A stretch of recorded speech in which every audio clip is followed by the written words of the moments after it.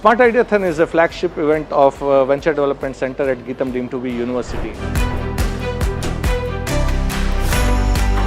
This is the 5th edition of SmartIDEAthon. These 5 themes are very strongly aligned with our new incubator, which is funded by Department of Science and Technology. Multiple universities are coming together to pitch in their ideas as to say what works for the society, what works for the entrepreneurs, what works for the venture development professionals. This year we have prizes worth 75 lakh rupees, and that's not all.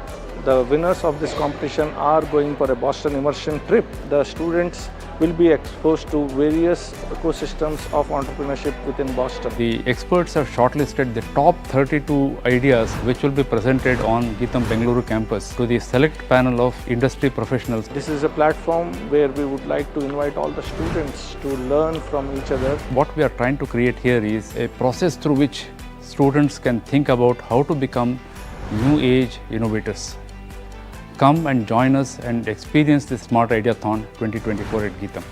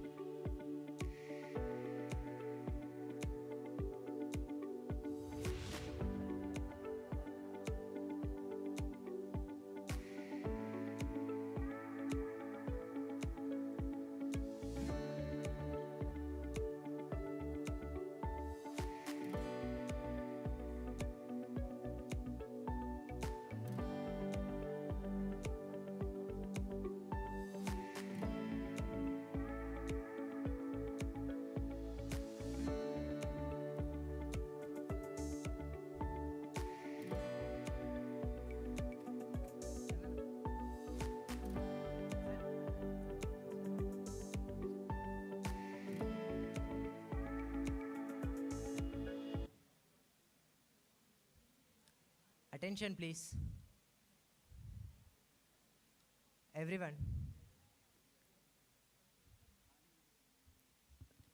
We all happy to see all your bright faces. Will be started within couple of minutes, so please be patient and maintain silence. Since we have many dignitaries before you, so please maintain silent. Event will be started within the couple of minutes. Thank you.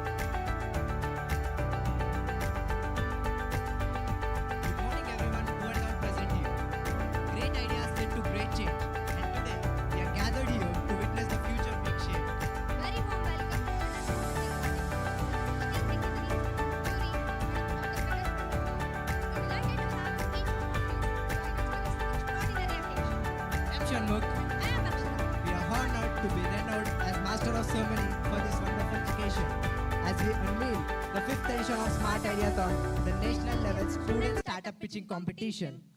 We are excited to present an event filled with innovation and inspiration. This year is even more special with maximum reach around the nation and double the number of applicants than previous year. With every edition of SmartIDEAthon, we witness the spark of creativity and determination in young minds that drives changes and shapes the future. Today promises to be a day full of thought-provoking pitches, insightful discussions, and transformative ideas. We take the pleasure to welcome Dr. Sunil Kumar MP, Assistant Professor, Department of Fine and Performing Arts, GSHS, for the invocation song.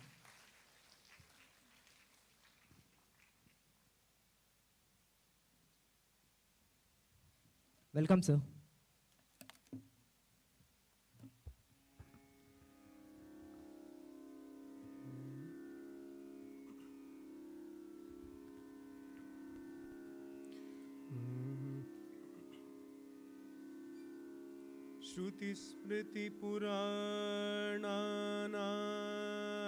श्रुतिस्मृतिपुराणानाम् आलयं करुणालयं श्रुतिस्मृतिपुराणानाम् आलयं करुणालयं नमामि भगवत्पाद शङ्करं लोक शङ्करम् वक्रतुण्डमहाकाय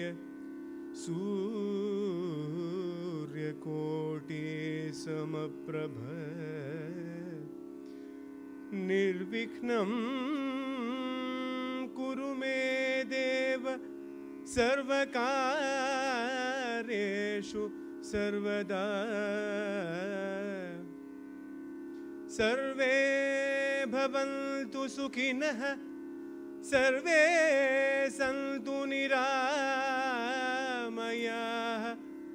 सर्वे भवन्तु सुखिनः सर्वे सन्तु निरामयाः सर्वे भद्राणि पश्यन्तु मा कश्चित् दुःखभाग् भवेत् मैत्रीं भजत अखिलहृजेत्रीं मैत्रीं भजत अखिलहृजेत्रीम् आत्मवदेव परानपि पश्यत आत्मवदेव परानपि पश्यत युद्धं त्यजत स्पर्धां त्यजत युद्धं त्यजत स्पर्धां त्यजत त्यजत परेष्वक्रममाक्रमणम् त्यजत परेष्वक्रममाक्रमणम् मैत्रीं भजत अखिलहृजेत्रीम् आत्मवदेव परानपि पश्यत युद्धं त्यजत स्पर्धां त्यजत त्यजत परेष्वक्रममाक्रमणम् जननी पृथिवी कामदुःखास्ते जननी पृथिवी कामदुःखास्ते जनको देवः सकलदयालो जनको देवः सकलदयालो धाम्य ददत्त दयत्वं जनत धाम्य ददत्त दयत्वं जनत श्रेयो भूयात् सकलजनानां श्रेयो भूयात् सकलजनानां श्रेयो भूयात् सकलजनानां श्रेयो भूयात् सकलजनानां श्रेयो भूयात् सकलजनानां मैत्रीं भजत अखिलहृजेत्री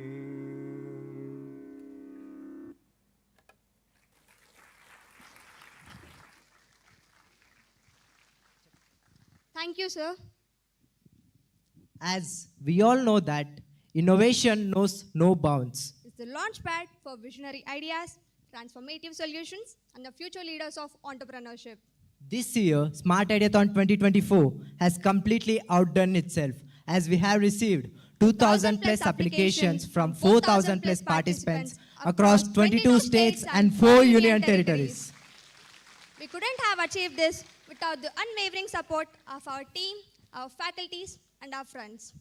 Together, we are not just hitting numbers. We are building futures and creating a legacy. Now, to make it little interesting, I would like to invite my co-host Celeste, and she has a surprise for you.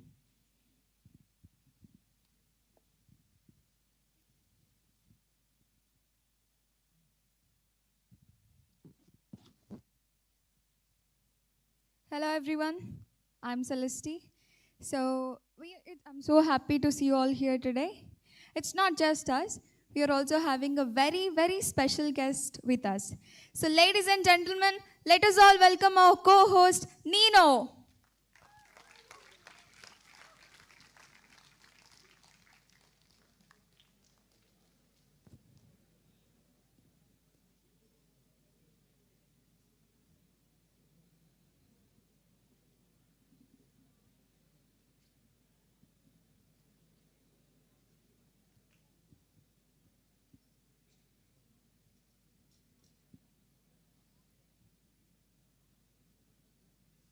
All right, let's start with the basics now. Why don't you introduce yourself?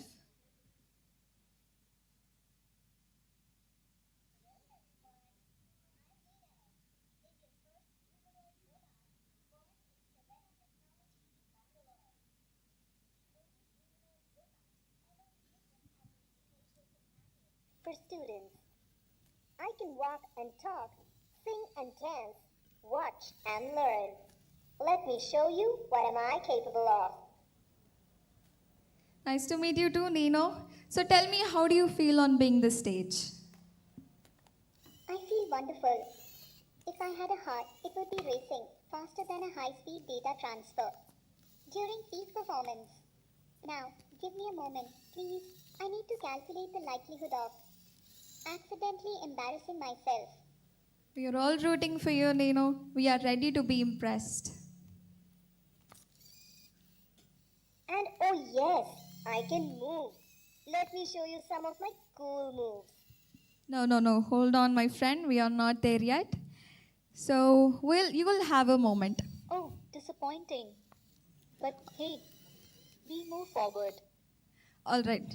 So now, let us express our deepest admiration and appreciation for our Professor Raja P. Pappu, Dean Geetham School of Business, to deliver the welcome address.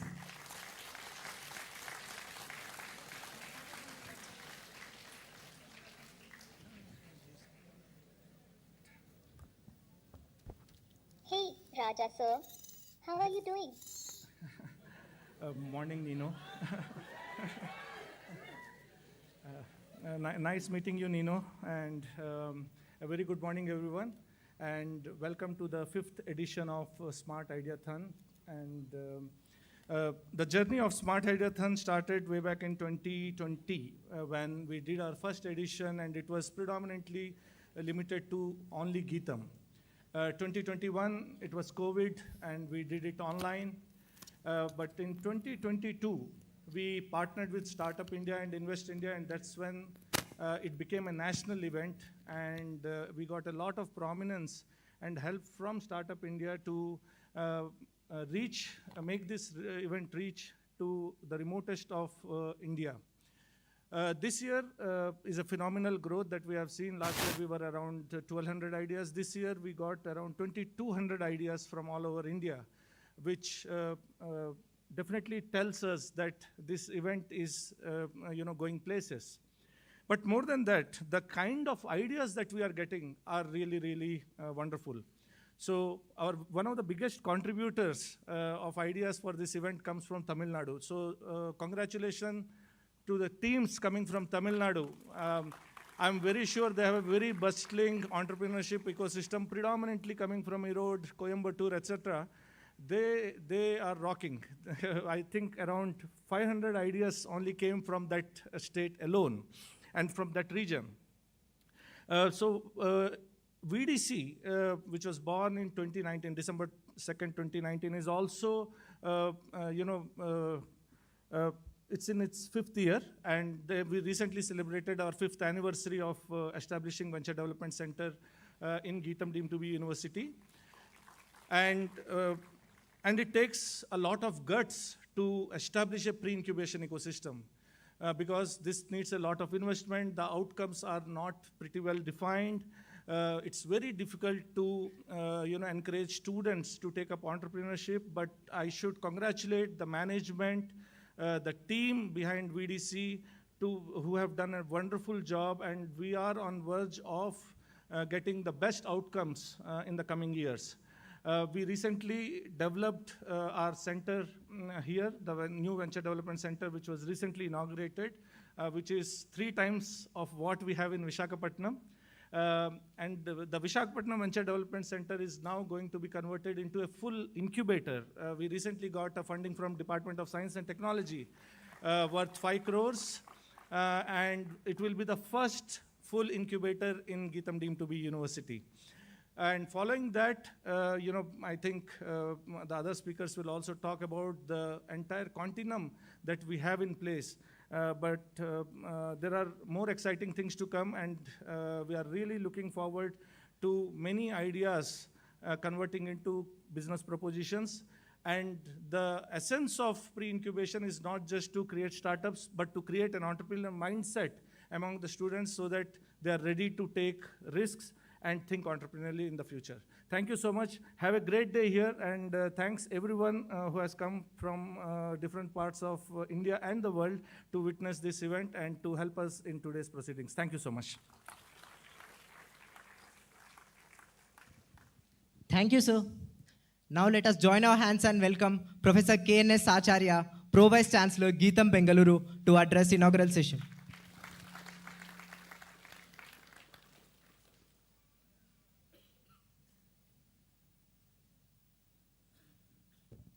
Professor Acharya, sir, I'm delighted to see you. Thank you so much for bringing me here. Good morning, Nino. Thank you so much. I know you are a baby of hurry, but I still love you.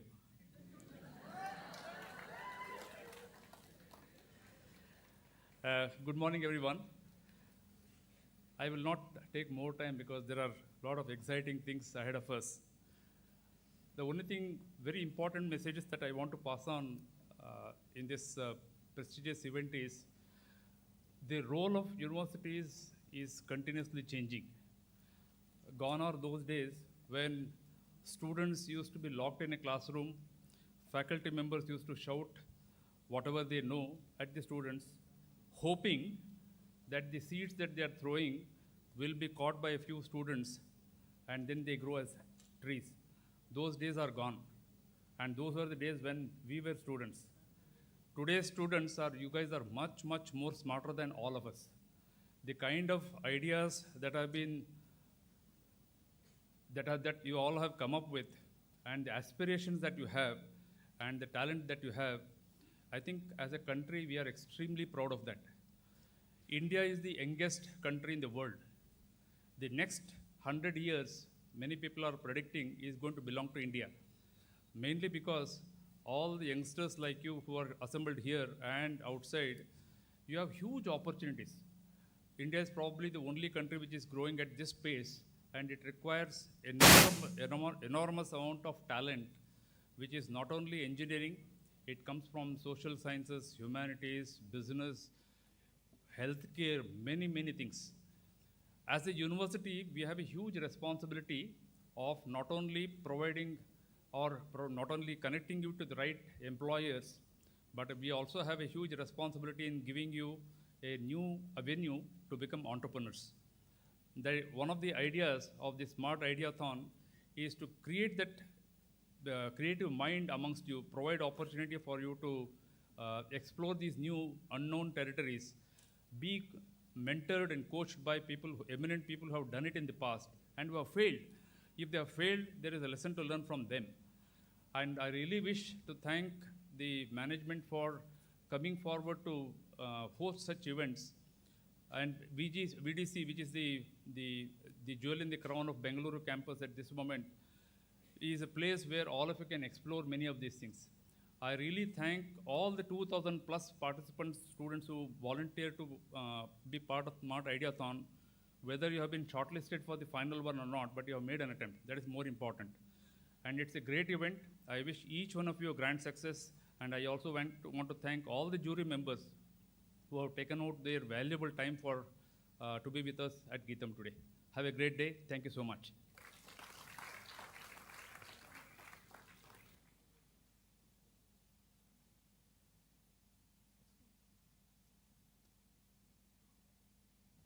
Thank you, sir. So now, This is it. it's time To ignite the spark of brilliance. and launch Fifth edition of SmartIDEAthon 2024.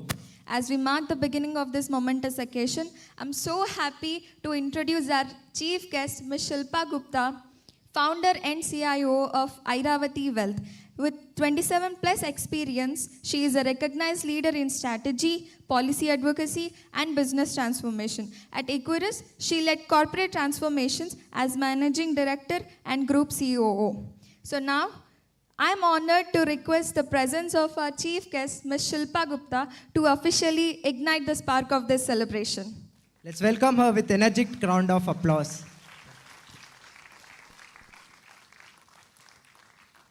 Enterprise to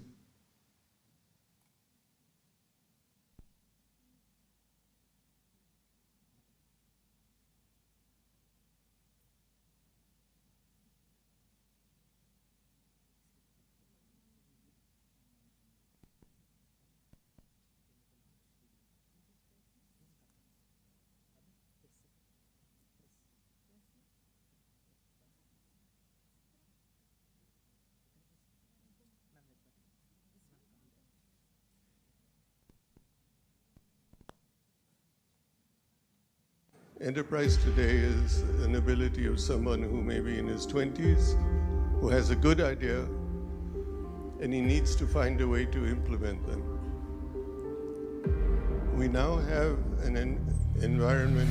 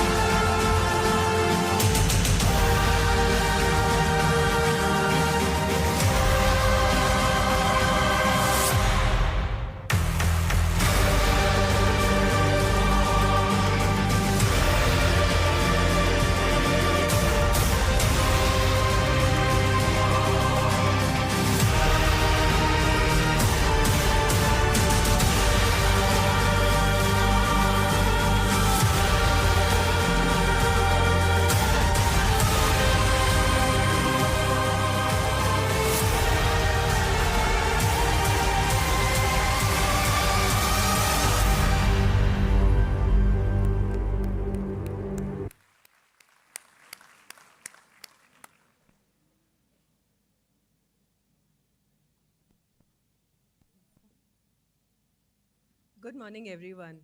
That was splendid indeed. Today, it's a great pleasure and an honor to be here. With SmartIDEAthon, Geetam has created an incredible national level platform that celebrates the power of ideas and innovation. Thank you, Geetam, for inviting me to be part of this movement. It's a great honor indeed, and I'm truly grateful. What is interesting today is to see the rise of student entrepreneurs. Today, as per a recent study, more than 25% students are considering entrepreneurship as a serious career choice. This contrasts with the attitudes that were there when we did our MBA. That time, entrepreneurship was a course we did couple of projects, got the grades and put them on our CV. Few considered it seriously. Compare that with now. Entrepreneur is not just a course. Entrepreneurship is not just a course. Students are actually considering it as very serious career choice. And this is a very dynamic, energizing, and enriching shift that we are seeing in India's ecosystem, startup ecosystem. And that is also reflected in the numbers of the teams participating in SmartIDEAthon this year.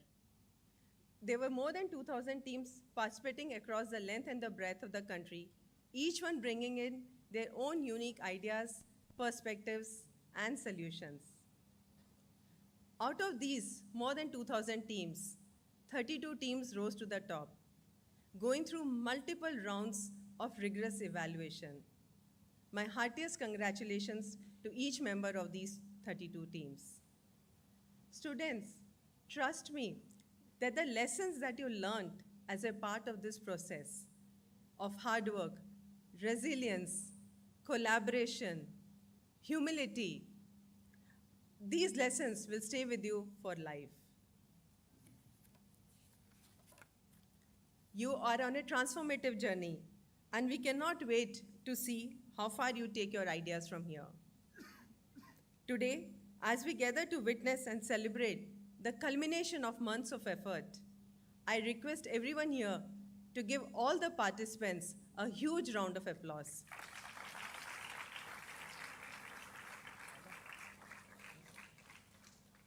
I would like to take a moment to make a special mention of Geetam's Venture Development Center for creating this amazing platform. For me, SmartIDEAthon is so much more than just an event. It is Geetam's vision and commitment of nurturing innovation and entrepreneurship. With esteemed partners like Startup India, Startup Karnataka, and Vadhwani Foundation, and various other esteemed partners, this event has grown into a movement that inspires students across the country. I have been asked to also share my own experience as an entrepreneur. So I'll take a minute or two to just do that. I have recently set up my own wealth firm, Iravati Wealth, wherein we help our clients, be it ultra HNIs or family offices, corporate treasuries, and institutions with ethical and sustainable wealth creation and to secure their financial legacies. Now, new beginnings, whether for me or for you or anybody else, they're very exciting. They're also sacred, but they can be scary also. You're always filled with self-doubt. You're plagued by questions of what ifs. And in my case, I also left a job behind with a rather hefty paycheck. So what keeps me going, and rather all of us going, are the 4 foundational pillars of Iravati Wealth.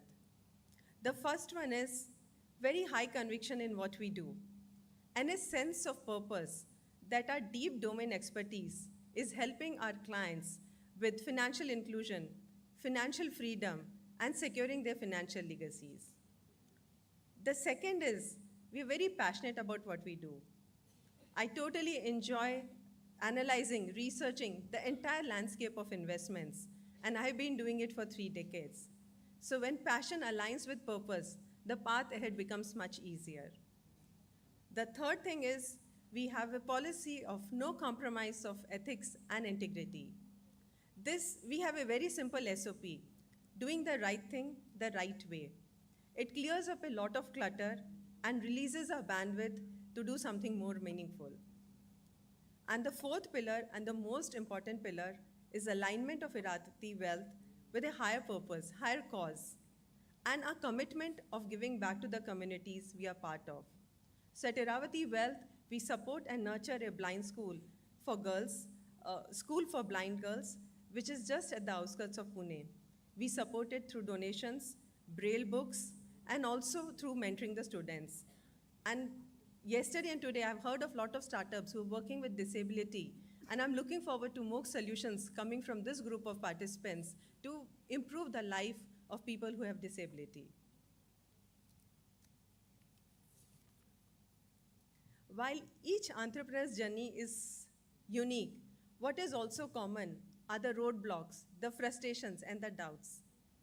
But what trumps all this is a fact, is an undiluted joy of creating something new, something of your own. You rise to become a creator. Tvam Brahmasi, you are the creator of your own journey. Students, as you script your own success stories, I would humbly like to request you to weave in certain thoughts and actions in what you do. Nurture relationships in the 360-degree ecosystem around you. Contribute towards nation building. Commit to the philosophy of giving back. Practice gratitude. Embrace diversity. And follow sustainable living. Kindly remember, students, every idea, every word, every action has a power to change the world. You embody that power. Use it wisely. Vijay Bhav, Vijay Bhav, Vijay Bhav. Thank you so much.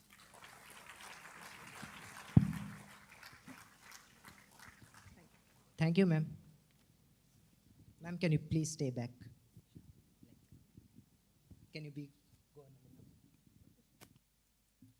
Now I'd request Dr. Raja P. Pappu and also Professor K.N.S. Acharya sir, Mr. Krish, to felicitate our honored chief guest, Shilpa Gupta ma'am. Welcome them with a round of applause.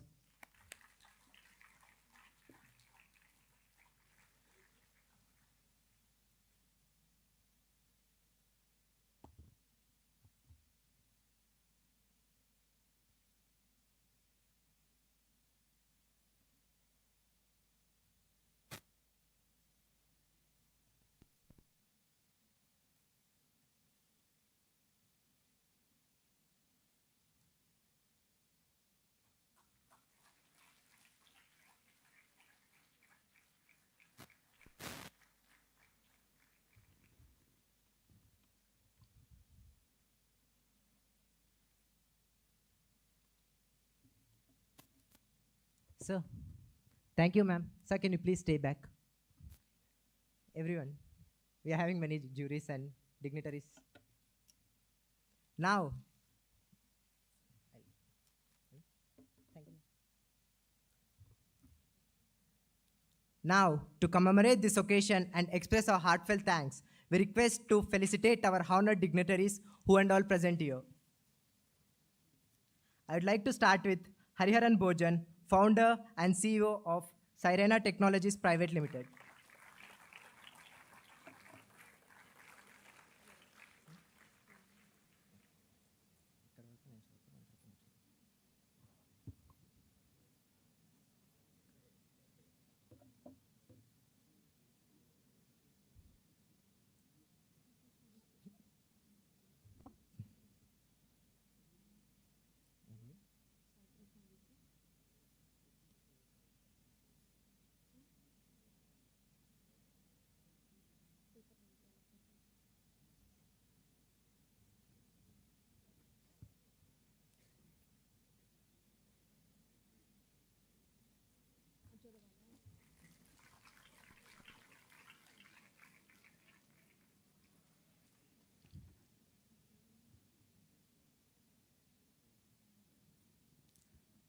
Make some noise, guys.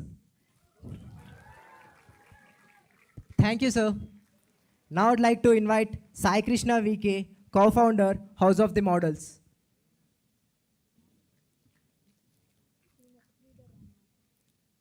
Unfortunately, he's outside. Now let us welcome Shekhar Jadhav, Director of Probity Advisors.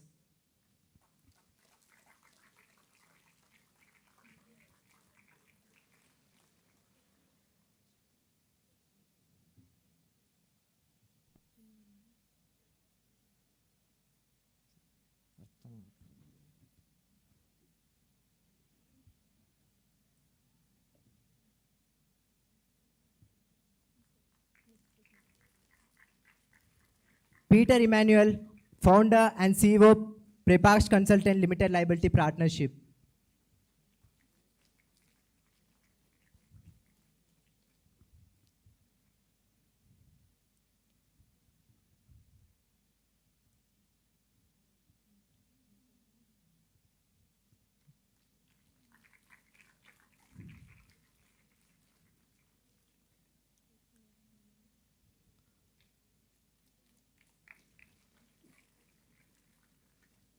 Thank you, sir. Ashutosh Kumar, Senior Manager, NASCOM. Welcome, sir.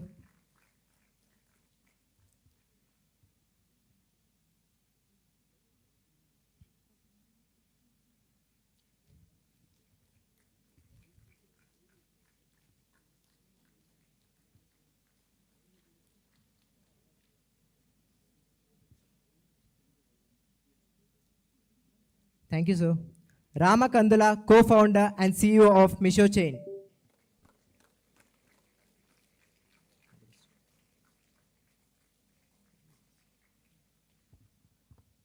Now, Sharat Chandra, Startup Enabler.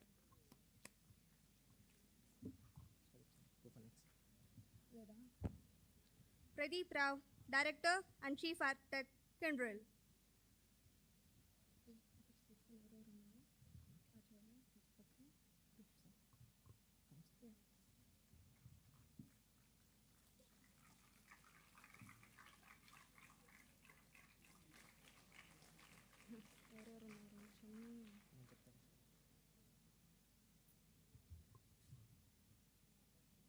Thank you, sir.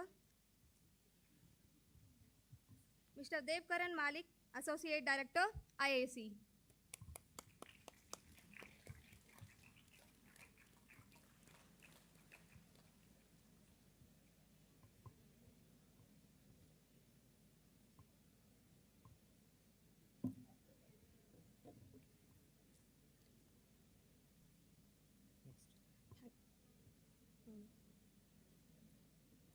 Srinivas Raju, CEO, PI Square Technologies.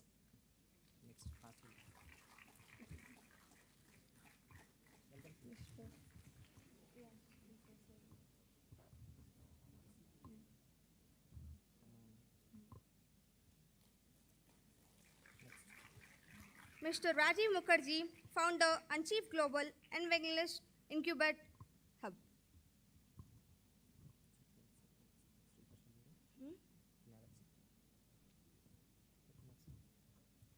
Mr. Vinay Agastya, Founder and CEO, CTRUH.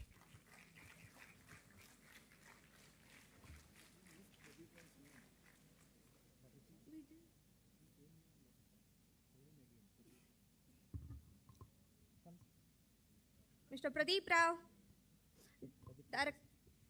Director and Chief Architect, Kyndryl.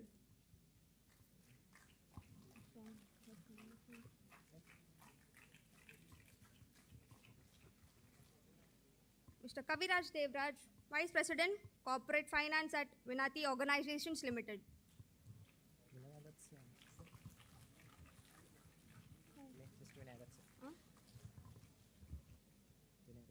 Mr. Vinay Agatsya, Founder and CEO of CTRUH.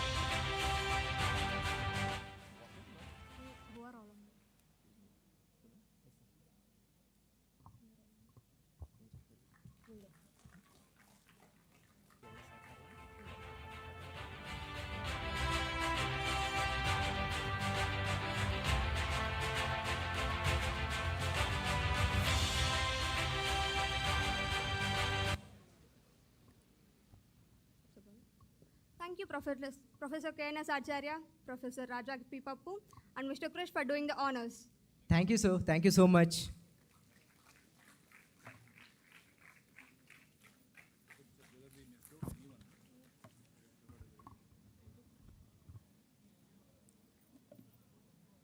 Now, I'm delighted to invite Mr. Krish Nangegadda to share a few words on entrepreneurship ecosystem in Geetham.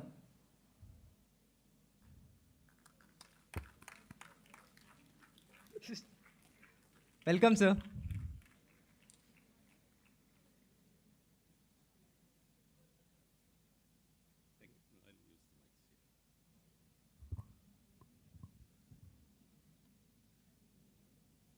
Good morning. I said good morning. Thank you. It's a great day, isn't it?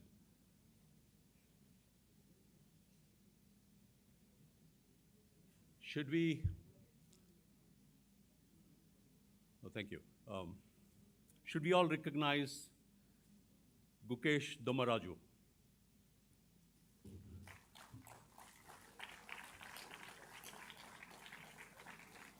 So Gukesh is the newly minted chess grandmaster. And you know how old he is? 18 years old. That's how old most of you are, about the same age. And look what he has achieved today, being at the top of the world. And he did that with practice, with dedication, with hard work, with perseverance. And each one of you can be a Gukesh with the right amount of focus and the same ingredients that put Gukesh on the top of the world can also mean a lot in your success.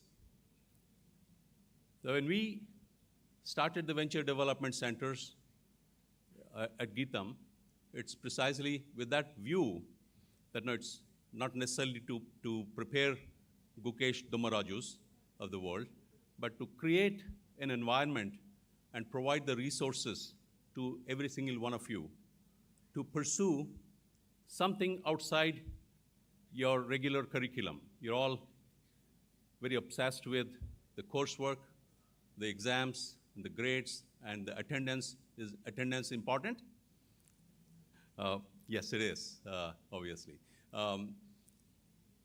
So take you outside the classroom and give you an opportunity to sharpen your young minds into areas where you can dream up an idea and pursue the dream to build that into a startup, into a business, into a success, and move to the top of the world. So that's precisely the type of environment we wanted to create for you. So this is something that the planning of this happened more than 5 years ago. And in the last 5 years, we have made a deliberate choice. There's a lot of investment, as you can see. Some of you have visited the Venture Development Center here, which opened just about 3 months ago. You can see the amount of, not just the money and the effort and the resources that the university has committed to creating these centers on all 3 campuses. So the entrepreneurship ecosystem that we set out to build across the Geetham campuses has 3 components. One is the venture education piece, which is a couple of courses. There's one course that we made mandatory for every incoming student called the Venture Discovery. Then there is the venture development, where we have the ready, set, go process that all of you must be either part of or must have had some exposure to or have heard about. So this is a process through which we take a student's raw idea and help him develop that into a viable business step by step, one step at a time.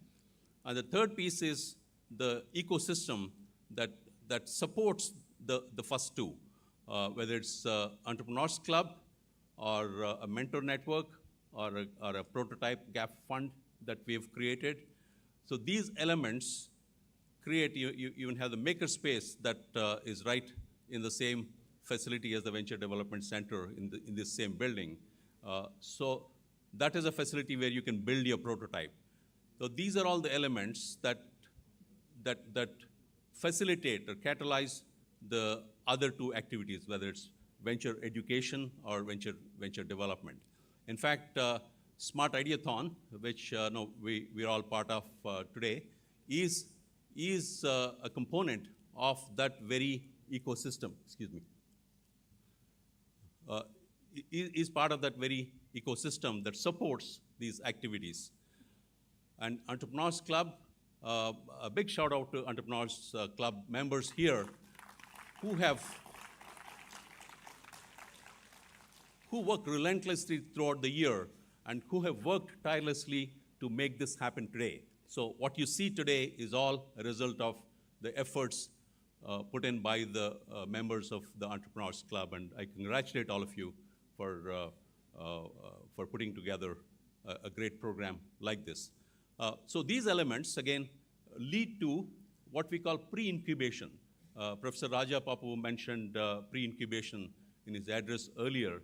Pre-incubation is the hardest thing to do because you don't know what the outcomes are. You don't know where you would head. You don't know what happens. And as students, you may have ideas that are just dreams. You want to build something. You don't know how to do it. So you take those raw ideas under our wings, and then you help students visualize that path towards building that into a reasonably good solution, and then building on top of that again into a business model, and then into getting that off the ground to be a startup. So we call all this pre-incubation, and then come incubators. We have incubators. You see incubators in almost all universities and educational campuses. So incubators take already baked ideas. These are already ideas. There's already startups. They probably are all incorporated already. They take those and show them a path to grow them. So that's what the incubators do. So many organizations, many universities, especially in India, have the incubators. They also have some courses in entrepreneurship. And what is missing in between is the pre-incubation piece. And as Geetham, we made a conscious decision to tackle the hardest piece in the whole chain, that is the pre-incubation piece. Now, in Geetham, the entrepreneurship ecosystem is not complete with the other elements that we have built. We talked about Venture Development Center, we talked about education, we talked about pre-incubation, and then we have an incubator. We have incubators that take these pre-incubated ideas into their fold and then grow them. There is also what we have a technology enabling center that takes these ideas, takes the work of the research and converts them into products and then licenses them to manufacturers in the country. We also, on the other end, we have research. As you know, all education institutions are known for research. And we have translational research centers. We have, some of you might have visited the Murthy labs on campus here. That's predominantly a translational research. How do you convert a basic pure research into something, applied research, into products, into something that are tangible, that can solve real world problems. So that is the ecosystem that we have invested in. And as I said, this is a very conscious effort we have made. It is not necessarily with the intent that we will start churning out a number of startups. The primary objective of investing in the entrepreneurship ecosystem here on Geetham is to change the mindset of students and faculty. Oftentimes, as Professor Acharya mentioned, we are cooped up in a classroom, and we think that learning is all about listening to a lecture and then writing an exam, getting a grade, and graduating out of it. So that is the old time. Now you have more and more innovative ways of learning and more innovative ways of applying that knowledge to ventures and venture ideas, and to further increase our own ability to solve the real world problems. So here it is, the Venture Development Center and the entrepreneurship ecosystem, and the SmartIDEAthon today. And by the way, the 32 teams that are in the room that are competing for the top spot today. Your face-off is going to start very soon. But what my advice to you is, don't get too nervous about this. There's nothing to feel nervous about it. This is an experience. You've come this far. You are 32 out of 2019 ideas that you've made it here. That itself is a great achievement. And you're here. Enjoy the moment. Enjoy the experience. Do your best. And let somebody take the trophy today. But if you haven't gotten the trophy, you haven't gotten the prize, there's no need to be disappointed. You've come this far through the learning, and apply these, take back the learnings from here and reapply them to your venture and grow your venture. So what you start today should not end here with a trophy or without a trophy. You should continue the journey. You've committed to be an entrepreneur, and you want to be an entrepreneur. Entrepreneurs solve problems. That's what you'll be doing, whether you do it for a business or the society. The solutions that you dream up and the solutions you build are going to be extremely helpful for the Indian economy.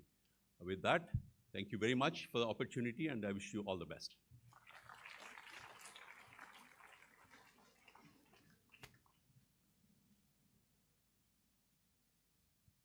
Thank you so much, sir.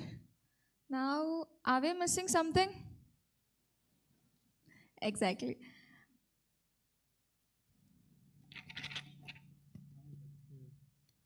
All right, Nino. Now the spotlight is yours. Can you give us a sneak peek into your talents?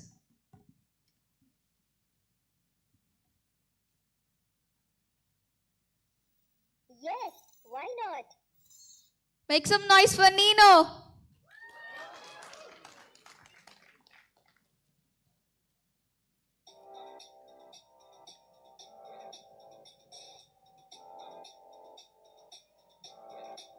I got this feeling inside my bones.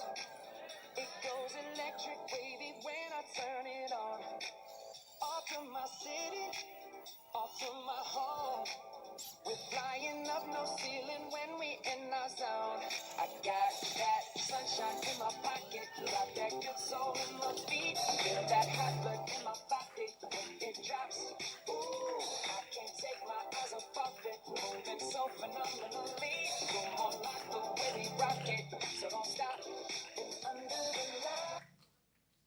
Thank you so much, Nino. It's been real. It's been fun. All right. Hope to see you next time. Bye-bye. Thank you for all the affection and appreciation, my friend.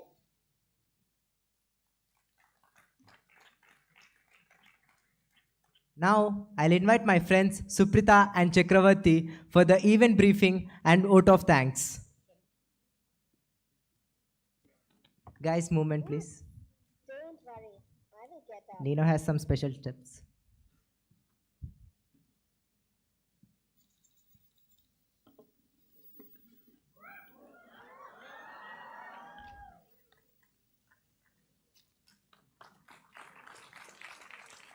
Please don't touch me. Done. Thank you, team. Suprita and Chakravarti for the event briefing and vote of thanks. Let's invite them. Guys, claps.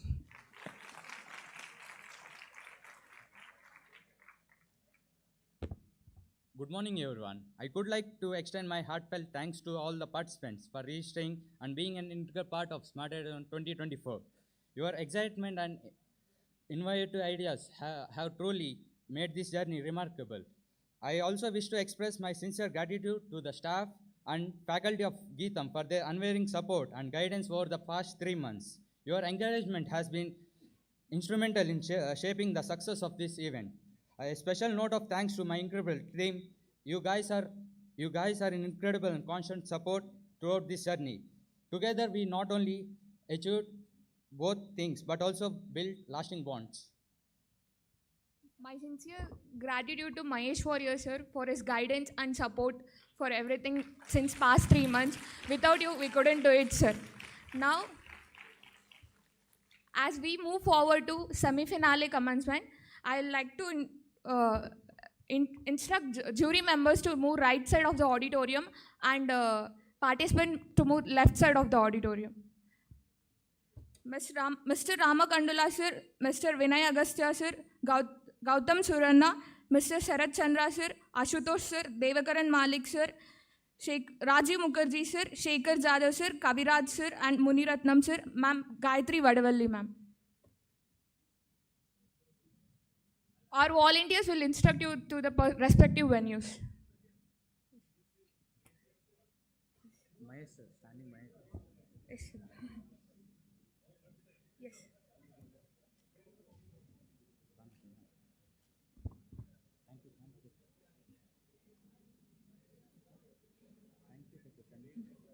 Okay. Participants, please move forward to right side of yours. To your right. Volunteers, please take them to the respective venues. I request all the audience to stay. I request all the audience to stay back.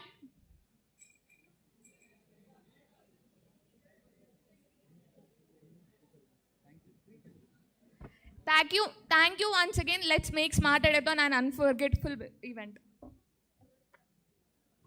Audience, we are not done yet. Participants will move to semi-finals and we'll have a special gift for you and a surprise.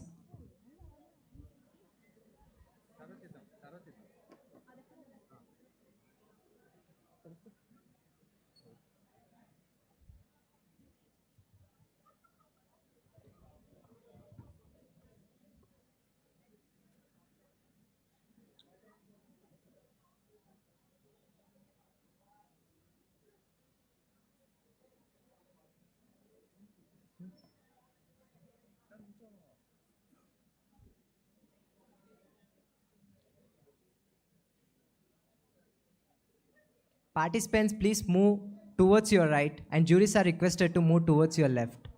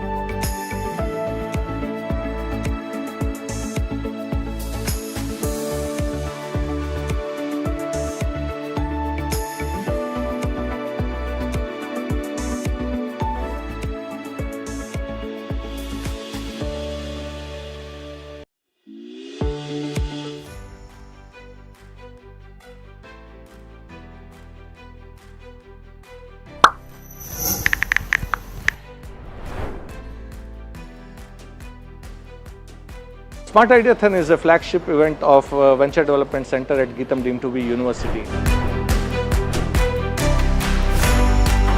This is the 5th edition of SmartIDEAthon. These 5 themes are very strongly aligned with our new incubator, which is funded by Department of Science and Technology. Multiple universities are coming together to pitch in their ideas as to say what works for the society, what works for the entrepreneurs, what works for the venture development professionals. This year we have prizes worth 75 lakh rupees, and that's not all. The winners of this competition are going for a Boston immersion trip. The students will be exposed to various ecosystems of entrepreneurship within Boston. The experts have shortlisted the top 32 ideas which will be presented on Geetham Bengaluru campus to the select panel of industry professionals. This is a platform where we would like to invite all the students to learn from each other. What we are trying to create here is a process through which students can think about how to become new age innovators. Come and join us and experience the SmartIDEAthon 2024 at Geetham.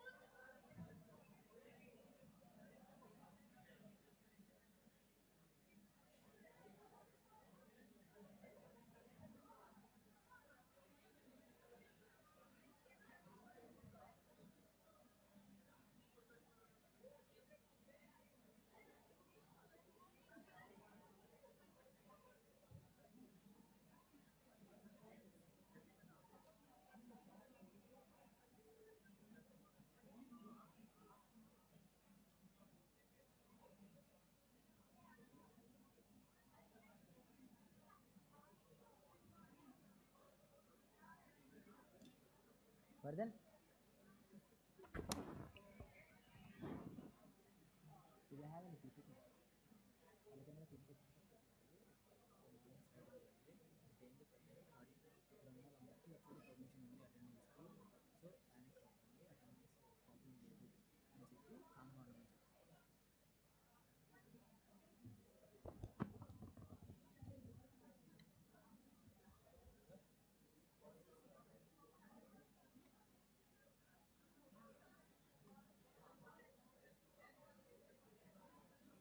Guys, for attendance. Yeah, now it's silent.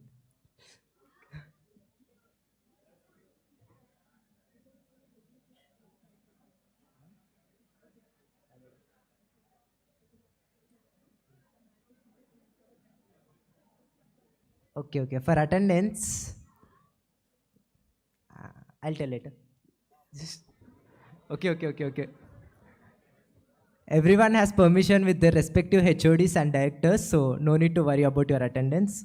Everything is planned for your attendance, so don't worry.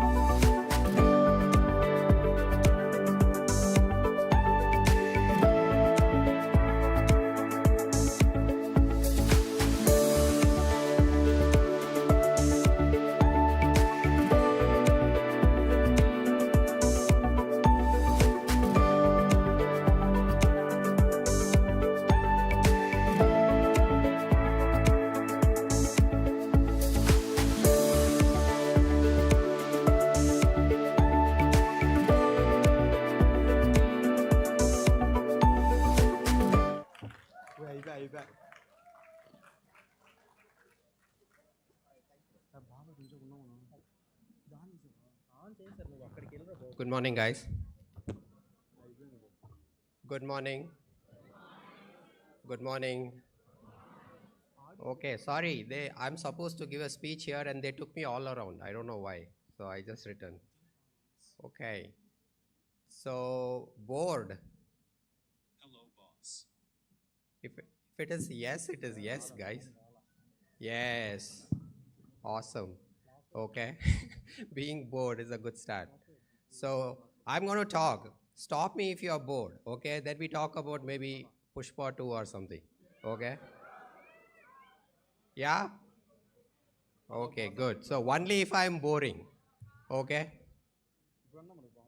Are you able to hear me? Okay. All right, guys. Okay, quickly. So I'm Hari. So I'm the founder of Serena Technologies. The little robot that you saw is made by me. Clap, clap, clap, clap. Hello, boss. See, my entire team built it and I simply took the credit. Hello, boss. Right? That's the way it works. Okay, so they put up a photo of mine here. So that's 5 years back. So I'm a little older now. Okay, so let's spend some time. I think so far whatever you heard is all some rosy picture about startups and 20,000 ideas, 30,000 ideas. How many ideas? 2,000 ideas, right? So 40,000 ideas. But let's do some reality check as well, right? Let's see behind all the rosy picture, behind the smile, how much pain is there? Should we? You're all entrepreneurs or would-be entrepreneurs? Yeah, is that what you want to really do? Looks like your parents are rich. Okay. Nevertheless, so I'm going to spend next maybe 10-15 minutes. I can do 2 hours. That's up to you. So, but we will spend some time talking about entrepreneurship. But again, let's not make it boring. I'm going to talk a little bit about how India startup environment works, the ecosystem works, very specific to our country and what challenges we have there. Is that okay? Or Pushpa 2? Come on, guys. Give me some reaction. We just said first subject. All right, let's do this. Okay, so the way we are going to do this is by me telling you a little bit about how I ended up here, right? So I don't know how many of you know this poem, The Road Not Taken. Yeah, Robert Frost, 1915, so 9th grade CBSE. Right. So since that time, this particular poems kind of stuck to me. Okay. Still, there are a lot of people talking. Guys, hold on. Only 5 minutes. So this particular poem stuck with me for a reason, right? So what does this poem say? How many of you remember? Okay, I'm going to just say it myself. 2 roads diverged in a wood. I chose the one less traveled, and that made all the difference. Yes? Yeah. Correct. I can hear some guy saying, yeah, amma, yeah, whatever. So, dude, it's okay. Listen, it's fine. So, point is, when I kind of first time heard the song, poem, didn't make too much sense at that time. But as we made progress in life and in work, it made a lot of difference. So, at any given point in time in your lives, you can always make a choice. One is the easier choice, which is to just take whatever it is, right, coming your way, which is what majority of people in India we do. So, for example, there is almost 140 crore people, but we have like 1.2 lakh startups. That's too less, right? And out of 1.2 lakh startups, how many of you think are really successful in terms of everything?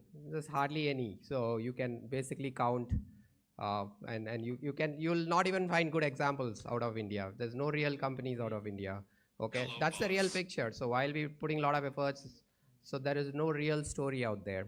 Okay, this is happening for 2 reasons, right? One is because of how we are brought up from childhood. Before looking at the road not taken, let's see the road taken, right? Which is fundamentally everybody in India. So all of us, and so we go through a lot of pain as students. Like my brother used to score better marks than me. My cousin used to get better marks than me. So that guy has got an offer from some company. This guy has got an offer from here. He has got 10% more salary than me, right? This is exactly what is the comparisons we have been going through all our lives. Okay, what is our story? Study hard, find a job, right? So nobody told us, study hard, give jobs. They didn't say this. They kept telling us, study hard, find a job. And I think most of us did. So that's our story, right? So we just don't care. We just simply study very hard, end up in a job, okay? And then ask for 10% hike every year, fight with HR, managers, everybody else, okay? And because you have to pay your EMIs. So you end up paying your EMIs. You buy a car, so you will slightly buy a better car than your neighbor, because that's an image story. So then you go about looking at options for buying a home. You buy a home and then you pay EMI for the rest of your life, correct? So that's the trap. That's the normal path. That's what everybody seems to take. But it's a trap which pretty much all India goes through. And because of which, it almost appears like this is something this is how life needs to be, right? So for example, I've been giving jobs to people around the world for a long time now, but my mom still thinks I should go and work for Infosys. So that's the joke, right? And it's serious at the same time, because they think that entrepreneurship, business, for companies, it's all painful. Why take the pain, right? Just go work. Infosys or even don't work, they pay you. It's fine, correct? So point is, how many of us are willing to take the road not taken, which is less traveled, right? So it doesn't kind of come easy. It comes with a lot of pain, a lot of sacrifices. So you might have 2,000 ideas today here in this room. Trust me, none of these ideas is going to make it prime time, okay? If it does, come and talk to me 5 years down the line and tell me, no, you told me this, but I made it happen. I'll be very happy. But we all know that, but does that mean we'll stop doing startups, stop doing ideas? We should continue to do that, right? That's the effort that we can put. But right now, the way it is, you remember, you guys start a company, trust me, whoever gets qualified today, there will be cover story, your story, whatever story everywhere. They'll cover you everywhere. They'll make you an overnight success, okay? And you all know, are aware of your story. So there's this whole magazine which covers startups, okay? Have you ever wondered what happened to all those companies they covered over the last 10 years? Have they gone back and checked what are they doing today? Okay, 3 people together form a company, CEO, CTO, CFO, and then after 6 months, 8 months, they disappear. It's very unfortunate. So the reason is because we don't have the right ecosystem in India. So we don't have the hardware ecosystem. We don't have the proper software ecosystem. Even now, as we get into AI and robotics, do you guys even have any idea that are there any companies who are making real companies out of it? None. The only things you see about AI is like you open a YouTube video and you'll see somebody coming and saying, use AI to make Excel sheet. So, right? So, like really use AI to build presentations. Is that why there is ChatGPT? Is that why there's Gemini and everything else? No. So there's a larger purpose there. They are onto something much larger, but we are not. Okay. On the other hand, China is going crazy. So they are beating even the innovations that are happening in the US as well. So coming back a little bit about our story about how we get stuck with the EMI story, how we are going through the regular path, right? So what is our goal? Majority of you are here. Okay, I mean, I'm assuming there's a lot of Andhra population. Sorry, guys, I'm trying not to be geographically whatever, but nevertheless. So I judged you, sorry. So, but point is like, I mean, how many of you want to go to the US? Everybody, lift your hand, it's fine, guys. Yeah, the point is I've sent many of them, and because when they come back to India, their market value is very high. So I send them intentionally. Correct? Don't ask me which market. That's exactly what we are doing. We are stuck in this kind of a rot, unfortunately. And we, as a company, have been trying to kind of be very different from any of this. And we said, if there is a certain way of doing things, we always said, no, we don't want to do this. So we were a company, we don't even have like a leave policy. So if you don't want to come, don't come to office. It's fine. You're adult enough to know whether to come, not come, whatever, right? So treat employees like they are adults. I mean, don't get them all, lock them up and say, get this work done. I mean, what's the point, right? Engineering is an art. So if you have learned it the right way, you can't put A.R. Rahman in a room and say that 9 o'clock to 5 o'clock, give me this music. Doesn't make any sense, correct? So like that, if an engineer doesn't necessarily need to know what time it is, when he has to work, none of these constraints. So that's exactly how it should be, but unfortunately it's not, okay? So as you guys try to get into the industry, do your entrepreneurship journey, everything, remember that at any given point in time, there are 2 options, okay? Either the run-of-the-mill way, which everybody is going through.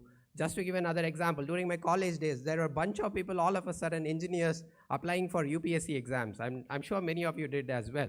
So, okay, there's one guy sincerely filling up the form. I asked him, what are you doing? He's saying he's filling the form. He doesn't even care which exam. He says that everybody is filling, I'm worried that I'm going to miss it up.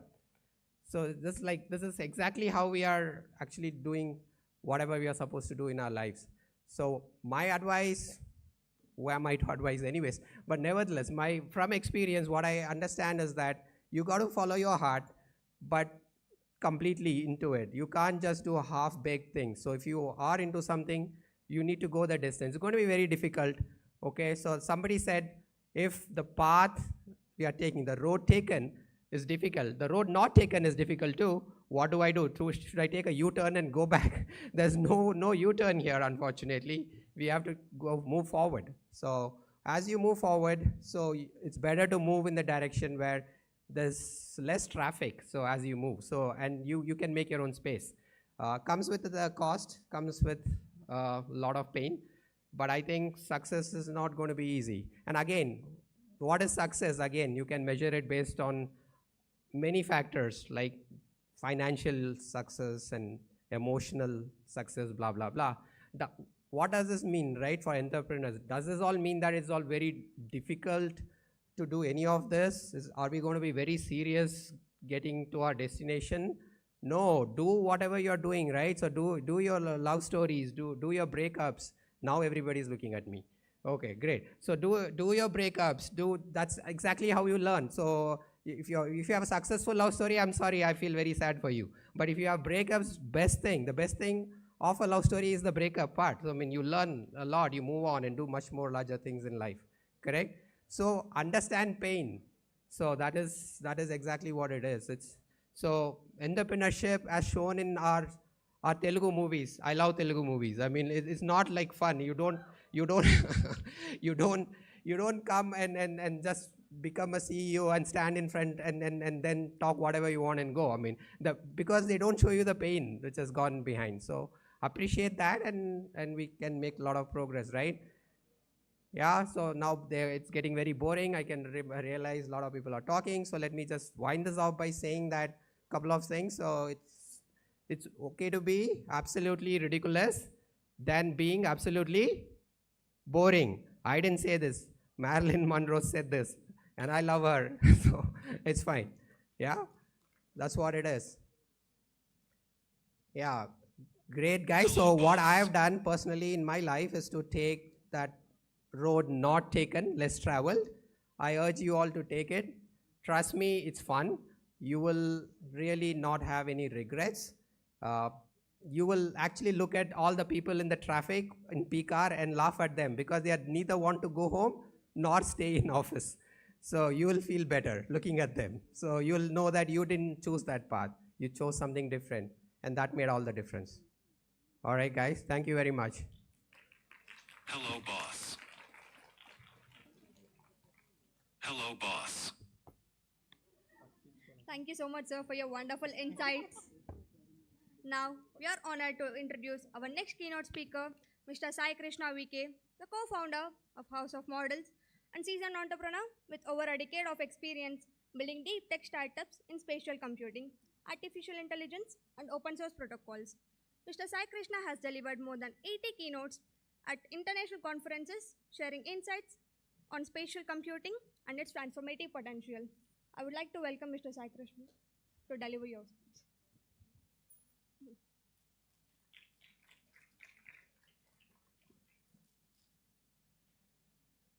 Okay, first up, you guys are a tough audience from the looks of it.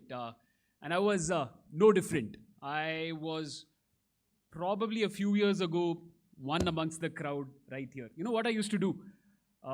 If I didn't bunk this, which I probably most likely would have, I used to sit down and write in a small sheet of paper the IPL playing 11 for my favorite team, right? And that's it. I did not care who's on stage. So I relate with you. Quick one. How many of you are here without your will? Someone dragged you here or you came here for attendance? I used to come here for attendance. Attendance? Oh shit, that's a decent number of people here for attendance. Okay.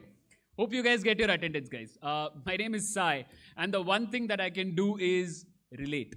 I've been closer to that side of the seat, and every time I used to pop there, I'm pretty much doing what I'm doing here, unprepared.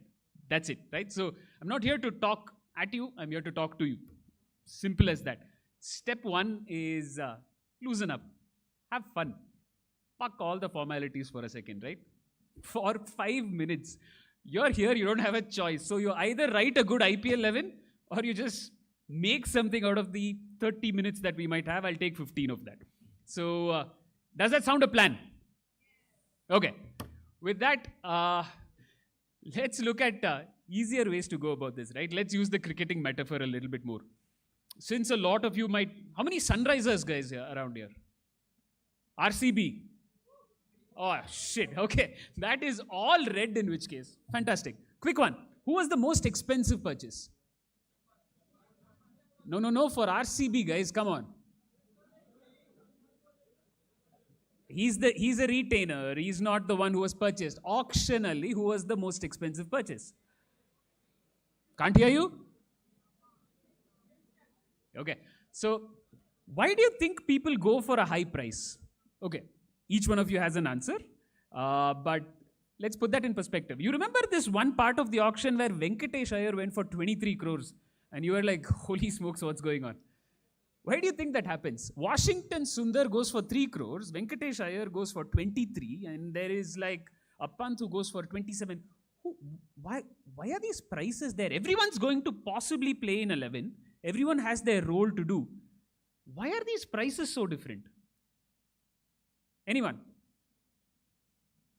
Some players are just more valuable than others, right?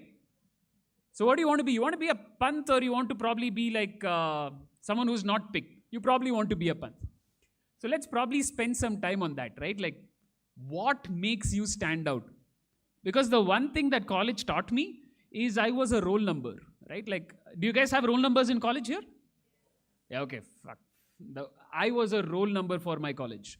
A guy who had to turn up, pay fees, wonder what new challans I have to go fill for my re-examinations or whatever, bunk college, get caught for that, bunk college because I'm in the canteen, I end up paying them more.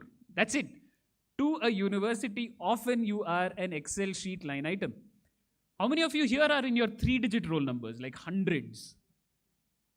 Yeah, you guys have roll numbers in the hundreds, I suppose. Okay. Look at how crazy that is, right? Like, you are effectively an arithmetic number here. And your only job is to wonder, okay, shit, how do I stand out? That's it. Your 4 years has to be, am I okay being a roll number or am I not okay being a roll number? All of you guys are here first up because you're somewhere not okay being a roll number. So, good start. On a Friday morning, on a chilly cold weather, you're not on a bike with your significant other. Holy shit, that itself is a miracle. Okay, now that you're here, you're a roll number. You still are. So what happens? You guys have played Tetris, right? The game. And what happens when a block stacks up perfectly, when you're invisible?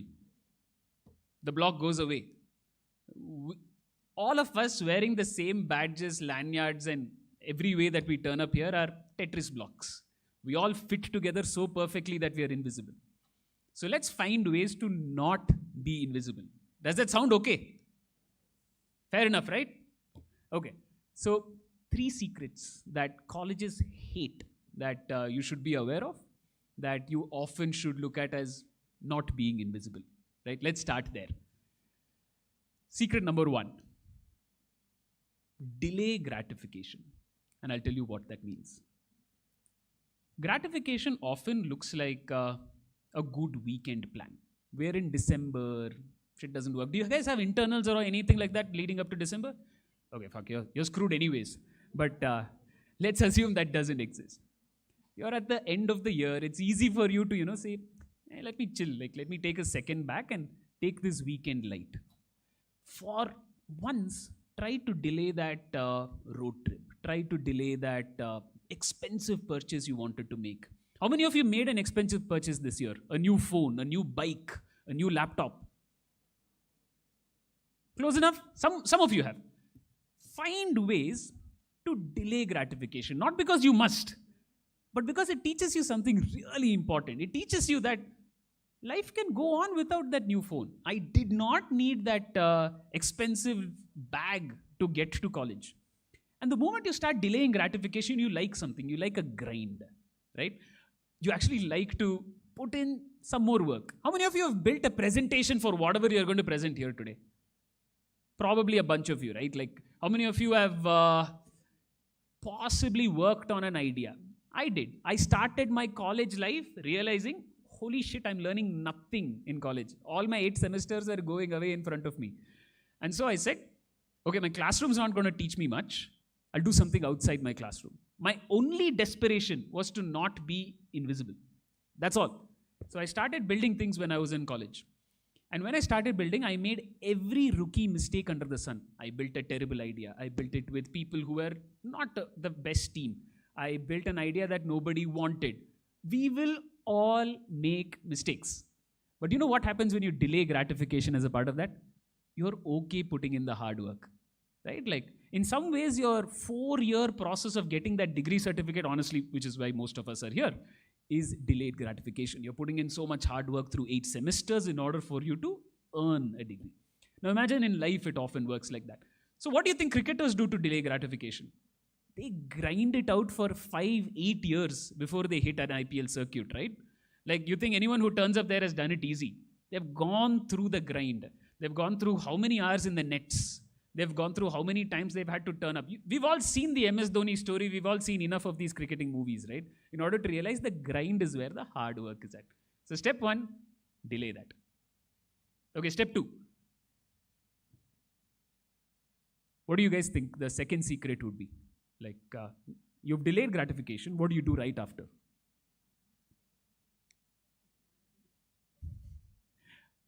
Honestly, the second step is a little counterintuitive. Shut up, right? Often, what you do is, I have a cool idea, I will go build it. Okay, that's great. But you know what we do? We just end up doing so much of that, we stop listening to people around us, the market. Let's put that in perspective. If I came here and ran you through a presentation of 30 things that you should be doing to build a technical project, would you guys care? No, right? You literally probably throw a paper plane at me here. Why? Because my audience is effectively who I'm addressing. So when you're building a company, that's your audience. When you're building a startup, that's your audience. When you're a cricketer, your audience is the team that's picking you for auction. Every one of us is pandering to an audience. And so often we are so hung up over our own thoughts here that we stop listening to them there. So step 2, just zip it and go out there. Talk to people who want to do something about your idea. That was my biggest learning. I was so passionate about building that I was so tone deaf that, hey, did someone want this or not? Right? And you often just forget that, oh, wait, I'm no different from a lecturer who I was not paying attention to if I'm doing the same thing. Right? We've all zoned out of classes, right? How many of you have slept in a classroom? Why do we sleep? Because I can't relate with that dude here. Right? He's yapping away on DSP. I know I'll fail that subject. So no point.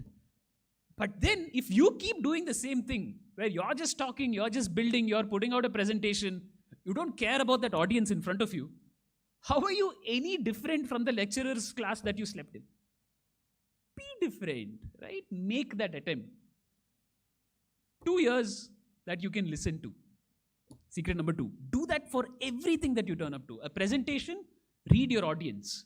A startup, understand your customers. Spend 100 hours with them before you write more code, do more things.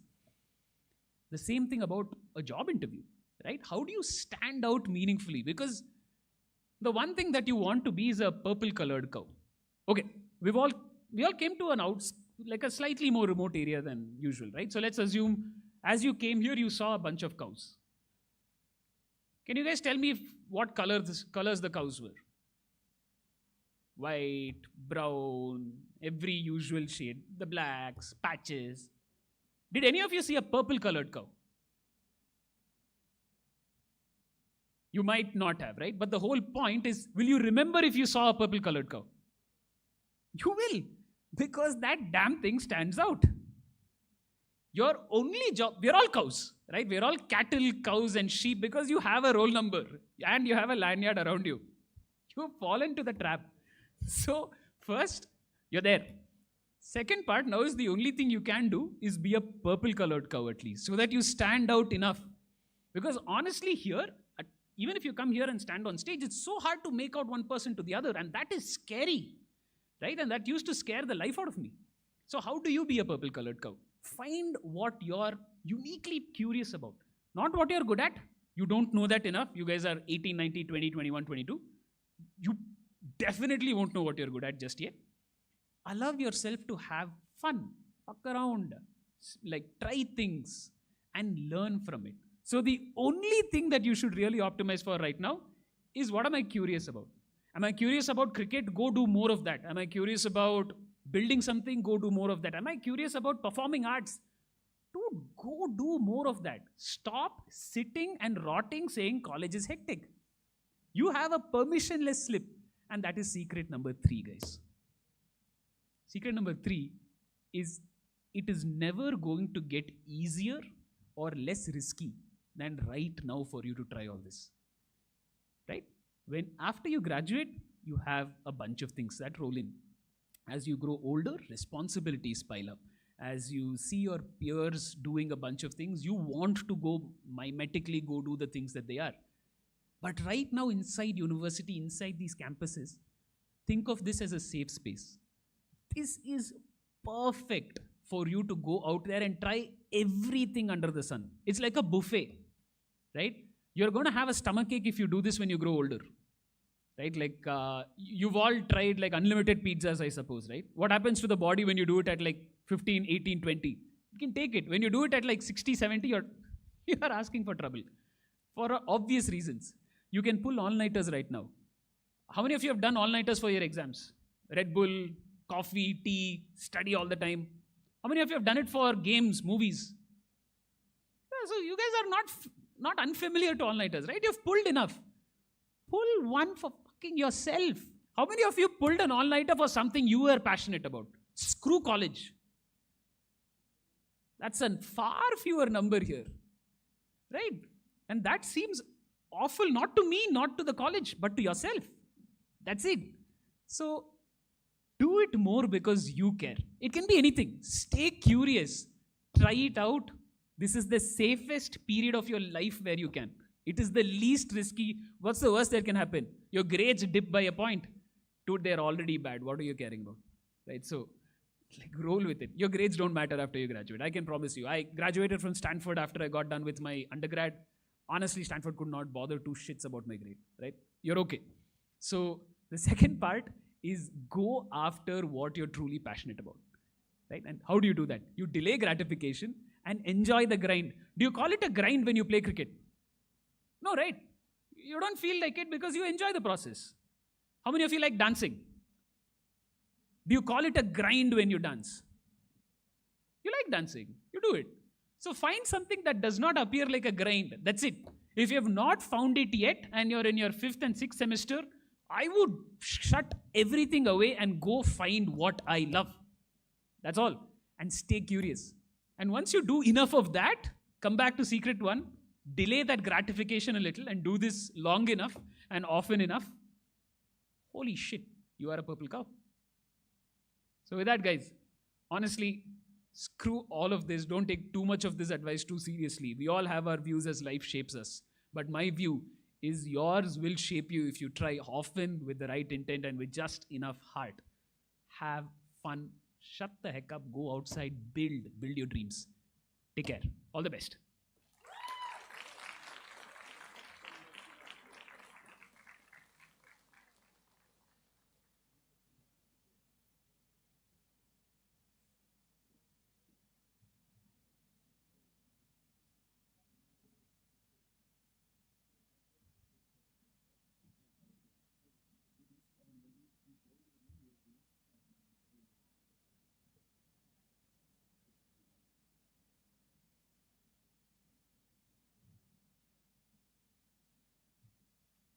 Thank you so much, sir.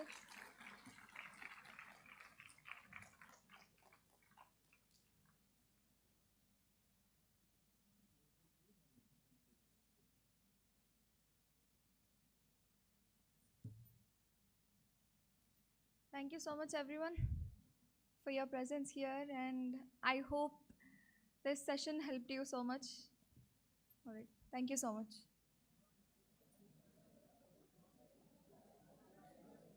Guys, afternoon we'll be having a finals.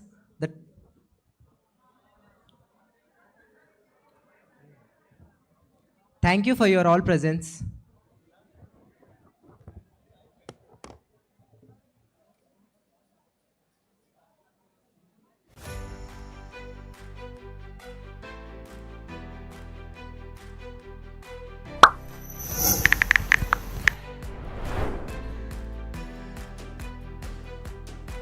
SmartIDEAthon is a flagship event of Venture Development Center at Geetham deemed to be University. This is the 5th edition of SmartIDEAthon. These 5 themes are very strongly aligned with our new incubator, which is funded by Department of Science and Technology. Multiple universities are coming together to pitch in their ideas as to say what works for the society, what works for the entrepreneurs, what works for the venture development professionals. This year we have prizes worth 75 lakh rupees, and that's not all. The winners of this competition are going for a Boston immersion trip. The students will be exposed to various ecosystems of entrepreneurship within Boston. The experts have shortlisted the top 32 ideas which will be presented on Geetham Bengaluru campus to the select panel of industry professionals. This is a platform where we would like to invite all the students to learn from each other. What we are trying to create here is a process through which students can think about how to become new age innovators. Come and join us and experience the SmartIDEAthon 2024 at Geetham.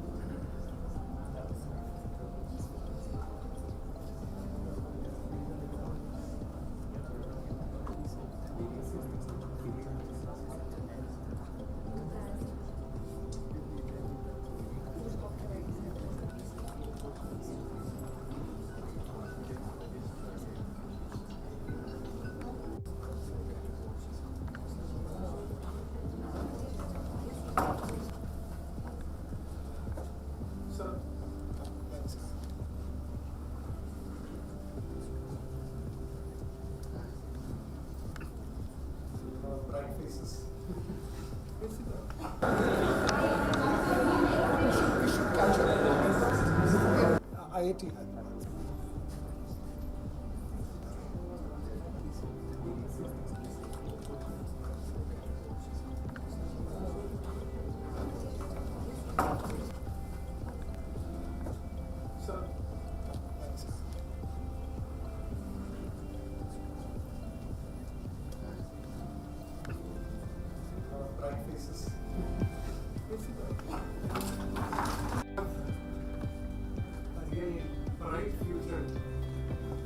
A lot of steps are taken, right?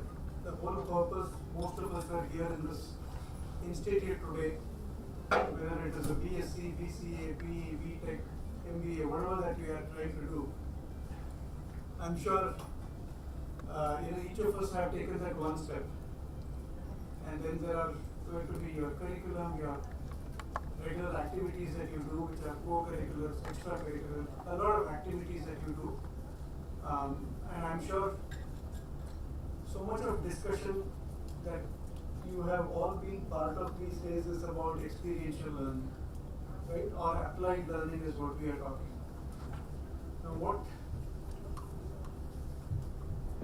one way of doing that is obviously your faculty is trying to work with you, get you into various activities that could be part of your mostly research labs or the venture development center related activities or the projects that you run as part of your academics. In the other way, probably the timely nudge that you need is only when someone who's actually walked the talk for a long time, probably about 10, 15, 20 years, who have seen multiple stages of probably technology, innovation, entrepreneurship, various stuff.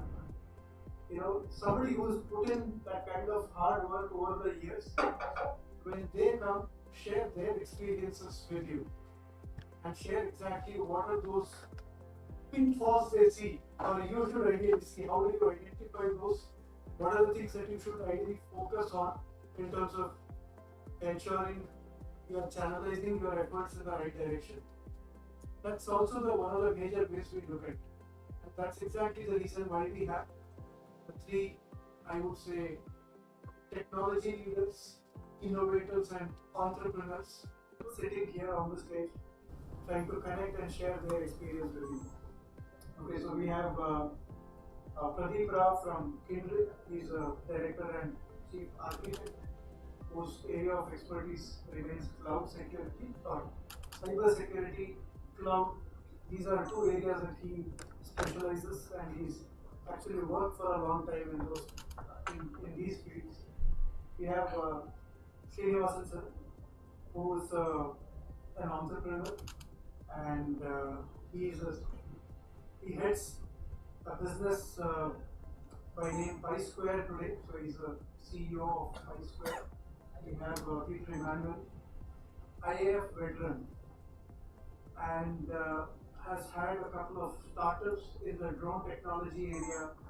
He is involved in developing talent on the aerospace drone related technologies, and he also acts as I would say a mentor to a lot of those youngsters who are looking to make their career in that area. So no better people than these three to share their experience with all of you.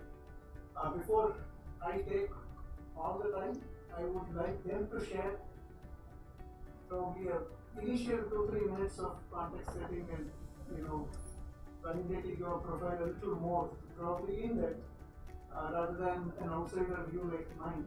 Having your own view about your career and what you have done so far, probably will set the context and then we'll take it forward from there. What do you, Srinivasan sir, to begin with, and then we'll go to that.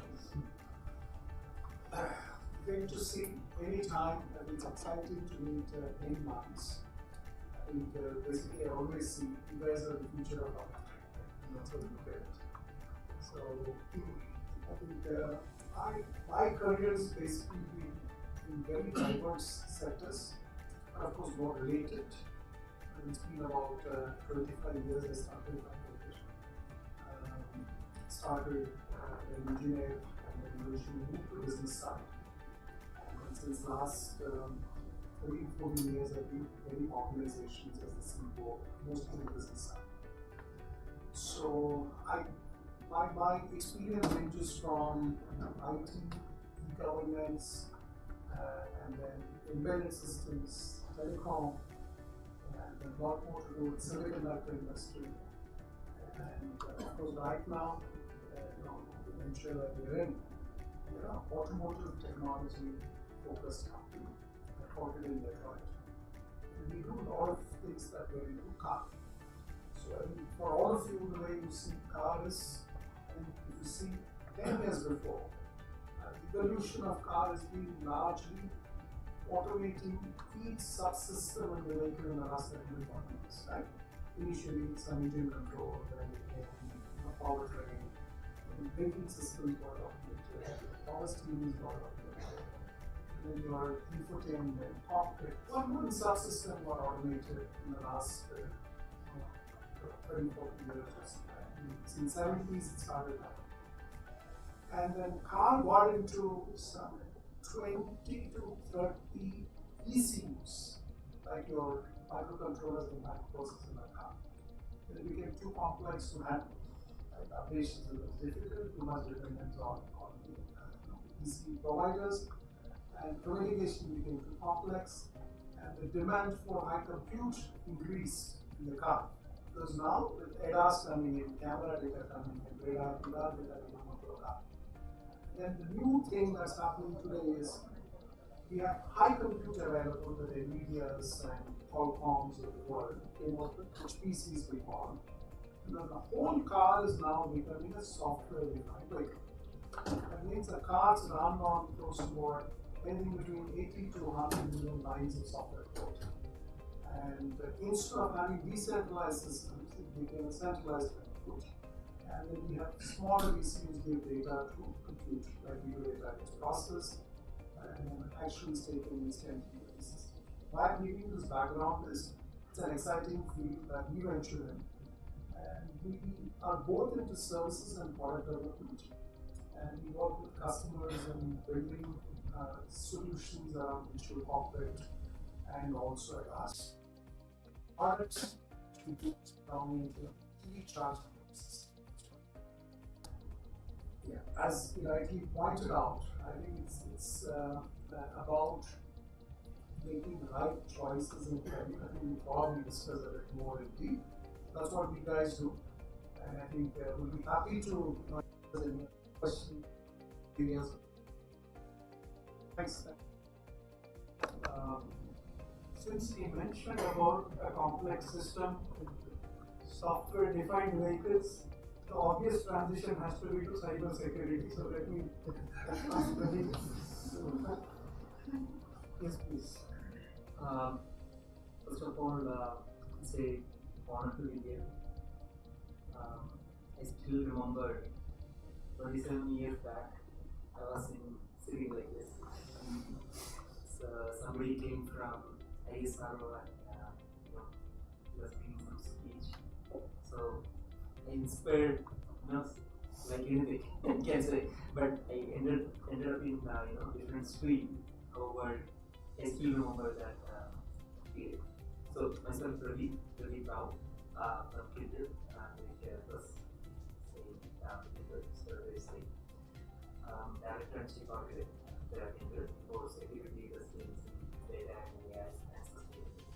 So, sustainable cars, come under my job. So, how many of you are studying cybersecurity? Oh, it's going to be a mix of many. Okay, good. By the way, I had some surgery in my tooth, so I have little difficulty, talking. So sometimes I need to stop. Okay.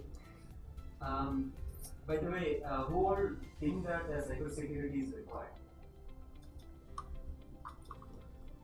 Who all think that it's not required? Say you're not gonna touch cybersecurity. How many things like that? Good. So it will be an interesting session. So let me ask one more question. So do you know the size of or valuation of the cyber crime market at present? Anybody know? Anyone? Why US? 48 million. 14 million. 14 million. 48 million. 48 million? Crimes. No, I'm talking about the dollar value.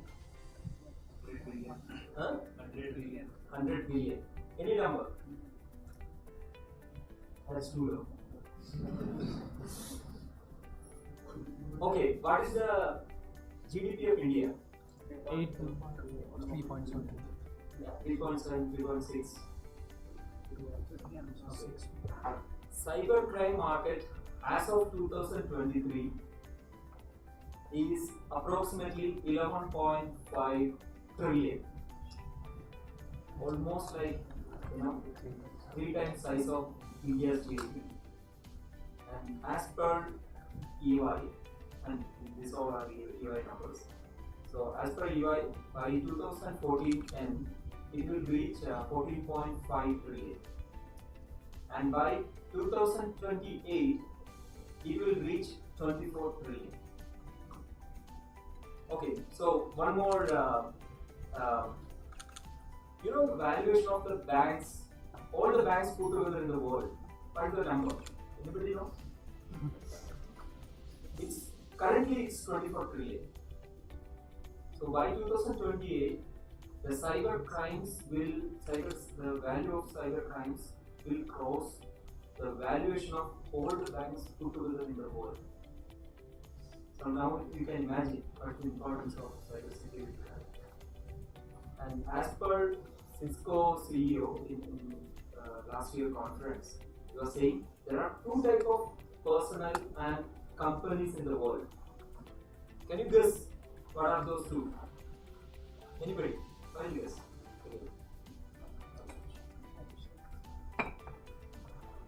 Okay, I can answer one. Companies and personnel, individuals who lost data or getting hacked, all that. That's one category.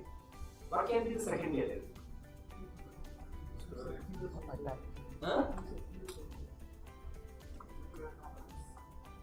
Okay. Who stole that? Okay. Who gets attacked by the people? Who gets attacked by the people? Who attacks the cybersecurity? The hackers will attack attackers. Okay. attackers. The second category is who lost the data, who are getting hacked but don't know. So only two type of category of companies exist now. I mean this as per the Cisco CEO. Okay, so back to Yeah. Firstly, thank you, Pradeep and for giving me an opportunity to speak. So I am currently running a company which is into consulting. We consult help startups. Having worked in the ecosystem, I know there's a lot of gaps in the ecosystem. Somebody is good in something, but certain things like finance or HR or fundraising. That's the area which currently we are working.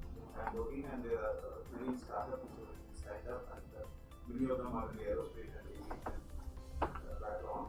Now, having said that, a little bit about me, he mentioned already I'm an IAS veteran. So I'm an electronics engineer. I'm quite qualified, aeronautical engineer, and industrial engineering and management, exposed to finance, and also widely exposed to a lot of things and a lot of developments happening. And briefly, I was also a professor, an associate professor in one of the college in Coimbatore. So I used to be like this. I always like this kind of an environment. So what I used to ask is like students, second year or early first year, one question I'll ask: why are you here? If I ask the same question, because it's the most difficult for a student, because we people are going like in a conveyor belt, 11th standard, 12th standard. We do not know. One more question I'll ask: where are you going to be another 5 years? Most difficult. So nobody has thought about that. If I say, why are you here? Somebody will stand up and say, I wanted to become a doctor, my father put me here. And one girl will stand up and say, I'm here because generally I can get married. Certificate for marriage. Like that, interesting answers I used to get. But suddenly one boy stood up and said, I'm already running a company. Oh, really? He got excited. What company? I'm just saying, the other two guys, these are my partners. And they said, no, okay, we are all in a hostel, we have common one room, we have taken one corner room, which is a bigger room, a company is there. Beginning of college time, we do, and then we think, and those days, this is not now, this is around 8 years back, 8-9 years back, they were doing some e-com, helping them with the supply kind of a thing. So, that's how this thing happening. In our days, when we were in schools and colleges, everybody wanted a government job. That's why I also went for Air Force. Safety, security, monthly. And then in the 90s, then the liberalization came, IT became a big boom, Everybody wanted to be only in software. Even chemical engineer wants to be in software, that's how it used to be. But now, interestingly, the people want to start, like the example which I gave, even in the college only they are thinking, I want to start. I want to get into business. That's the interesting thing, and very happy that universities like Geetham University is playing a very active role in bridging a gap. See, that is one of the areas which I was very focused on, building the industry academia, because I have been part of academia, I've been part of the industry. One area is the skill gap. Skill gap is one area where I have been working very actively. You know, people know a lot, but they don't know what to do, how to do a thing. That's one area. I was part of Skill India. The other thing is the idea gap also. You know, see, we see India, we are into manufacturing. We are not in the high end of it. Or if you see the IT also, we are not in the best of the products are not being getting developed here, right? We are more on the low value situation. So that's where we need the academia to come in, you know, work in R&D, and this gets into the head of the students like you at a very young age. So very glad and I'm happy to be here.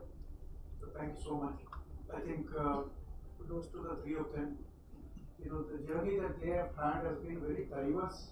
That is the first observation that I can see, especially with Peter sir starting with Air Force, being the electronic engineer starting with Air Force, then taking up in the academic institution, has also had two successful startups, plus on the drone technology, so he's running multiple things. So let me come in the reverse order.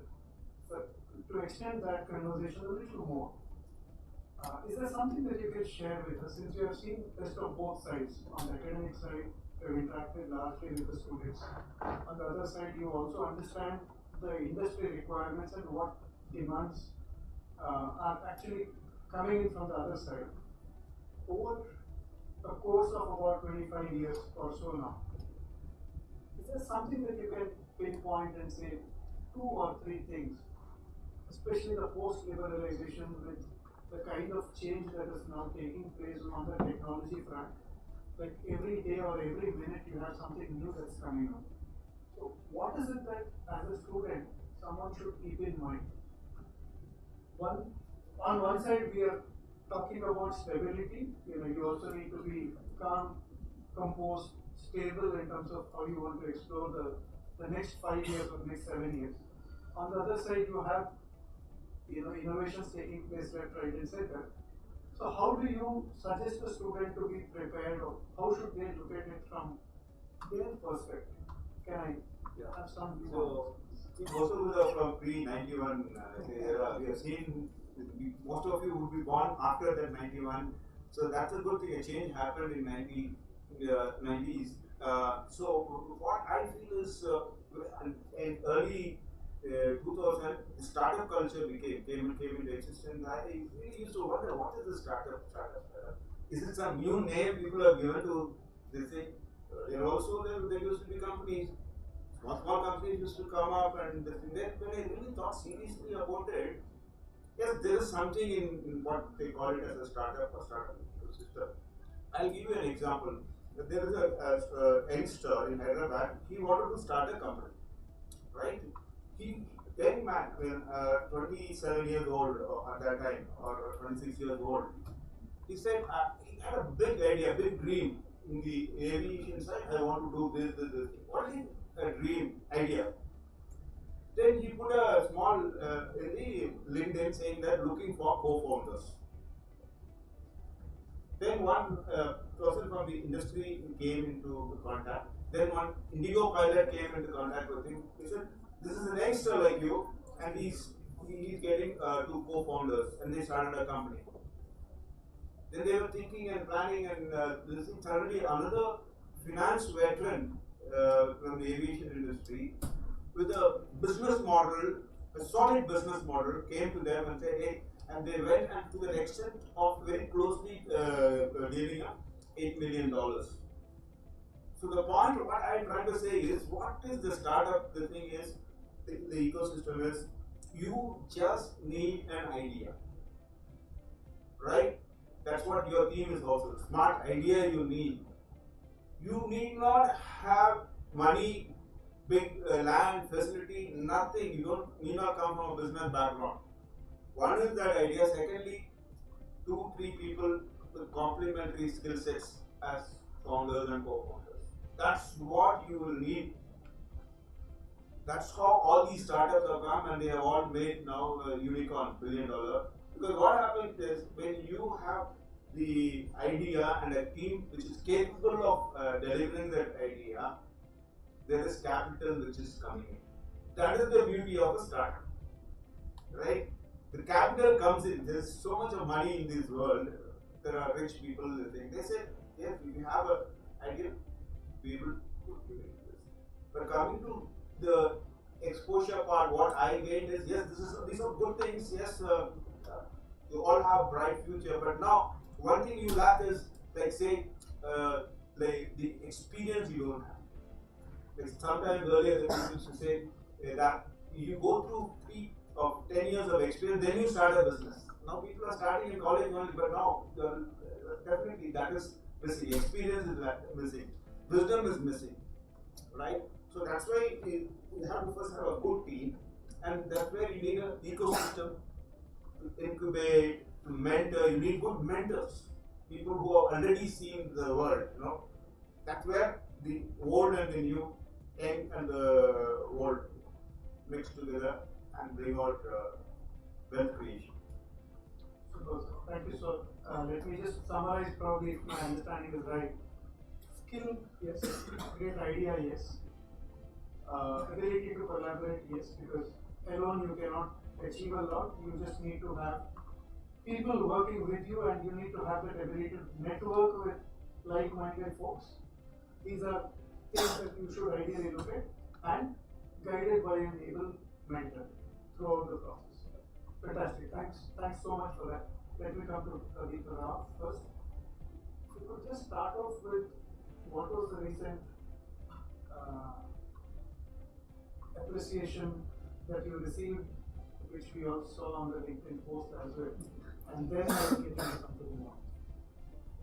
Yeah, the one you saw that is like 2 weeks back. Yes. So emerging risk in working times. That's on the emerging risk. And the same I have received yesterday. Okay. Yesterday I was part of cloud security analyst. And by the way, I slept only 3 hours yesterday. So I was there in the summit until 10 o'clock. So until when I was there. And then I came back and attended some calls, and then 3 o'clock again wake up and finish today's work. And they were video call at 5:30 in the morning. It's my team in Australia, and then I came here. So these are the two. So I would say more than my achievement. I would like to say what's happening in the market. What's really happening in the world. So that's more important. So can I ask some questions? Please, this is yours. Professor. So who all read a newspaper? The newspaper need not be only print, okay. digital also. Digital as well. Google News, Also. Okay. So I hope all are in the technology. So what's the major news you saw within last 3 days? What's the major? Quantum computers. The Google has did a quantum computers. Correct. Anything else? RBI new government. Okay. That's finance actually. Okay. Rightly said. Google came with a chip called Willow. You know how fast that processor is? Some septillion times. 5 minutes compute of Willow is equal to 10 septillion years. Not trillion. Trillion is 1 followed by 12 zeros. Septillion is 1 followed by 24 zeros. So 10 septillion is 1 followed by 25 zeros, years equal to the 5 minutes compute capacity of winner. Do you know what that means? Any guess? Can be, so the equation can be 2 zeros. Correct. Let's start with some positive. Okay, right answer, by the way. I mean, multiverse is positive. Unlimited compute power. Okay, so we can solve. Now we are struggling with LLM. It takes years to build, etc. And GPUs are expensive, etc. And we have power shortage, and recently in the climate change, they put data center as a hot topic because data center is consuming so much power. So probably with one chip we can consolidate all the data centers in India with that kind of compute capacity. And second, the encryption. So imagine a day when you wake up, there is no encryption. Your Facebook accessed by anyone. Your bank accounts are accessed by and transferred by anyone. Who similarly, there is no Bitcoin because Bitcoin is a crypto. It's a its users who are in the cybersecurity will know SHA algorithm. So that can with the current compute you require somewhere around 15 years to crack. With that kind of chip, that's all. You can crack, you can mine, or you can whatever you want to do. Everything is possible with that kind of power, right? Right. Because that's what was there. Like say in our days when we were growing up, to make a phone call, I used to be in Ambala. To call my parents. After 11 o'clock, we used to go and stand in a STD booth and make a call. I don't know, you are not familiar with these. You're not seeing that also. You have a phone, that phone, you go to STD booth. Throughout the day, the rate were higher. After 11 o'clock, the rate was 1/4. Now you see, everybody got 2 phones here, even everybody in the world, right? So the technology is growing. So the question you are asking is, what will happen to the government, right? The government will have to be there, right? As long as there are countries, the government will be there. More to regulate. Yeah. Enable. So you haven't seen the government because we haven't seen the government. Yeah, because without government, there won't be any law and order. Your borders will not be safe, right? So protection, regulation of the thing. That's under such a situation only the economy can right. So its problem is there is too much of a governance. There has to be less of a government and more of a governance, right? So government has become efficient, but government jobs will exist. The technology will go. What we have seen now is like say earlier there was more of government jobs only and less of private jobs. Nowadays, now there are an equal number of jobs. But the private culture came into the government culture, and yes, to an extent, the government is reformed, right? We are so that's what will happen. But government jobs will exist. He talked about before when he addressed. He talked about like we have India before independence, after independence. In India history, India before 1900 there has to be this thing. So that way there has to be an interoperability. We depend on each other and both have to. Actually, government will exist, private job will exist, and teaching job will exist. Everything will be there. It's up to you, what you want to go and where you want to go. One of my friend's daughter, she completed IIT last year, 2023 pass out. So she got a campus offer in one of the US, banking company, one of the city in Bangalore. Her package were 23 lakhs. Good package, very good for a fresher. She was working there for 2 months, and then she resigned, saying that I cannot go for night shift because it's a US bank. Of course, they work during night. And she had some startup idea, so she partnered with somebody else, and she convinced my friend and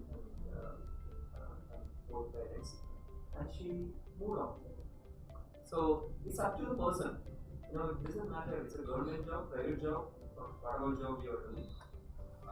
So you can switch the job. Similarly, I remember one of my friends' brother.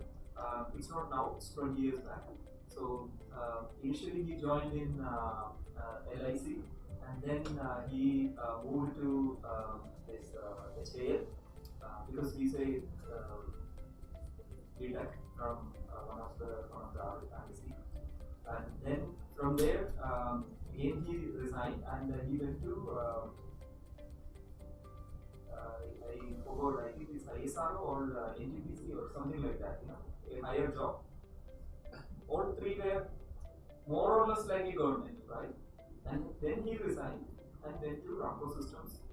Again, in the aviation, software development, that was his passion. So he went for that. So it's up to the person to decide, and all job will exist by the way. I think we are closing down, so I have just one advice to everyone. So you connect with when I was in the engineering college, so I was not able to connect with the industry. That time social network platforms, nothing were there. But now there is a beautiful platform available, several platforms available. So I would request all of you to connect with industry leaders where you think you will be working. Try to connect with them and share your ideas. And similarly, instead of all this Instagram and Facebook and all, write some blogs, write some articles. Doesn't matter. Nobody gonna judge you. So write something and publish. By the way, I'm available in LinkedIn. I'm not there in Facebook or Instagram. I'm available in LinkedIn. So if you want to connect with me, happy. Thank you so much. Thanks for the introduction. I know we have taken a lot more time than what we imagined to close this with. So I'll not take too much of time to wrap this up. Starting from the initial conversation about complex systems, complex human beings on the other side as well. So to cyber security, AI, drone technology, the challenges we see today, quantum computing. So a lot of things that we have discussed and deliberated. Maybe I'm sure there are some questions with you which may have not yet been answered. In case there are still questions after the session, please pull them in, share it with us. We will consolidate, identify, probably we have already formed a group with all the three of them. We will share it with them and get their response and share it back with you as well. So that's a promise from CGC side. We will ensure that we do it. So thank you so much for sparing a weekday, though it is a Friday, but sharing it with you. I hope you all enjoyed something. Yes, sir. Thank you. Yes.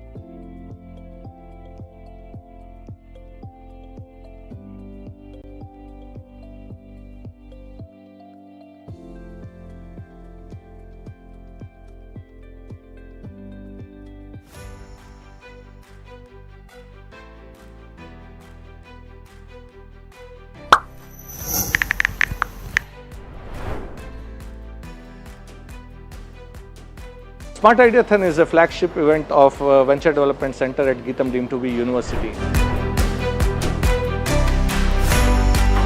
This is the 5th edition of SmartIDEAthon. These 5 themes are very strongly aligned with our new incubator, which is funded by Department of Science and Technology. Multiple universities are coming together to pitch in their ideas as to say what works for the society, what works for the entrepreneurs, what works for the venture development professionals. This year we have prizes worth 75 lakh rupees, and that's not all. The winners of this competition are going for a Boston immersion trip. The students will be exposed to various ecosystems of entrepreneurship within Boston. The experts have shortlisted the top 32 ideas which will be presented on Geetham Bengaluru campus to the select panel of industry professionals. This is a platform where we would like to invite all the students to learn from each other. What we are trying to create here is a process through which students can think about how to become new age innovators. Come and join us and experience the SmartIDEAthon 2024 at Geetham.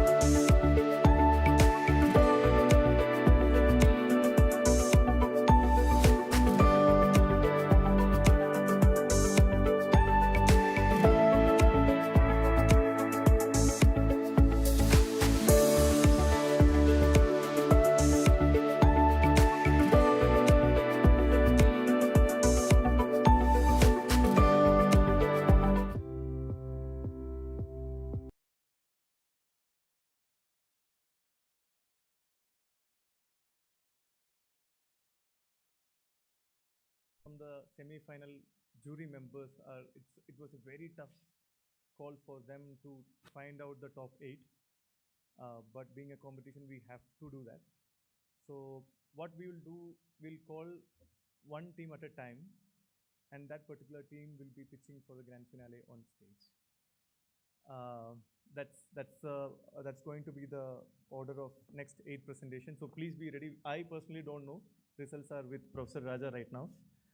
Before he announced the first team to be on the stage, just a quick glimpse of after the grand finale, there are 4 categories of award: the winner, the runner-up, best social impact business idea, best woman-led startup idea, and the 5th one is Leben Johnson Memorial Award. And we have a surprise element also waiting for you. So please be ready. You will get time. It's not that once your name is announced, you will get 2-3 minutes to look at your PPT and come onto the stage.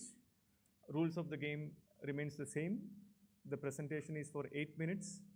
At the 7th minute, there will be a warning given by our timekeeper. 8th minute, it will be a hard stop. Jury will have 5 minutes for Q&A. I'm sorry, jury members, the volunteers will stop you also if it crosses the 5th minute. So with that, I would like to welcome Professor Raja P. Pappu onto the stage, and Krish Nangegadda, CIO, Geetham Deemed to be University.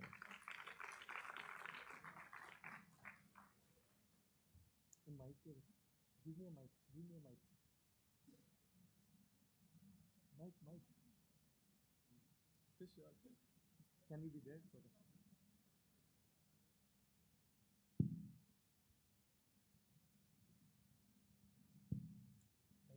Okay, welcome back.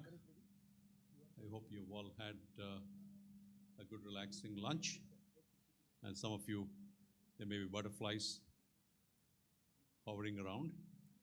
But relax. I think the 32 teams, what I've heard is that it was very, very close. It was a very tough competition to even pick the 8 out of the 32, which is a good thing. 32 out of 2019 teams, you've made it.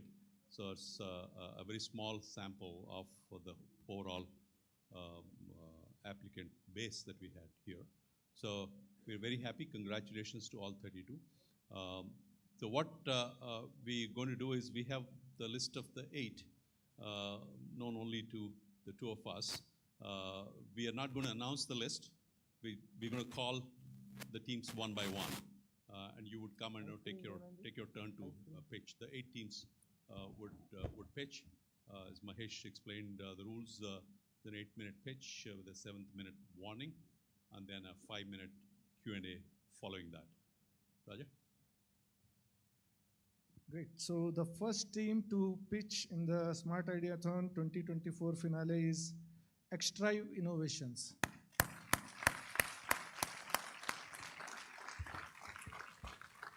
Can you please raise your hands? Yeah, please come over here. Congratulations for being selected to the grand finale of SmartIDEAthon 2024.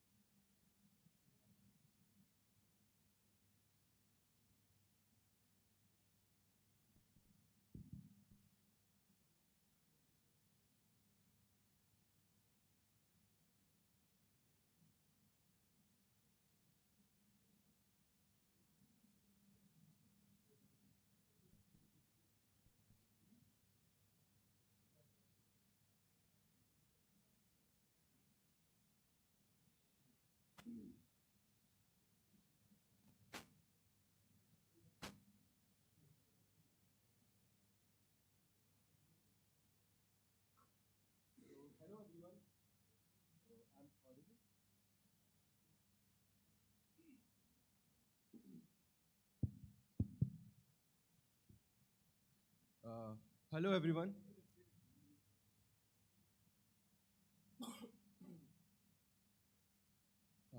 Hello everyone, I'm Abhishek Pratap, CEO and co-founder of Xtrive Innovations. So our problem statement is very simple. Moving heavy stuff, doing repetitively physically demanding tasks is hard and it takes a toll on the employees. And according to the reports of WHO, ILO and Leicester Institute of Health and Family Welfare, around over 2 million occupational injuries are happening that converts into annual deaths. And in India, approximate 0.12 million annual deaths happens every year. And those type of jobs also takes a toll on the employers in terms of medical claims, lost working days, and overall turnover of the enterprise. So how do we address this problem? By automating the industrial work or replacing the human intervention with the robots. We all know that that's not viable, especially in countries like India, where these workers not only carry their careers on their back, but they carry our economy on their back. And that's why they deserve to be protected. So introducing Xtrive Innovations, a company which is reforming the way we care about worker safety and overall productivity of the enterprise. What we do, we design and manufacture exosuits, which takes the loads off the back of the workers and want to help the individuals who are involved in manual labor intensive tasks. And what you must have probably thinking what exosuits are. So basically they are wearable devices which when workers use them, they assist them while working in the physical environment. So this is our product overview where we have three main exosuits as of now, which is Kanglai Back X, which supports the back in the repetitive task, and then Shoulder X for the upper head task, and then the Leg X for prolonged standing. So we have developed the Kanglai Back X prototype. It is a passive exosuit which works on the elastic band mechanism and uses mechanical energy. There is no battery or any external power is involved. So suppose a worker is involved in the task like bending or lifting or heavy task. So that's where Kanglai Back X comes in handy, and it supports, and these the elastic band that we have used, they act as artificial muscles while worker is in this position like lifting or bending. So we have done the evaluation using the electromyography, where we found out up to 32% of muscle reduction, and then we did a case study in a lab. Can you open that video? Where like a worker is lifting 20 kgs, then every lift he can save up to 5 kgs of weight, and per hour if he is lifting 50 times, then in an hour he can save up to 250 kgs of weight, and if he is working for 8 hours a day, then he can offload the work on his back around 2000 kgs of weight. And then we tested our exosuit in the Mahindra Zahirabad plant, which is India's largest tractor manufacturing plant. There, like workers, especially in the assembly line or the fitting areas, they have to bend in so many uncomfortable positions, because of which they feel back pain and stress on their muscle. So then we tested out our Kanglai Back X, and when he was in this position, so we have developed an interlocking mechanism.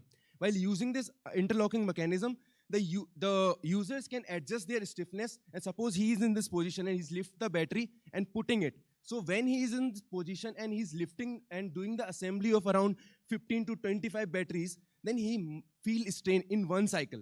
But with this exosuit, he can be in this position for a longer time. He won't feel any stress, and these elastic band will act as artificial muscle. He will feel like somebody is holding him from his back. And then the upcoming products are Shoulder X and Leg X. Shoulder X majorly in the assembly line area where the company, in the manufacturing sector where users are in this position, even there are ergonomic solution. When they're lifting those weights also for putting the bolts and everything, that time also they feel strain on their upper body. And then Leg X comes in. So normally when we were here in the morning, we were standing like this, right? And as the day passes by, we try to shift weight on one leg and then on the other leg. So this is one of the reason why at the mid 30s or 40s, we feel pain in the lower back. So out of 10, 8 must have felt back pain in that time frame. So these are the upcoming products. And if we look at what is novelty with Xtrive Innovation Suits, then assistance is utmost with our unique design and user-friendly and with a comfort, because it has to wear for a longer period of time. So it should be comfortable. That's why we are using the textile-based design, which weighs around 0.84 kgs. That is equivalent to 4 oranges. Then innovative mechanism, like I told, interlocking system with industrial focus. If we look at the competitive landscape, then there are companies like HeroWare, Hilti, Autobog. They're operating in the same space, but we all know that the users are from the lowest section of the pyramid. They are not from the premium section. So the solution should be affordable so that they can work or employees can buy them for their workers. So the users are, as I told, the workers, and the buyers like manufacturing and logistics, and there we got an offer and approval from the Mahindra and Maruti Suzuki plant for the testing. And market, as of now, we are targeting in the Indian market, which gives us a serviceable market of $13.38 million, but the exoskeleton market is growing with 23.10% growth rate. So how are we gonna make money? We have an enterprise sales model with B2B approach, where our major focus is on the direct suit sales and accessories, like safety kit and elastic bands. This is our estimated unit economics, which cost us around the $99. And this is a journey where initially we got funding from our college to start off this project. Then we got the Nidhi Prize grant from IIT Hyderabad. Then we were the winners of a third prize winner of Babson Global Challenge. And recently we won the Maruti Suzuki Innovation Nurture Program, where we build a partnership with the Maruti Suzuki as well. And then we get an investment offer from the Anand Mahindra sir himself. And this is my team. Okay, sir. There is 2 lines also I want to say, if you allow me. Just 2 lines.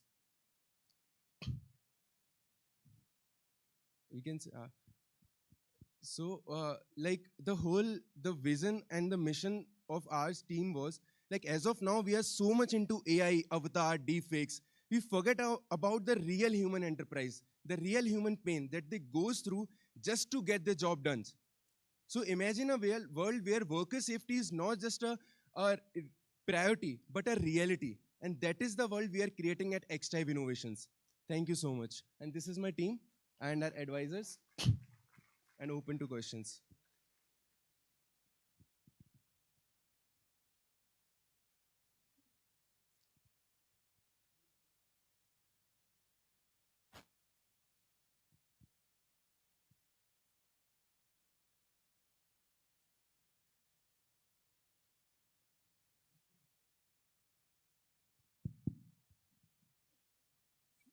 You imagine this, your company, as a social enterprise, a commercial enterprise? So like it's a commercial enterprise, and we started this problem when we were working on this problem. So when you tested this with Mahindra, how does the economics work out for your customer? So if they are going to spend $99, about 8,000 rupees per assembly line worker, what does that translate into? So recently when our team, I'll come to that question. So they're in that like assembly line or their manufacturing setup. When we visited the Maruti Suzuki Manesar plant, there are sections. There like most of the work are automated, but especially in the assembly line or spot checking areas where human intervention is involved. To like cater that, they are building some ergonomic solution, but they are not able to solve the pain points of those solutions, of those problems. So that's where XType Innovations exosuits comes in, and they have developed for that also. They are spending around 30,000, 40,000. So I hope I was able to answer. Sure. Thank you, sir. To what level you expect the revenues to go to in a year, 2 year, 3 years time frame? Sorry, ma'am. Revenue expectation in the 1, 2 year, 3 year time frame. So, ma'am, we got an interest from Maruti Suzuki, like around order of 60,000 exosuits for their employees, and similarly, like from the Mahindra Group. So we feel in the next 5 years we'll be able to reach around 60 crores of revenue, because depending on the purchase order and the the local industries also, where in the like logistics or warehousing And there are some passive revenue streams also involved in this, like elastic bands that we are manufacturing. There is a life of an elastic band that will run. After that, they can change the elastic band.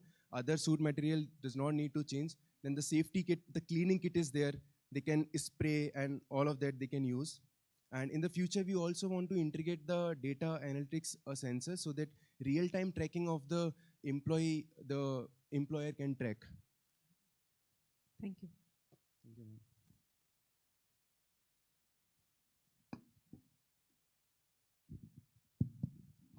Thank you. It was an interesting presentation. This is a very competitive space. There's many exosuits that are out there. Where do you see, have you decided a specific segment that you want to tackle first that you can win in?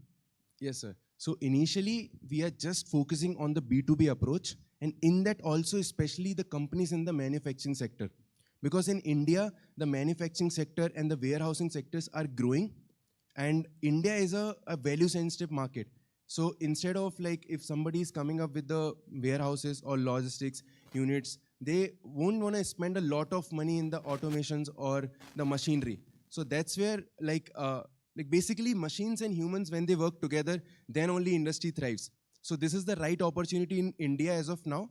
And in India, there are not many competitors, only one company is there, which is Neundra Innovations, but their mechanism is different. As I told, this is not from the premium section.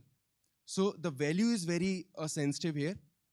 And that's why we are the innovative mechanism and the material and the whole suit composition we are doing. From the company perspective, picking up on an earlier question, if they spend $99 on the suit, how do they recover that in terms of either lower absenteeism or sickness? Have you quantified that to see what kind of return they would get? So, sir, there are two things in that. First, the cost will decrease, first of all, because as of now, we are into the pilot testing as well. When we get the large amount of raw materials, we can decrease that cost. And second thing is, the contractors that are involved to hire those workers who are working in the these plants, manufacturing plants or warehouses, for them also it is so difficult to keep those people in their job.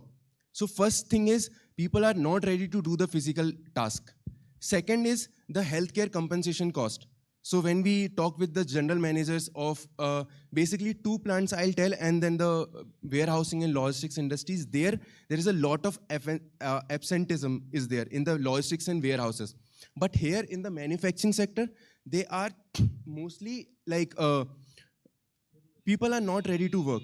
And sometimes one case was there, then they have to pay around 60 lakhs for their healthcare compensation and everything. So these are the factors because of which like the industries are ready to purchase it. But have you quantified all this in an analysis, or these are elements of the analysis that you still need to quantify? So these are the elements as of now. During the pilot testing, we will quantify how much productivity is increasing, and then we will convert that productivity in terms of the growth. Okay, thank you so much for your time. Hello.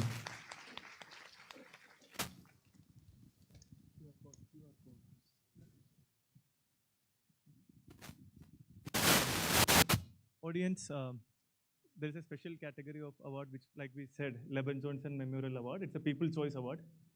Please take your phone, scan, and you can rate. You can decide the winner. This is power is in your hand for that particular category.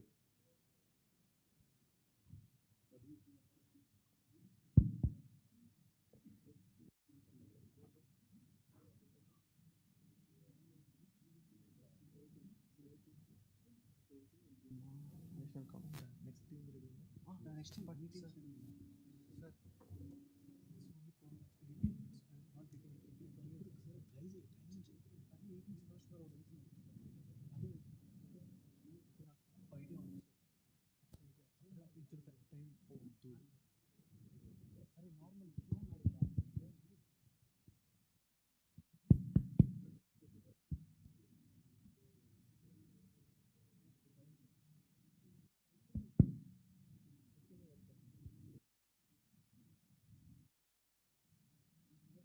I hope we have completed the voting. The QR code will be there on the screen for next 10 seconds, if in case you have not completed.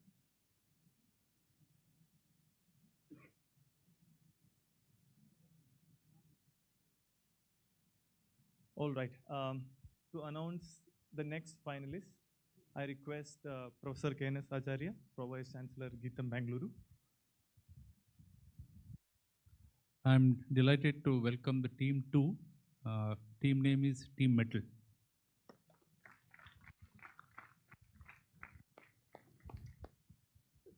Team Metal, please check your PPTs and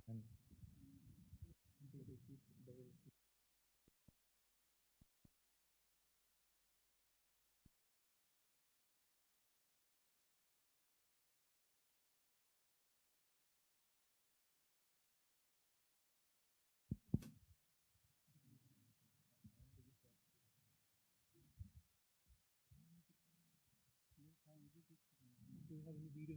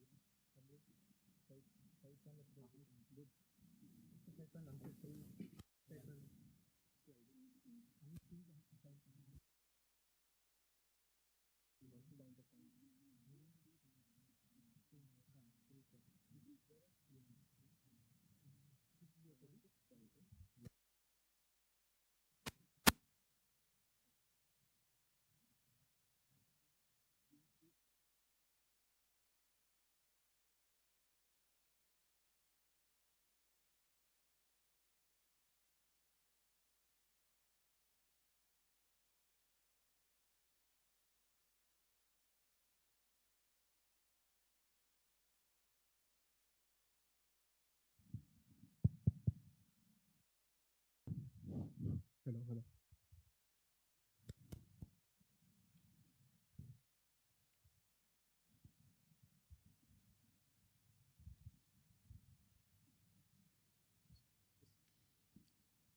Hello everyone, myself Abhijit Kumar. I'm the CTO and co-founder of Navmag Research and Innovation, and my team member Arpit, he is the CEO. So we are a clean tech company dedicated to solving water quality challenges. I would like you to meet Asha Devi. She moved to a village in Bihar after her marriage, and for 11 years she relied on the drinking water, unaware of the poison in it. Yes, she was drinking arsenic contaminated water, and in a recent field assessment, it is found that her breast milk contained 400 micrograms of arsenic, which is way within the safe limit of only 15 microgram. So this is just not Asa's story. Worldwide, over 230 million people are affected. Arsenic is a natural occurring mineral. It is very toxic in nature and as well as carcinogenic. So there are severe health effects such as skin disorder, digestive disorders, as well as it is infamous for giving gallbladder cancer. So why the current technologies at a grassroots level is not like fulfilling the demands of the community? What we found is mainly the complexity of the maintenance as well as the operation, also the limited scalability. So these are the factors. Because of these, people are still in the rural area, despite of having crore rupees of plant, are not getting arsenic treated water. And when this solution fails, they go back into the drinking the contaminated hand pumps or tube wells. And that is why we developed metal. It is a technology developed by us. It is a patented technology, and it uses NdFeB rare earth magnet, which remove the arsenic without using any chemical process. It's a molecular magnetic process, which is a physical separation method. There is no waster of water since we designed this filtration unit based on the gravity-based approach. As well as there is minimum sludge production as well. Yeah, so this is the internal overview of our filtration technology. There are cylindrical capsules, which are the main key ingredient to remove the arsenic from the drinking water. Arsenic inherently have diamagnetic property, and we are leveraging this magnetic property in order to remove it from the flow of water. It get adhere in this stainless steel sector, And from there, you can easily open up the filter and clean it. This side is the magnetic field vector plot that we have designed, like we were working on this from last 5 years when we were in higher schools. So this is our prototyping stage. We started working in 2019 with a basic structure of PVC pipes. Later, we designed our and also refined our theoretical concept, and then we did a pilot of 1 year in a nearby district of Bihar in hand pumps. This was a successful pilot trial, but there was several issues. That is why we redefined and also using high-grade magnets. And as of now, we already conducted our pilot trial across 9 schools. So this one is also, as of now, it is working in a rooftop of a government school. Yeah, so this was our pilot duration. Here you can see these all are the types of filter that we are using in these schools. So with this, we directly benefited over 400 children, and the permissible limit of treated water is below than 2 micrograms, which is way above than the safe limit of 10 micrograms recommended by government agencies. So this problem directly translates into a global market of $700 million, and which expected to grow by 1,000 million by 2030.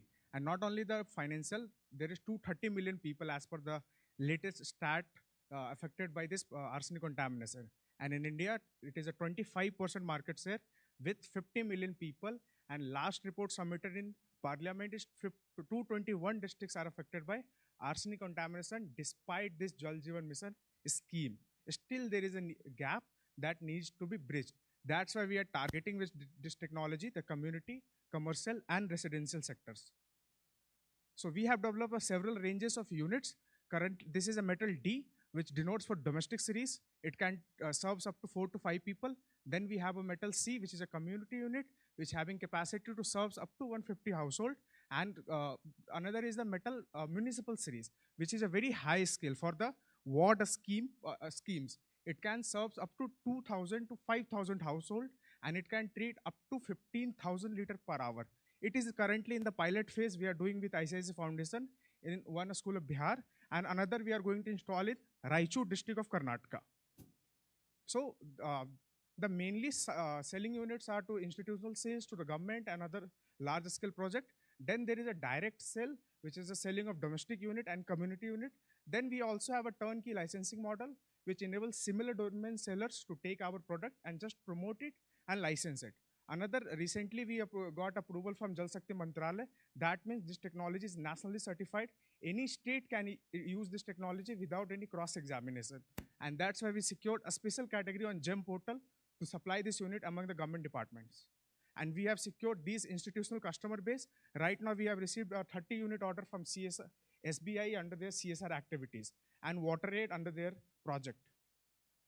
So why we are unique? So in terms of 5 factors, the running cost, consumables, water wastage, and electricity, our unit requires nothing, and we have a very high flow rate technology which works up to 15 kiloliter per day. There is no consumables, no sludge, less operation and maintenance, and which is a very important factor, the longevity of the unit without maintenance is up to 10 years. And there is no water wastage compared to existing technology and our competitors, which are technology holders. So we plan to execute this into different phases. As of now, we are focusing on India and nearby regions, which is Bangladesh and Nepal, and with our objective to test the product market fit and deployment in the Indian subcontinent. Next, we have planned to expand in Africa and Bangladesh for pilot trials and after that to North America. So we have teams. So we all started when we were he was in class 8, I was in 9th.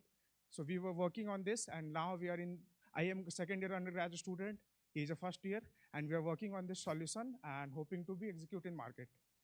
Thank you.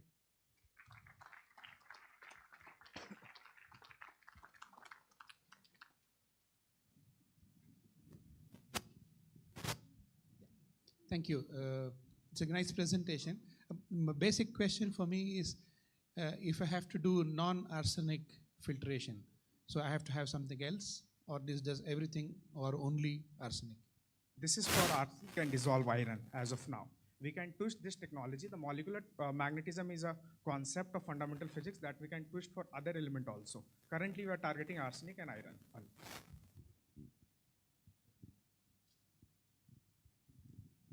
how do you regenerate? Is that how much? What's the water volume it can take? And if you capture arsenic, how do you regenerate it? So basically, all of our models are specified under a flow liter. So we have a 800 LPH of flow liter of filter, and in pilot we run it for almost 6 months. So in 6 months there is accumulation of 30 grams of sludge, and inside that 30 gram we did XRF analysis. So this is an elemental analysis to find out what is the composition of iron and arsenic mix and other minerals are mixed in that sludge. So there was about 60% of the iron and about the rest of little bit of arsenic in impure form and some other minerals as well. So in a 800 liter hour of flow for a 6-month duration, you got about 30 to 40 grams of sludge. My question, I guess, maybe I was unclear. Is there a mechanism by which you can regenerate the filter, or you'll have to put a new bunch of filters? Sir, for the magnets, we have to replace it after 15 years. Replacement means, because these are the piece of iron, so we have to recharge the magnets. There is nothing going to be waste. These are neodymium magnet. These are very high capacity to uphold the magnetic properties. And we are using sintered NDFABs. So after that, we have to recharge it and recoat it. Currently, we are using with a steel coating to avoid the fungus or any rustings.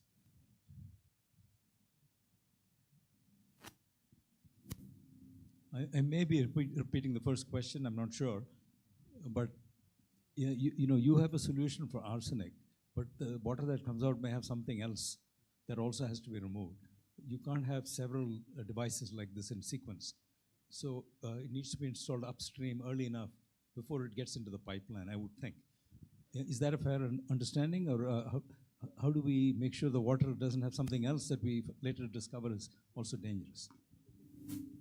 So frankly speaking, sir, we developed this technology because other technologies are there for different types of mineral, like if you have hard water. So there is plenty of technologies to remove calcium carbonate from the water. But with this arsenic and iron, it indeed need a dedicated technology. So because of this, yeah.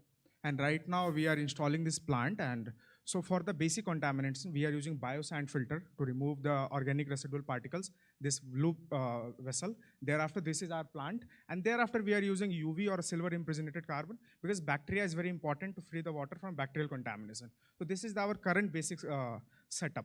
If there is some other contamination, then we have to use the existing technologies.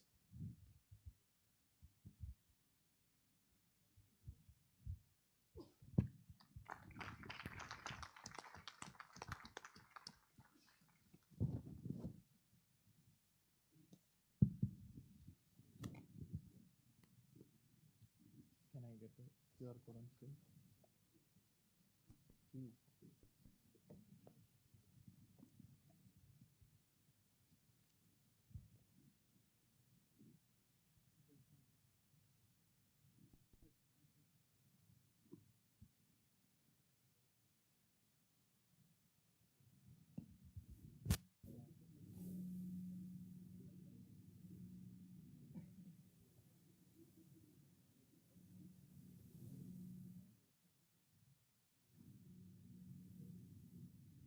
Yeah, so please pick your phone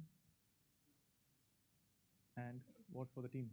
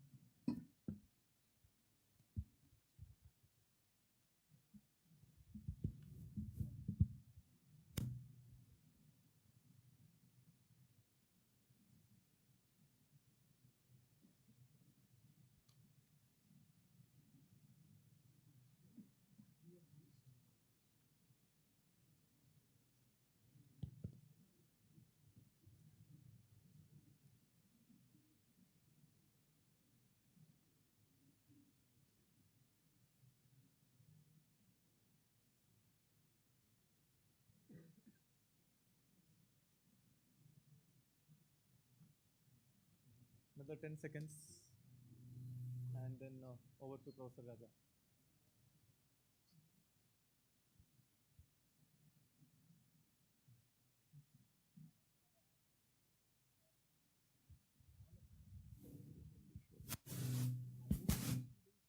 Okay, next team coming up is TechX Solutions.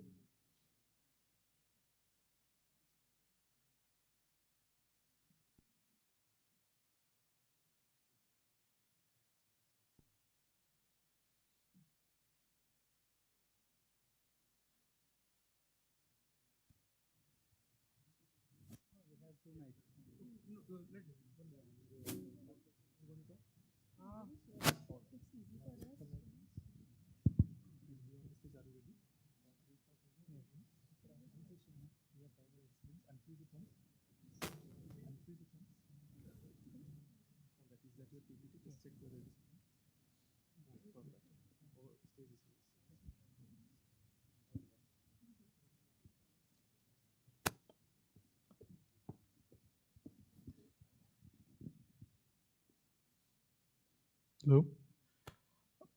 We are Project Swara, cultivating mental well-being through each speech therapy by TechX Solutions. According to WHO, there are 26.8 million individuals who suffer through mental illness, and among them, 7.68% are attributed to untreated speech therapy. It's my example it's my personal experience. 12 years ago, I was diagnosed with speech disorder, stuttering. So I had to take, I was living in a tier 3 city, so I have to move to tier 1 city, Mumbai, for my treatment. For 1 year, I didn't have a severe, but I had to take a 1-year course for that. Then after that, I got treated and came back and studied normally. And before that, my school has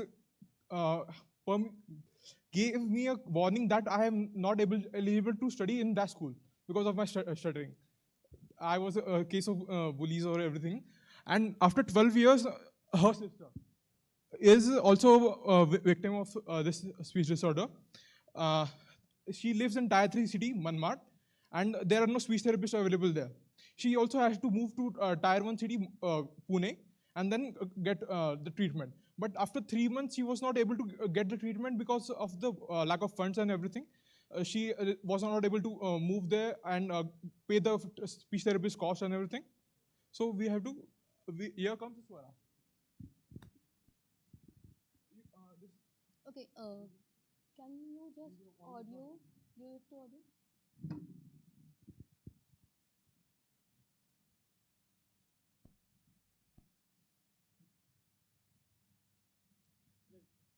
Let me explain what she's trying to speak.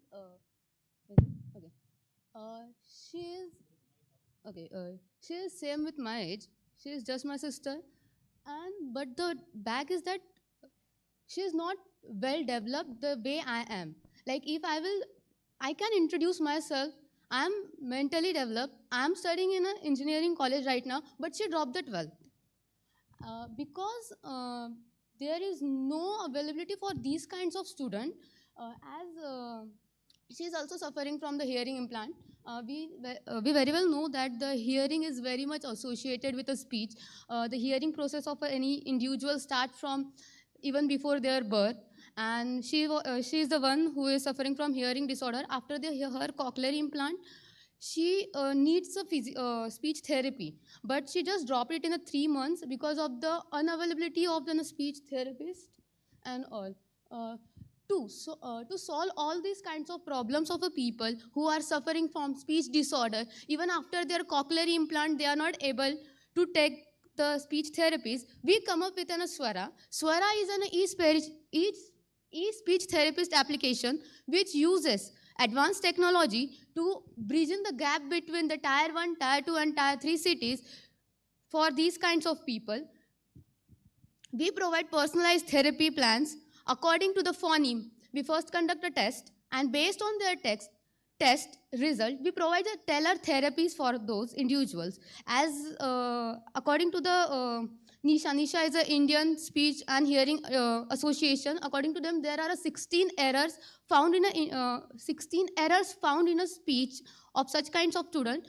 We Swara currently handling 14 of them. 2 of them we are not able to handle because of those are way too much associated with the organs of our articulations. But after the operation, we can also tackle them with the Swara.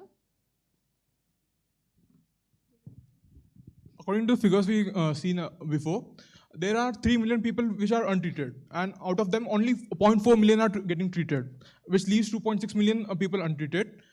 And first, we are targeting 108 students of our local school.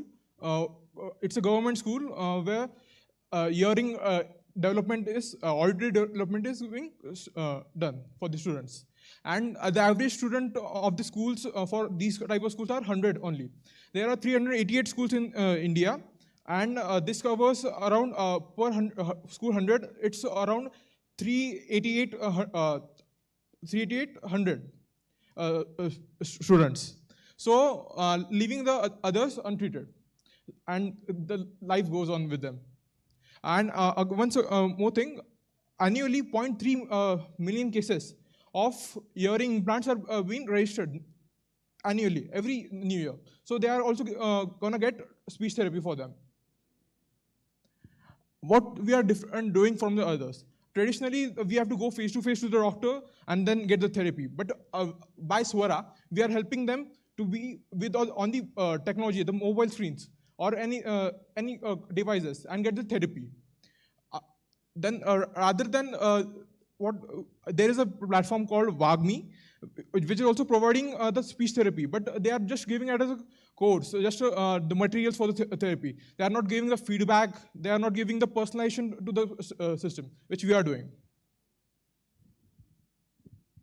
So currently we are targeting 2 markets, B2B and B2C. In a B2B market, we are targeting therapists, government agencies, and school for a deaf and auditory schools. And for the B2B market, we are targeting the individuals who are suffering from the speech disorders.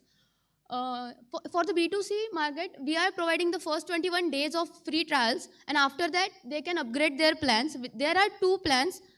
One is the standard premium and then the premium plus. The premium plus provides a personalization for next level. There is a parent dashboard to monitor their child's progress.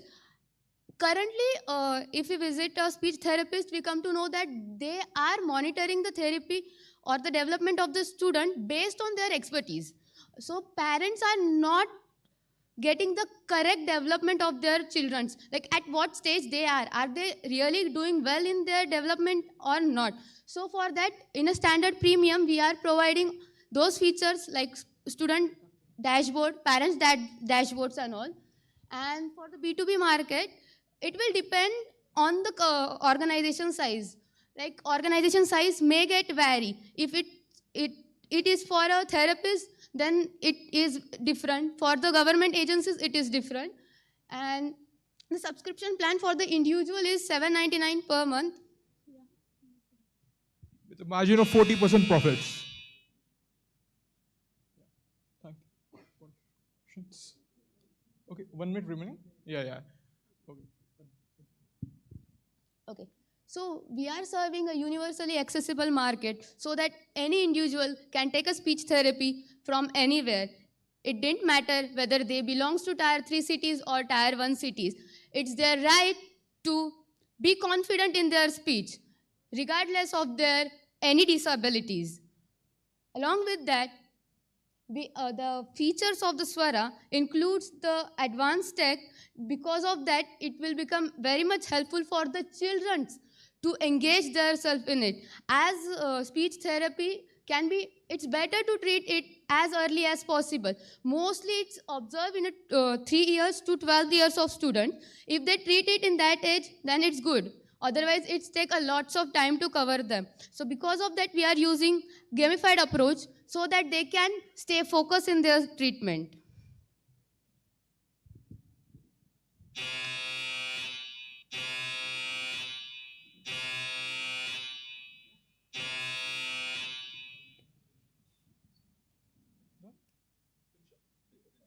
Okay. We have used our tech and implemented into the 40 students from the school, and they have we are tracking their progress from the start of the process. It's been 3 months for now, and they have been progressing towards the reports. That's all. We have our copyright for the tech, and the main thing about the tech is the ASR. Okay.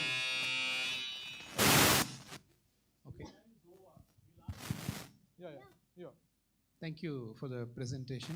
Two quick questions. One is, how have you established the efficiency or effectiveness compared to a trained therapist? And part B of the same question is it in different languages? For the first question, we are taking advices from the schools as we are partnering with an KLA schools. So their therapist is guiding us throughout the process for the development of an application, as well as which program is good for what kind of errors. And for the second question, can you please repeat? Maybe still on the first question. So that's fine. That design is like that, but is the outcome measured in terms of effectiveness?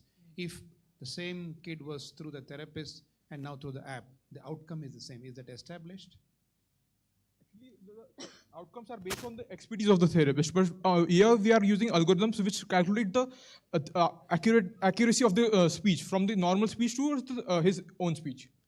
Second question was about languages. Okay, first we started with the Hindi language as it's our national language, so we started with Hindi. Then we also went to the IEEE Bombay section's social good where we established a connection with them, and they suggested us, why should you not go to English, because our education system is government schools are moving towards English, so we also gone to the English too. And so as our mother tongue language, we also have got to Marathi as well. How long do they need to use the app before you can start seeing the improvements? How long? Okay. Normally, if it depends on the intensity of the disorder. If I was this patient, I had minor differentiation than a normal speech. So I had to take a 1-year course, but in that there were 2 sessions per week, and that too of 50 to 1 hour, 50 minutes to 1 hour. But we are giving daily 45 minutes sessions to the child, which helps him to get through it. And for the child's sake, he should not use it overly for 1 hour or 2 hours or everything, as it's a gamified approach. So we are setting a limit of 45 minutes for him. But sorry, how many months or, that way I wanted to understand. It depends on the intensity. Range would be what? Okay, if the girl we showed you, she had to take 3 years of therapy, but still she hasn't recovered because she had she had to take surgery for her speech. Okay, thank you. Real quickly, the business model wasn't clear to me. You mentioned that you have B2C and B2B targets, and then you showed the platform. Is this therapist supported? So if you sell B2C, is there a therapist monitoring that status, or are those 2 separate markets? Okay. Basically, there are 2 separate margins. Okay, got that. So if it's 2 separate markets, which one would you do first? We would prefer to go for a B2B market first, because it will more beneficial for us to market our product to the direct customer. Okay, thank you. Okay, good. Thank you.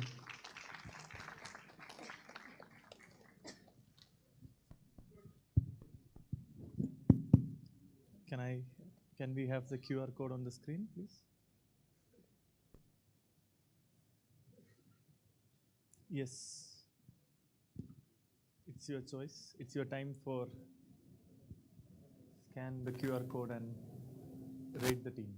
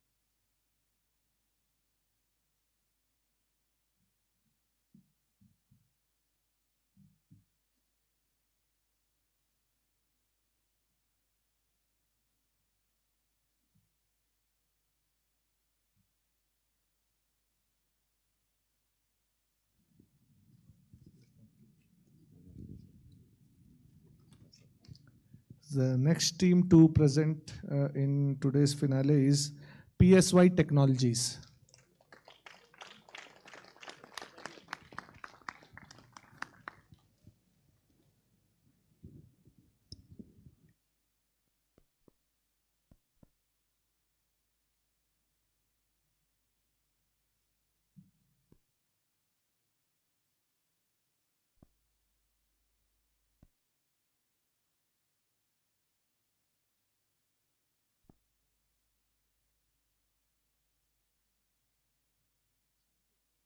And we have a parallel timer in case if you go wrong. And stage is yours. Good luck.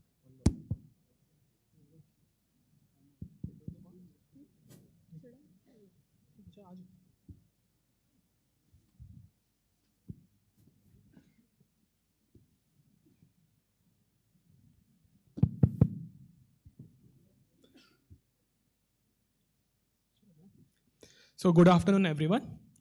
Most of us have visited a physiotherapist, and we know it's a costly endeavor. On an average, the cost of physiotherapy session in India is 600 rupees.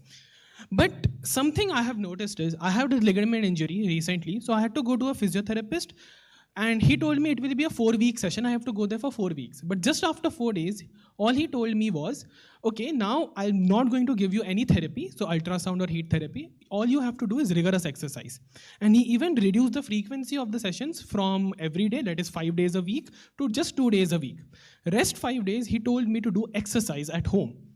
How do I know I'm doing the exercise correctly? How do I know I'm not doing it wrong so that it will negatively affect me? 70% of people who go to a physiotherapist face the same issue. They do not see visual progress very fast and they get demotivated. The cost of session, going to the physiotherapist when you're injured and alone, all these are problems that cannot be solved just by going to a physiotherapist. So what are the solutions that are actually there? So we have main solutions like telemedicine and home physiotherapy. Home physiotherapy, we all know, physiotherapist comes to your house and does the exercises with you. It's higher cost than a regular physiotherapy session. There's limited flexibility, so you have to be available at the same time as the doctor. It's the same with telemedicine. You have to be available at the same time as the doctor. But with telemedicine, issues like camera issues. So you have, if you raise your left hand on a video call, it will appear as the other person is raising your right hand. So it's going to be very confusing for the doctor to actually properly track the movement of your legs or arms. And again, it's network dependent. So what did we do? We created a hardware and a software device that allows you to do remote exercises with or without the consultation of the doctor. And it gives you accurate tracking, lets you keep a track of your pain points, and each and every data point is recorded and stored for your perusal later. I think we'll understand better with a video there. So all you have to do is just wear the device. When you wear the device, you can wear it on any joint. So right now I'm trying for the knee joint. You log into the application, you just choose the joint. When you choose the joint, you'll be able to see a 3D model of the leg moving. It's happening in real time. So depending upon those angles, it will tell you if you're doing the exercise correctly or not. If I'm telling it hurts me here, I can just point it out on the 3D model and all the data is recorded. Then you can actually check out the complete exercise history on the application itself. So when did you do the exercise, the exact timings of it, the categorized by joints, and each and every pain point that you had marked is available to you. Also, you can see the progress in a graphical format. The same device can be used on many different joints: shoulder, ankle, leg, elbow, neck. We are also trying to develop a version for the back as well. How does this help us though?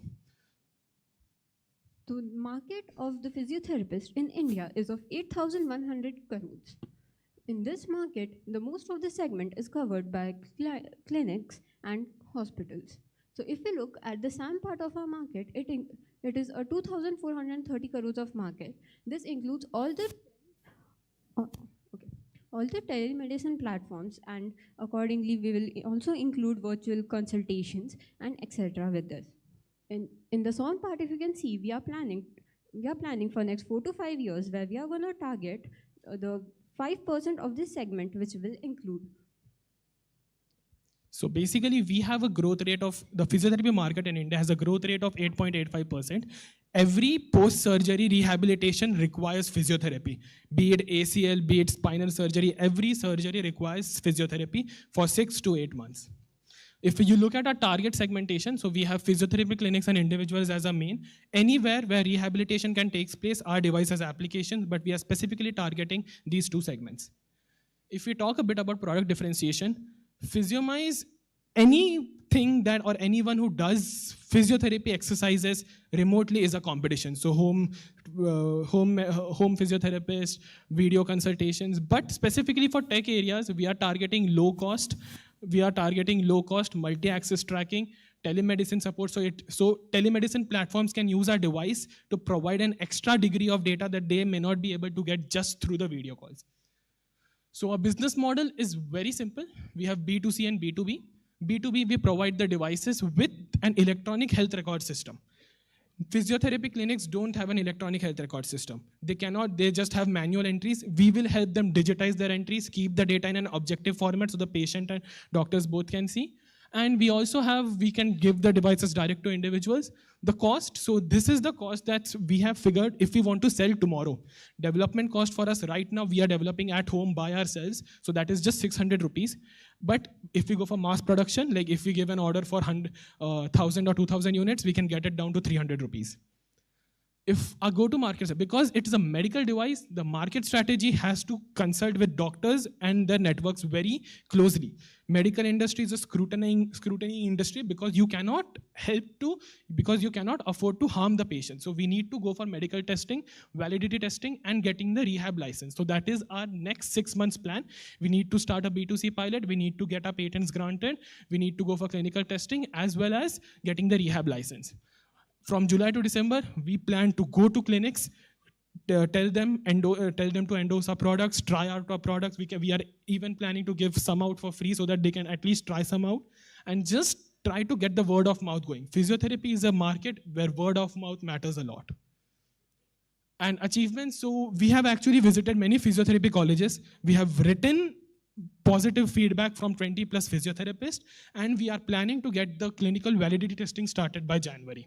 We have also 2 plus patents filed, so 2 are complete specification, while 1 is a provisional that we are filing right now. And we have also, so we are completely bootstrapped. We are not incubated anywhere. We are planning to get incubated because that's how we are going to get the mentoring support. We, as just a team of 4 members, cannot actually move forward alone.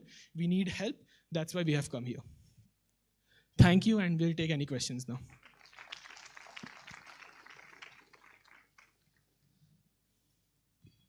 Thanks for a great presentation. Thank you. I saw that there is a 3D modeling. One can see what is happening. But how do I still know whether it's right or wrong? Does it guide me? That I couldn't understand. Sorry. Yes, ma'am. So basically, this is the first proof of concept that we have developed. So what happening is when the 3D model moves on the top, there is actually, so there is actually an angle measurement thing that happens. Can you please play the video? So there on the top, there is an angle measurement thing that happens. It tells you the exact angle the leg is at. If your leg is deviating from any angle, it's going to directly point out that you are deviating, restart the exercise. You spoke to 20 physiotherapists. What did you hear? So what problem is getting solved? So basically, there is no affordable way to measure joint angles. Even at the clinics, they use something called goniometers. It's basically a scale and a fulcrum. That's the most manual way of doing it. Electric goniometers are around $3,000 to $4,000 in cost, which are available outside of India. Usually in India, when they measure angles, either they ballpark or they use the fulcrums that are available. Whose problem is that? That's the physiotherapist problem. So basically, physiotherapists can also use it, but patient's problem is solving. So if you're doing the exercise, how do you know that you are doing it correctly? If you're just following a YouTube video, there is nothing that pointing out. So even if we do the squats, you look at a YouTube video, you squat down. How you need to keep your legs parallel. Theory. Yeah. You spoke to 20 physiotherapists. Would you have spoken to 20 patients? We did that. We actually contacted the patients and the various people who were doing that, and we got the data. And there was also a journal research paper we had read, which said around 25% of the people have been dropping out of the courses due to they are not able to reach to the physiotherapist or are unable to afford it. Last one. As you go to market, you shown your Jan to June plan and so on. Who do you expect will be your primary payer? Yes, sir. Who's paying for money? Sorry, sir, could you please repeat? Who's your primary payer? Who's buying the solution and who is using the solution? Yes, sir. So first of all, what we want to tackle is local clinics that are there. Local clinics get an influx of patients that they may not be able to handle. In India, only WHO recommends one therapist every 10,000 population, but in India it's only 0.58 therapists per 10,000 population. So they can delegate patients who don't want to come or don't want to get, but still want to get better. They can just rent out the device to them. It gives the patients, it gives the physiotherapist a passive income, as well as the cost of physiotherapy for the patient also decreases. Can I ask? Hi, have you guys looked at the market? I know you gave some competition. Yes. This is a very hot space even in India. At IKP, we deal actually about 6-7 companies. Which market are you looking at in terms of where you're going? Which city or state? So first of all, we'll be trying out locally in Pune. In Pune, okay. Yeah. There are, I would say, please go ahead and benchmark your competition and the barriers that they are facing to enter the market, because I think this is not as easy as it seems. Yes, so I would definitely look at that. And is it you're selling the device to your customers? Yes, sir. That is it. And how long can they use it? So there is a subscription. We take a minimal subscription fee of 300 rupees per month. In that, we include everything. We are going to get the AI prediction for the exercises, all the exercises, as well as for the B2B part of it. Subscription is only available to doctors. They can give it out to patients directly, and no subscription. Yeah, my suggestion to you guys is please evaluate your business models and see if it hunts. All the best. Thank you. Yes, sir. Thank you, sir. One question last. Yes, what is the disadvantage of your solution? Disadvantage. I don't know if it's good to talk about my product in a very negative sense, but yeah, we have disadvantage because we have a single point system. We have a single point system, as in, okay, if you talk about Kinex and biometrics, they have electric goniometers as well, but it is a 2-point system. So one is here and one is here. So what happens is even if they move around, the device is still calibrated, but because we have a single point system, it requires manual calibration. So you just need to stand, the device will tell you to stand in a location and press a button. So I think that's a disadvantage, but how we play it as an advantage is 2-point system is costlier, it requires more processing power, it requires more number of sensors, it requires higher level of battery. So, but that's why we can get our cost down so low that we don't consider it as a disadvantage. Okay, thank you, sir. Thank you, ma'am. Thank you.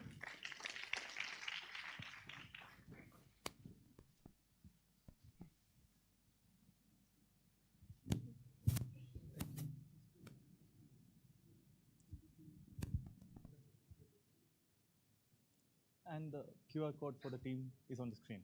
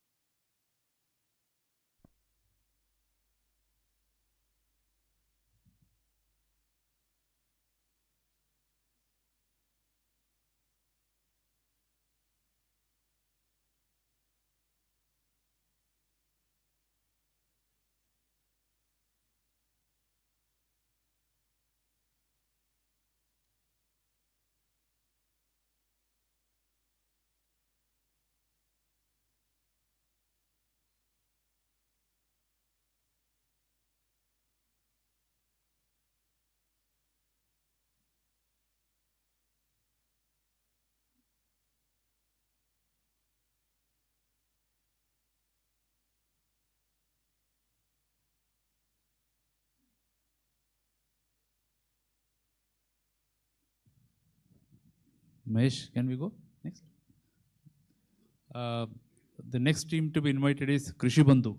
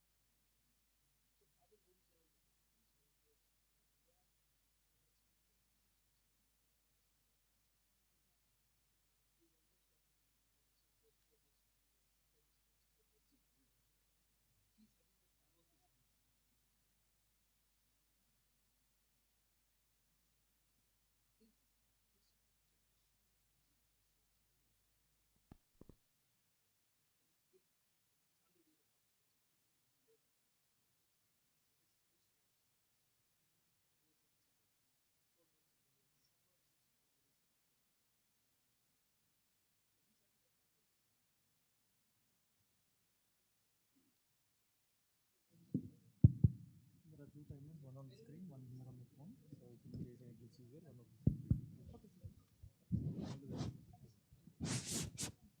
Hello.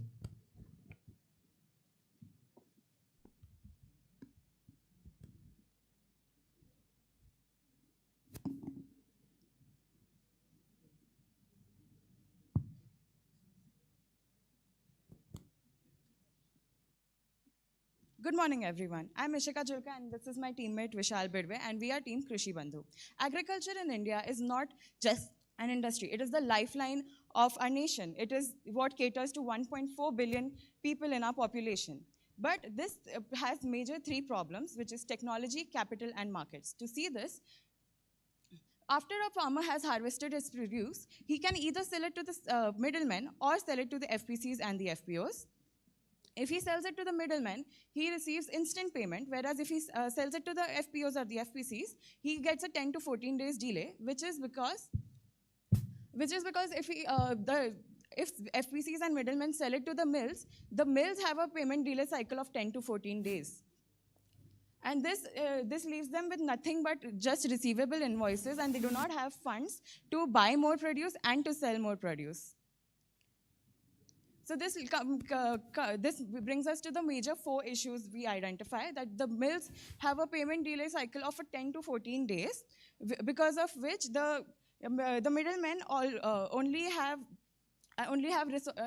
means to resort to informal loans and informal credit with exorbitant high amounts of returns, rate of returns, and no digital infrastructure, whereas all the invoices till date are on a traditional paper slip based system, which they do not have any digital contract or a formal contract, which fails as a mechanism to avail credit.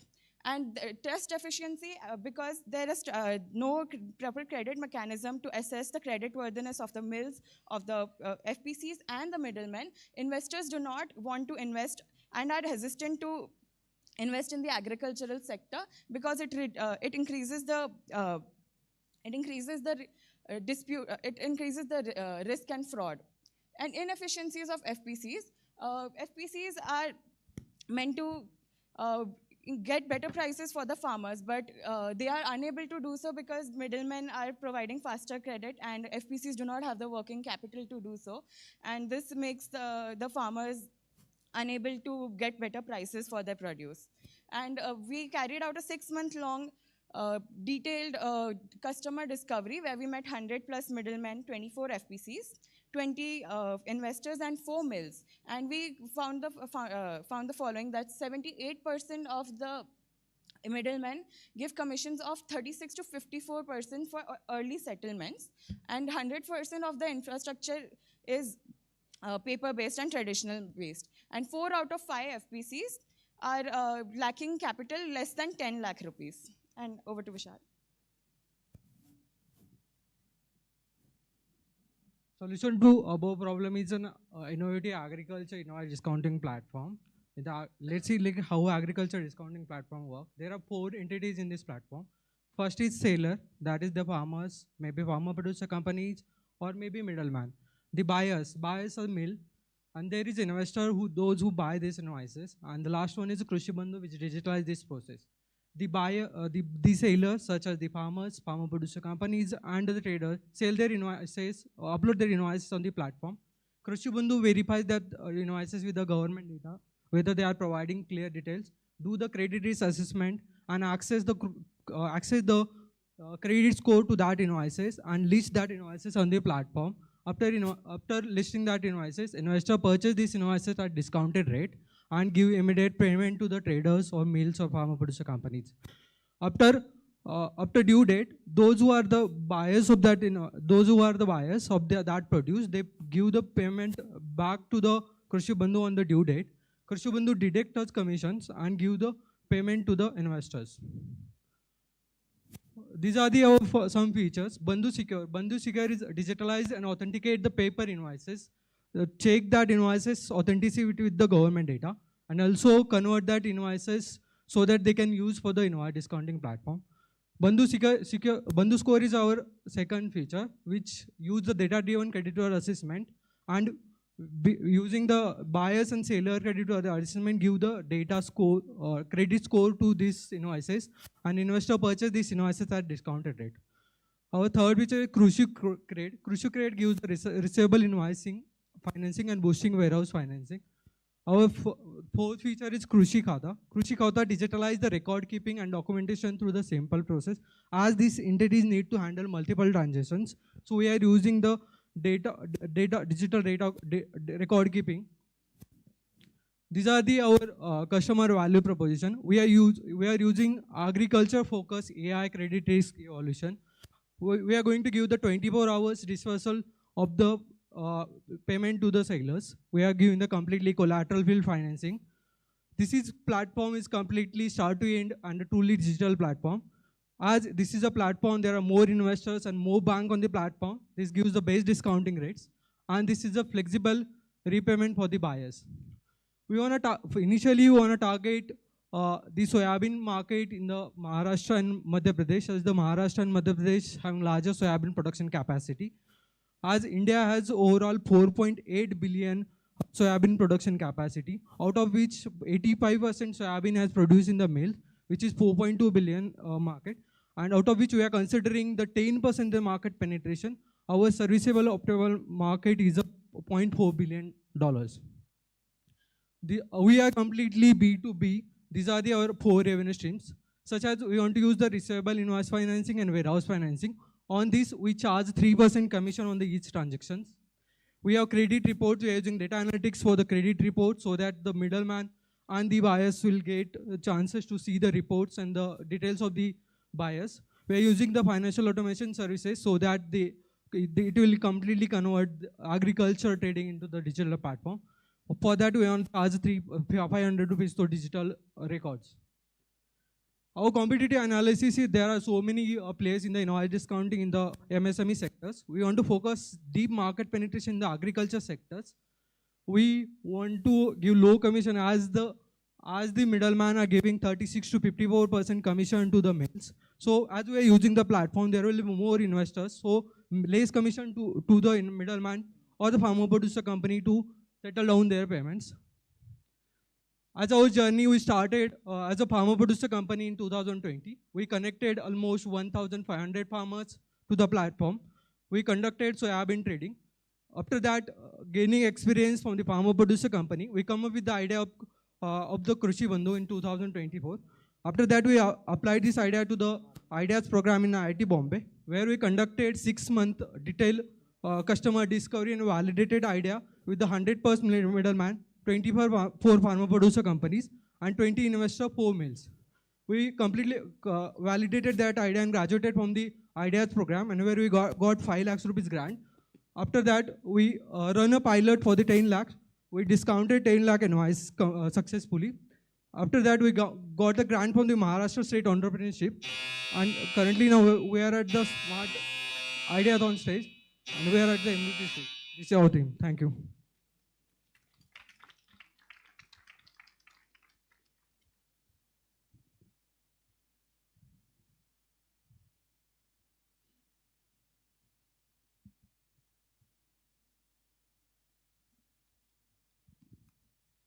Thank you. Thank you, sir. So actually, I'm not clear. Who is this meant for? Let me elaborate. Maybe you can pick up the question where it actually lands.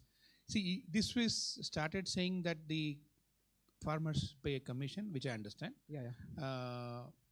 Everything doesn't go to mills, but let's say those things that go to mills. Yeah, 85% goes to the soybean. 85% soybean goes to the mills. Okay. So what is it? Who is getting benefited? The left side, middle, or the right side? It's like we want to target firstly for the middleman and farmer producer companies. If farmers have ability to fulfill the requirement of mills, they can also give directly to the mills, and they can benefit their invoices. We want to target those invoices are raised against the mills, because investors will be happy with those invoices as the mills have larger credit worthiness assessment. Okay, so is there something for the middlemen also? Yeah, if middlemen want to sell their invoices, they can also. But our more focus is farmer producer company. But we can't neglect middleman at this stage, as they are giving line of credit to the farmers. So we want to start some process with the already existing system. Once we are able to completely get with that, we can convert to the farmer producer companies, and farmers will get better prices accordingly. Okay, thank you. Thank you. How much revenue so far? It was just one invoice, and we discounted at 1% for the 10 days. It was informally we raised that invoice, but we are pre-revenue right now. Like we are developing the credit worthiness assessment tool right now. We have started collecting data. On that basis, we can. But to test this flow, you don't need an app or a score or any analytics, right? You're a marketplace in some form. There are two ends, and you're trying to be a broker between two ends. You don't need the tech to test the proposition. In the last year and a half, you would have got some pulse of, is this 3% viable? Is this 3% commission feasible, viable, sell side, buy side? As the mills are already discounting invoices of the middleman, they are discounting at 1 to 1.5% for the 10 days. No, I got that. Yeah, yes. What is stopping you from testing the proposition in the market? Yeah, like we have raised one invoice, but we need like fund for to raise the invoices. Like from the investors' perspective, like we don't have like investors so that they can purchase that invoices at the discounted rate.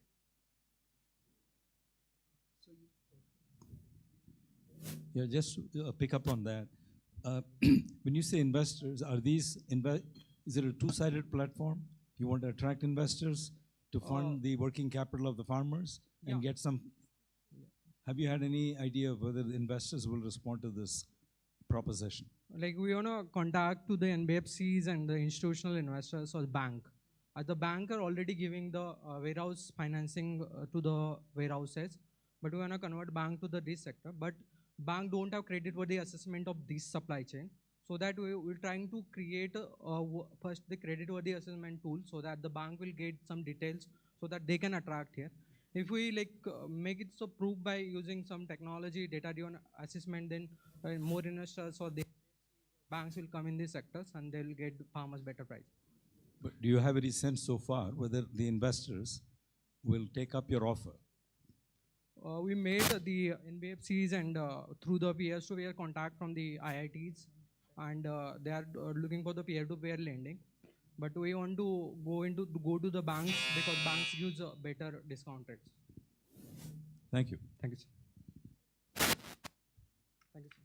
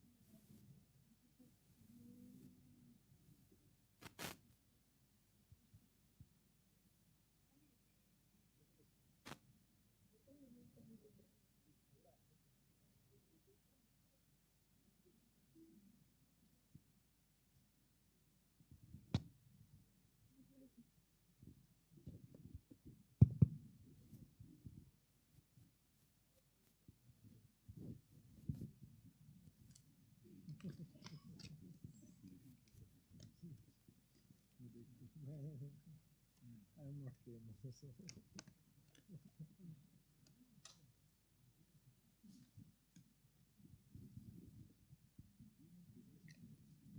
That's why I'm more concerned.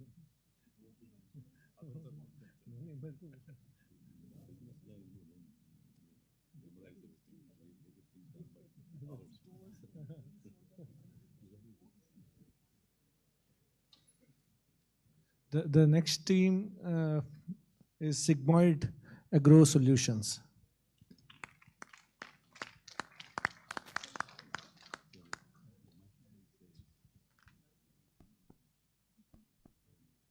Sigmoid Agro Solutions.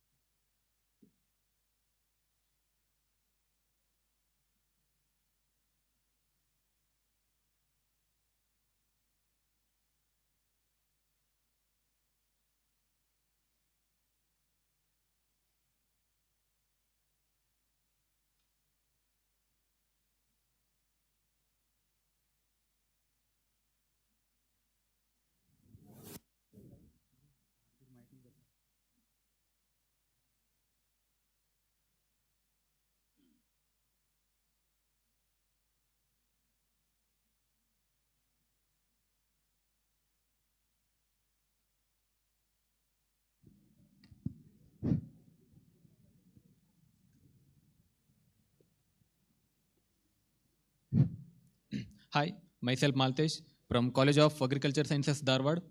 So I am the founder of Sigma Agro Solutions Agritech startup company. So let us start.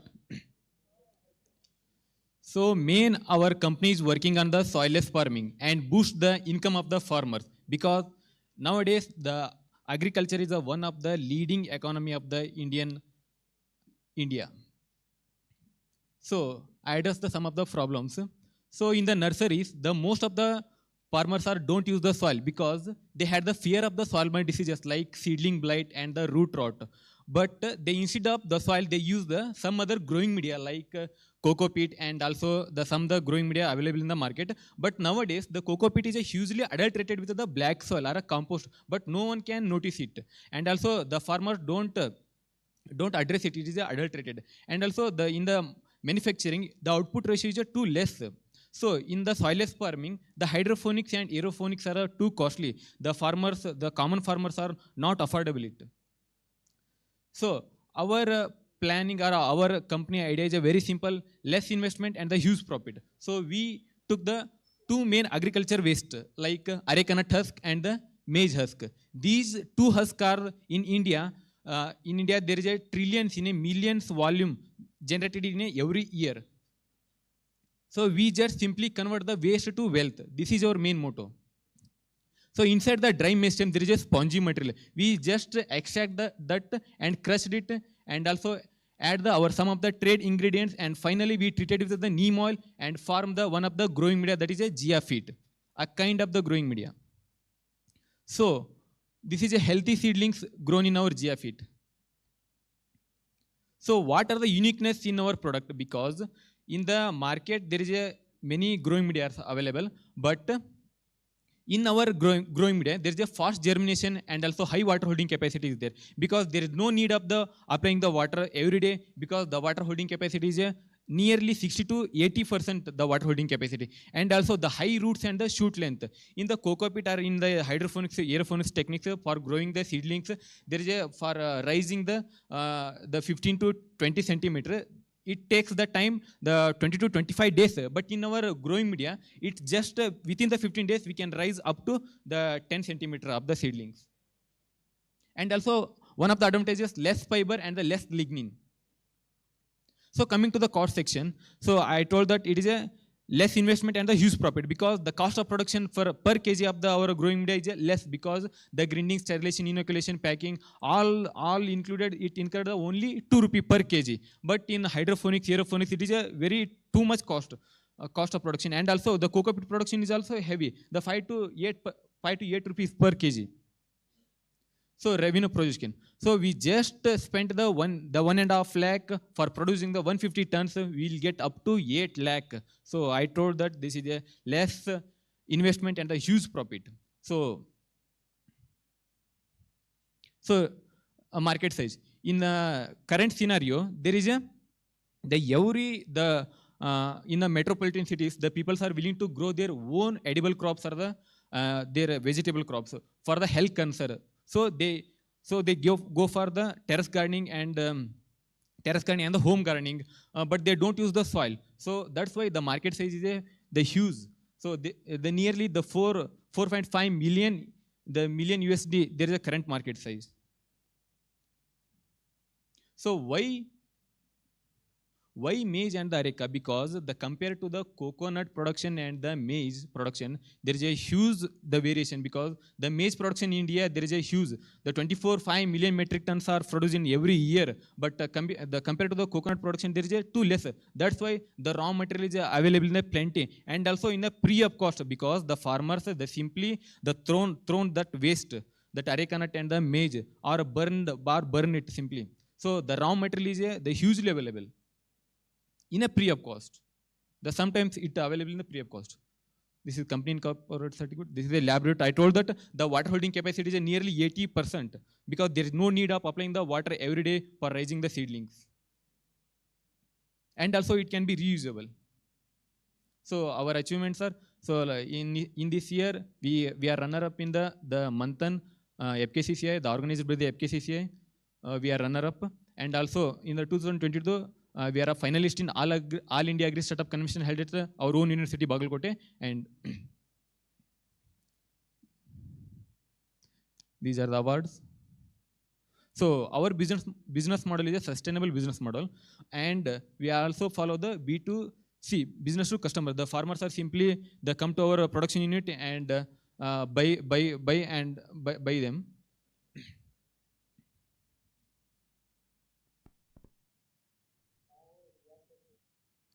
Because our main motto is to serve the farmers and boost the income of the farmers, because every farmers or every nursery farmer spend the 20 to 25,000 for just growing the seedlings in purchase of the growing media. But if they become use our product, they within the 10,000 they are fulfill their demands, because the farmer don't need a sympathy, they need a respect. We are all them respect. Thank you. If you want, please contact us.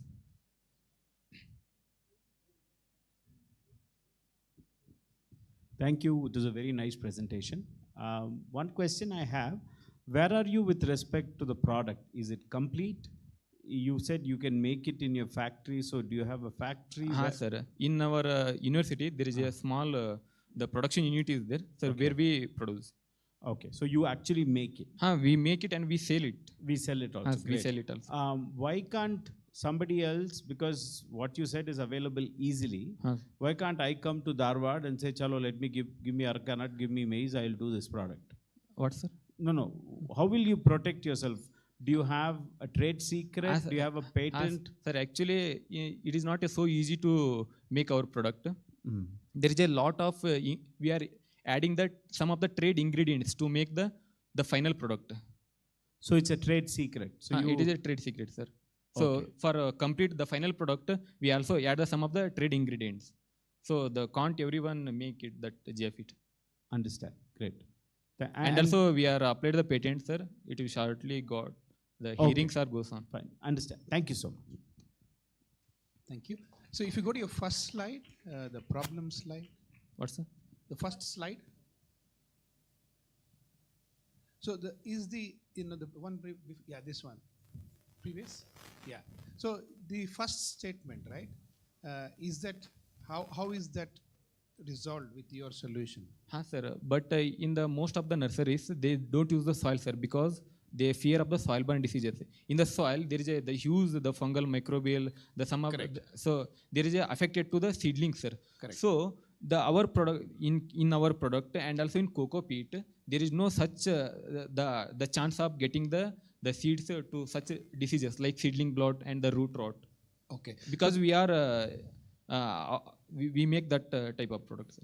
So in some cases they don't use the seedlings. For example, if you want to grow banana, you use the plant itself. Is that case is also your solution applicable, or only no, to sir. those seedlings? The banana actually it is not raised from the seeds, sir. Correct. So we just raise the seeds of the vegetables and some other crops. Correct. So my question is your product useful there also no, when sir. the plants are young? Sir. If in case they want to raise the banana seedlings, it is applicable, sir. Okay, not as any other plant as such. Sir. It should be already a seedling. Sir. Okay, thank you. A question about your raw material, you're saying it's available for free? Haan, sir. Because the farmers are throwing it away right Throwing now. But there's maybe a cost to collecting it because in large quantities. Haan, sir. Actually, sir, some farmers are not give the freely, but some farmers are the give freely, sir, because it is a waste. They simply the thrown in along the roadside or burn in their own land. So it is depend on the farmers. The most in case they give the freely. Okay, but even if they give it for free, the cost of collecting can sometimes be significant. I don't know if it is. If you want to do it in scale, in large quantities, then you have to collect it. Similarly, on the sales side, how do you distribute your product to farmers spread all over the state or all over the country? Actually, sir, our production unit in Dharwad, sir. So we just simply the sell to the surrounding districts, sir. But we are planning it, sir, to establish our production unit in different regions. So that's why we need the funding, sir. Okay. So you maybe you can even franchise or let others sir. develop similar units in other parts using your methods. Sir. Okay. Thank you. Thank you. I have. Do I have time? What, ma'am? Just couple of questions. What is? Can I go? What is the selling price compared to cocoa peat? 7 rupee, ma'am. And cocoa peat is how Cocoa much? peat is a nearly for standard cocoa peat. It is a 15 rupees or 13 to 15 rupees. It varies. But our product is only 7 rupee. 7 rupee per kg. Okay. And sir did mention, you are using it for seedlings. Can I use it as a potting mix for mature plants also? Ma'am. Yes. So I have been using cocoa peat. I'm an ardent gardener. I've never had a problem with cocoa peat. So for me, the advantage only seems to be the price. Because if you miss cocoa peat for neem khali, you anyways take care of the microbes and stuff like that. So the advantage seems to be only on the price side. I have not had any problem using cocoa peat for more than a decade. So But ma'am, actually for production, we took the 20 kg of the coconut. Only we will get the only 5 to 6 kg of the complete production. So the rest of it is a waste. So that is in the cost of manufacturing. In the manufacturing of the cocoa peat, so there is the less output ratio. Okay. Thank you. Thank you so much. It was very good. Thank you.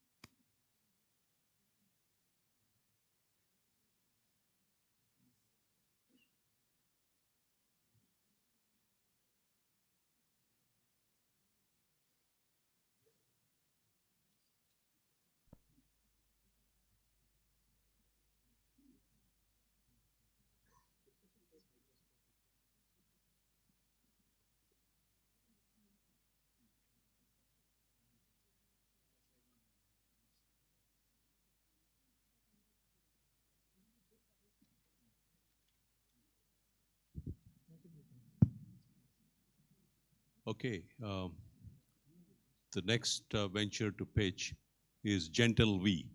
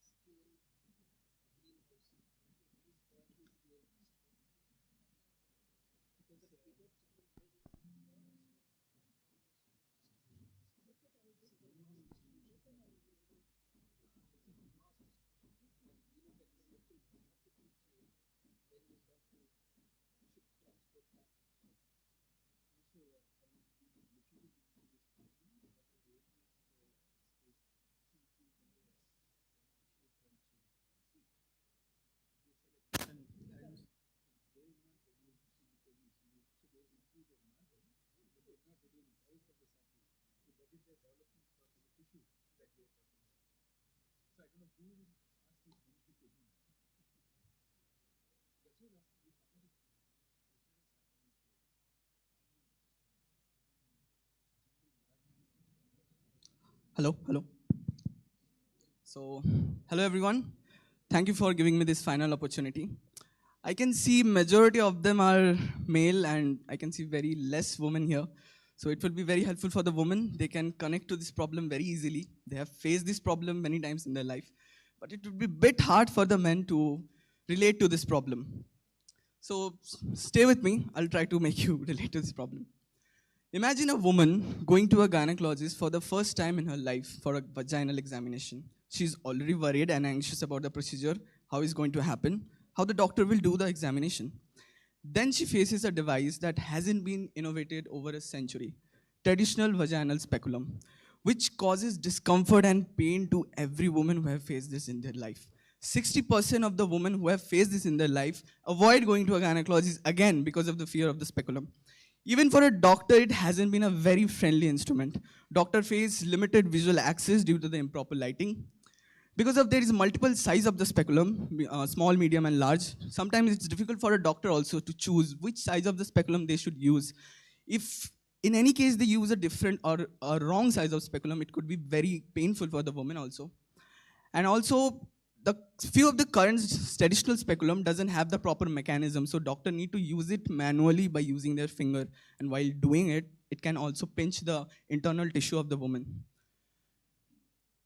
So to solve all these problems, we are coming with 4 expandable petals, which will be much more slimmer and leaner than current traditional speculum. And when all these speculums blades are closed, it should be as thick as your thumb for a better insertion, expansion as a removal. For better visualization for the doctor, we're using a ring-shaped light so they can have a better visual access for the interior of the woman's vagina. And for the adjustable expansion of our speculum, it can be suitable for every woman's anatomy. So doctor no need to use multiple speculum. It can be used suitable for every woman's anatomy. This is the basic 3D model that we came up. Can you just play the video?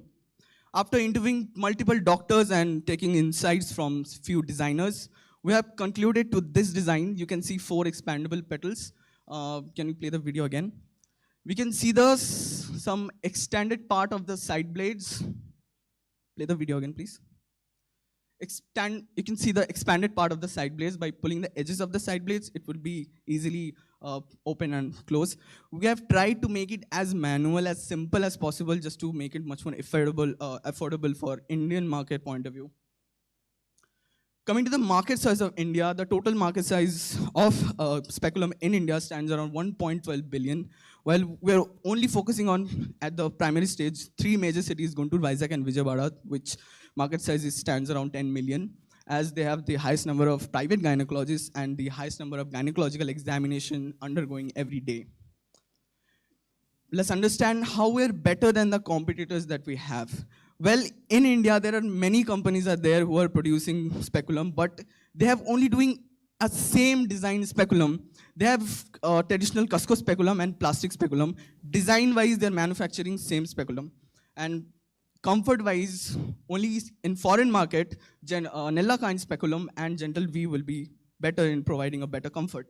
While coming to illumination, few of the plastic speculum in Indian market, they're providing removable light. So every time, as it's a single-use speculum, every time you have to change the speculum, but you can use the same light for every vaginal examination. Coming to adjustability, Cusco traditional speculum, plastic speculum, and buffet speculum can be opened up to a certain limit, while in foreign markets, Nella speculum and our Gentle V can be opened up to ideal size as the requirement of the doctor. Coming to the material, Cusco steel speculum is made of steel and can be reusable. Coming to the plastic and the buffet speculum, they are made of plastic that can be used for only single time. So doctor need to change it every time they use it. Coming to Nella speculum, they are making it from medical graded polymer called polypropylene, which can be usable. And coming to us, Gentle V, we thought of making it out of steel only, but we'll use a ceramic or a nylon coating over it to make it much more durable and sterilizable for a longer period of time. And coming to affordability, you can see, except Nella speculums, all other speculums are coming with an affordable price range, including us. If you see the Nella speculum price, it comes around 14,000 a piece. And the current speculum that used by the doctors, comes around 500 to 1,000. So we have thought of making our speculum as much affordable as possible. The estimated price would be 1,000 to 1,500 only. This is the business model that we have built for our speculum. There are many information there we try to make you understand, but we want you to focus in three things. Our primary target users, which will be the multi-specialist gynecological hospitals and gynecological clinics. And through the third-party medical instrument distributors, we'll be selling it, and also we'll be selling it on online platform as well. There is an estimated revenue model. If you sell at least 100 speculum every year to 50 hospitals, we'll be generating 50 lakhs of revenue every year. Let's understand what is the value we are going to provide to our patients as well as the doctors. We're going to reassure the experience of the woman with our better design speculum, so they can feel much more confident while going through their routine gynecological checkups. For a better visualization with our adjustable ring-shaped light, we're going to provide a better visual access for the doctors. And with our customizable feature, our speculum would be a universal fit speculum. It will be go-through and suitable for every woman's anatomy. And with our autoclip design, it would be much more affordable and longer period of time it can be used. Let's meet our team. My name is Shushavan Ghosh, the founder of Gentle V. Nakarada Madhusunanda, our co-founder. Our mentor, Monica Gaud, and Rajam Chandramouli sir, who helped us through us designing patent issues and all. And all the doctors in GYM, sir, we have met other doctors in Visakhapatnam, including Hospital Apollo, Pinnacle, and AIMS. But doctors in GYM, sir, they helped us throughout the entire journey with every inputs. Every time we had a doubt, we went to them and they has helped us. Even they has helped us with borrowing an actual speculum to understand the dimension of the speculum. They have they have allowed my teammate to go through an actual examination so we can actually see what is going on in the examination, how a woman is reacting to it. And thank you, that will be all. You can ask a question. Okay.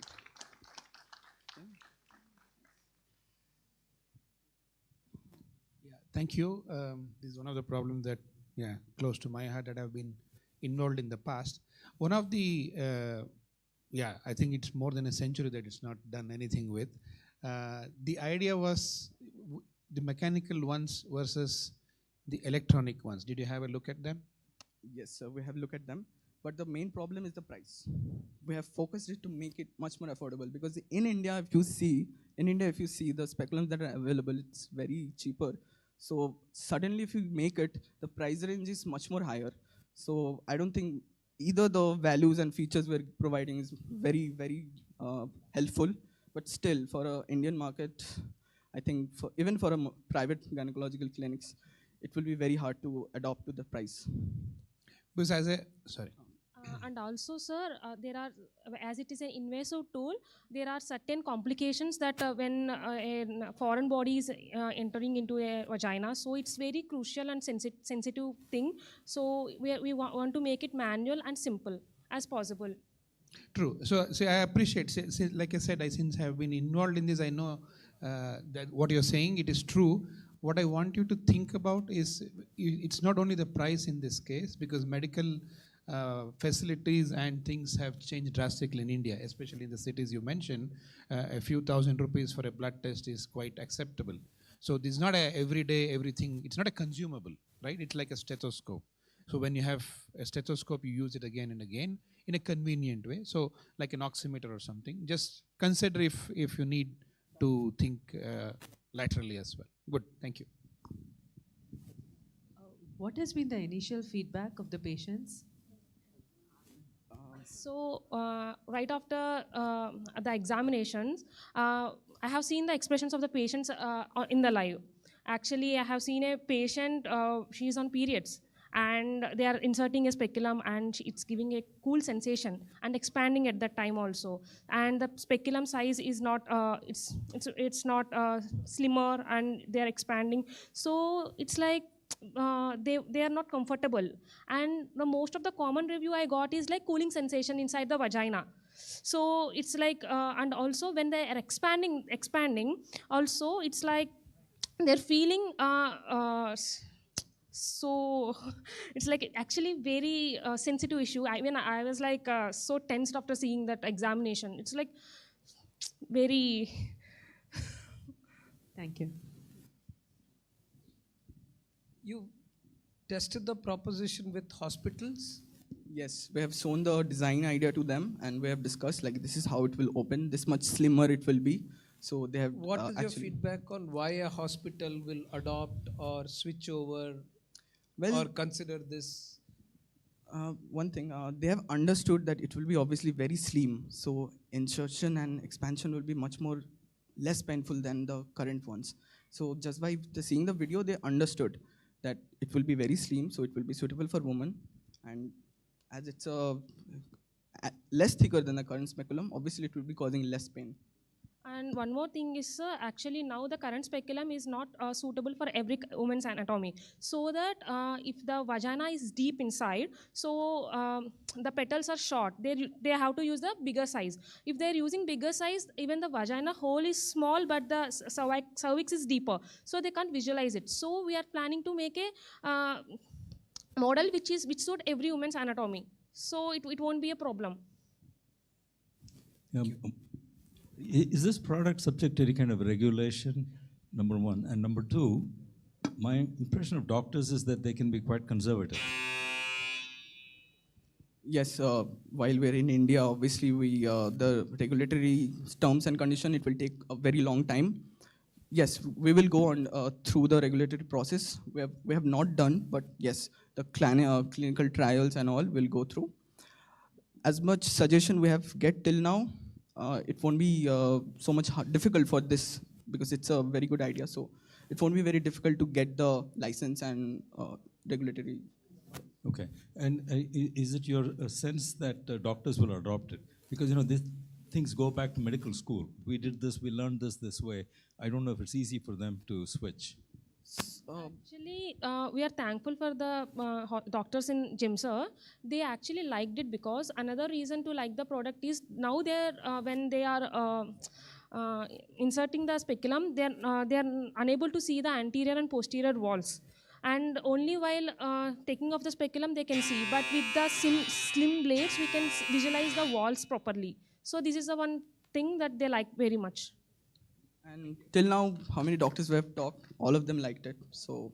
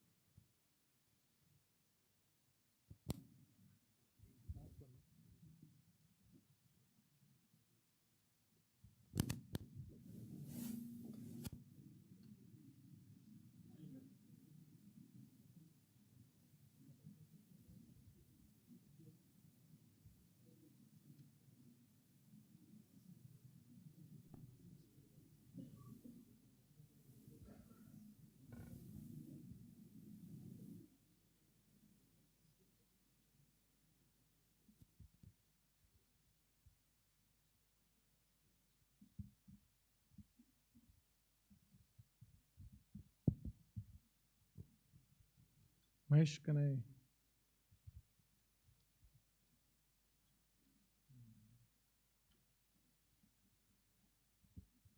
So the last team presenting in SmartIDEAthon 2024 finale is Oxitec. And well done, guys. Well done. The rest of the 24 teams, you have done very well. So all the very best. Oxitec.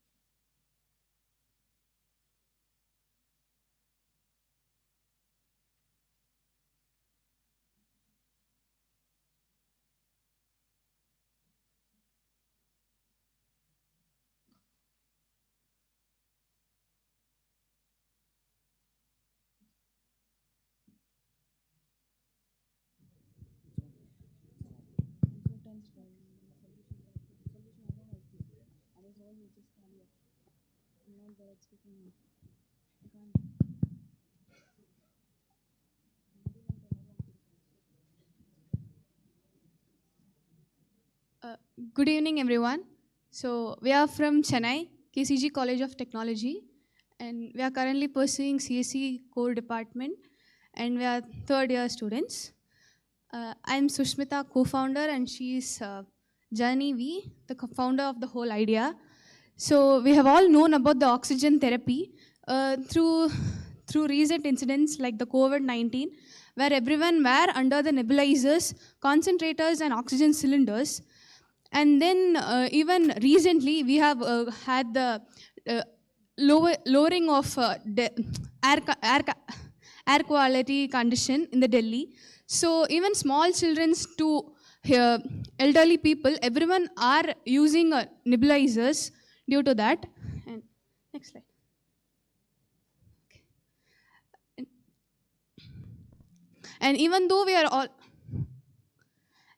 we are using the oxygen nebulizers, most of them are actually using it after the treatment in their homes, where only the family members are taking care of it, and where it leads to the burden of them in physical, emotional, and economic forms. And later, for a middle class Indian, it almost pushes them to poverty and almost below the poverty line, while using the and if we come to the rural side sectors, the manual monitoring is almost 30 manual adjustments of the O2 flow. And then even in government hospitals, the inadequate oxygen dosing has almost led to 1.5 million deaths annually in India. And then the healthcare professional shortage in the rural areas is almost 1:10,000 doctors. So these are the problems that actually motivated us to look deeper into the situation.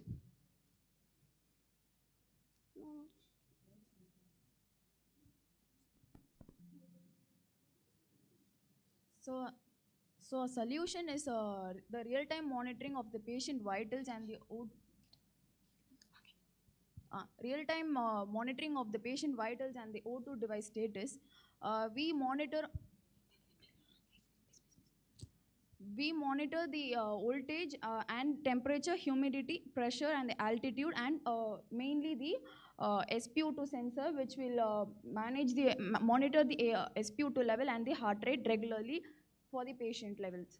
We even monitor the flow of the oxygen continuously to monitor the flow of the oxygen sources, which monitors all the adjustments also. Like we even do the automatic adjustment and the manual adjustment through the application and web dashboards. Next, our main UVP is our product can be seamlessly integrated with any type of oxygen sources. We even provide the industry standard compilance. Also, cloud-based integration with any type of PHRs. We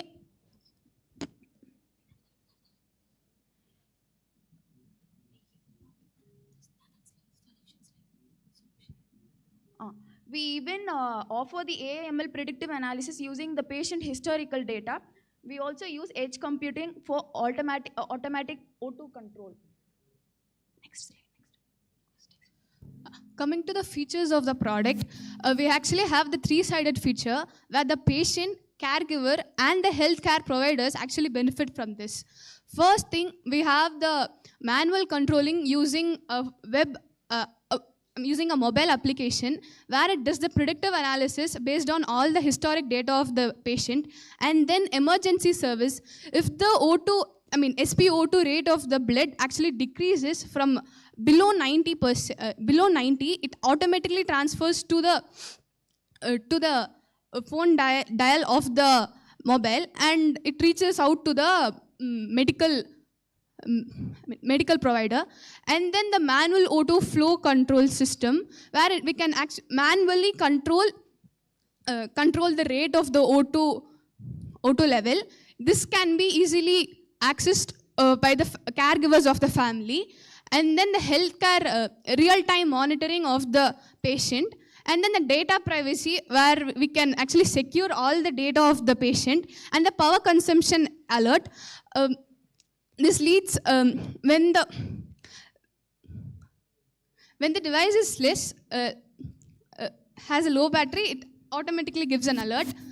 And a mobile application is used for 1v1 actually. One caregiver can monitor the one patient. A dashboard is used by the doctors to monitor several patients. Coming to the benefits, it reduces the workload of the caregiver and the healthcare providers. It gives a real-time combined collaboration, and it also significantly reduces the departmental time of the doctors. And coming to the patients, it gives a personalized and effective treatment. And we can also reduce the readmissions of the patients when they come to the next checkups or next treatments for their care. Coming to the impacts, we can significantly reduce the time they allocate for each and every patient from 20 to 30 minutes.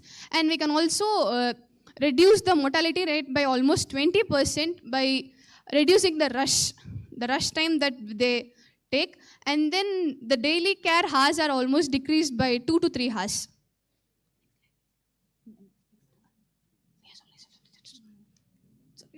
TAM is actually the patients who require O2 therapy. All the patients who require O2 therapy. SAM is the main targeting of the people who require home therapy, like COPD patients, cancer patients and all. Third SOM is the people who used in the hospitals for O2 therapy, like the patients who are recovering after post-surgery and all. Our competitors are basically Apollo Home Care, O2matics. Apollo Home Care and O2matics are concentrator-based real-time monitoring competitors. Metal and Tenovi are healthcare monitoring applications. Next. Our business model is we targeting from the NGOs, government hospital, corporate hospital, and equipment providers. Through them only we target the patients. By NGOs, we also target the palliative homes also. Next.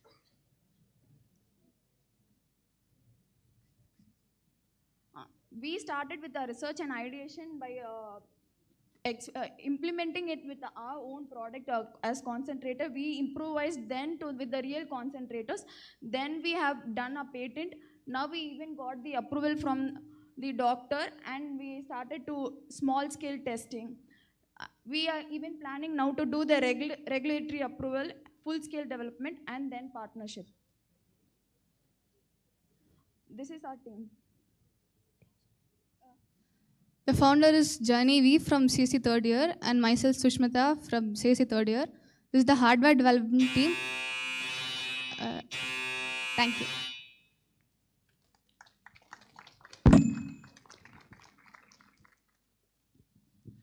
Thank you guys, Janani and Sushmita, great job.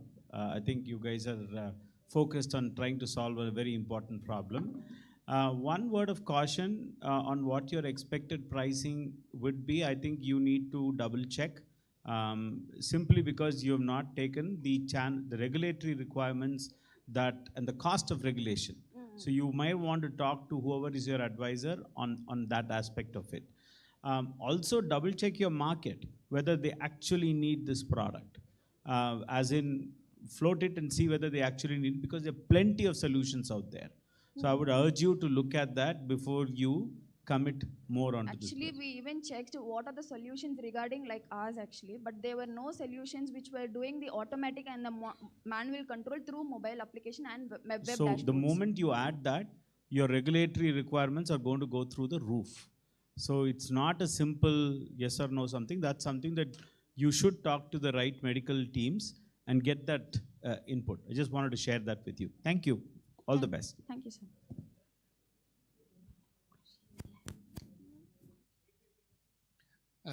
Thank you. I think it's a very good input that you just heard. See, in the case of a caregiver at home, it's still somewhere the manual control is applicable, right? Is that your main proposition? No, sir. Yeah, I can hear you. Yeah. So in manual control, if a patient is at home and the caregiver has to go somewhere nearby or somewhere, at that time if their SpO2 level drops or something, they'll get an alert from the mobile application that it is an emergency care. You have to improvise the flow rate actually. So Okay. by that time we can no need to rush to home or something like that. We can automatically adjust through the mobile application. If they can't take their mobile, if they don't get the alert, they're not having the mobile phone at that time, they can, after few minutes it will do automatic control through edge computing. We have done like that actually. After 5 minutes, if they're not conscious about the mobile application, it will do automatic control. Okay, I think that's exactly the feedback. So the first one is still okay. Second one, you have to be extra careful because you're taking a decision. Yes, sir. Okay, good. That Thank you. one, the extra care we are doing only for the patients only with 90 to 95% only. Below that, that is a critical one because they are like more like in the hospitalizations.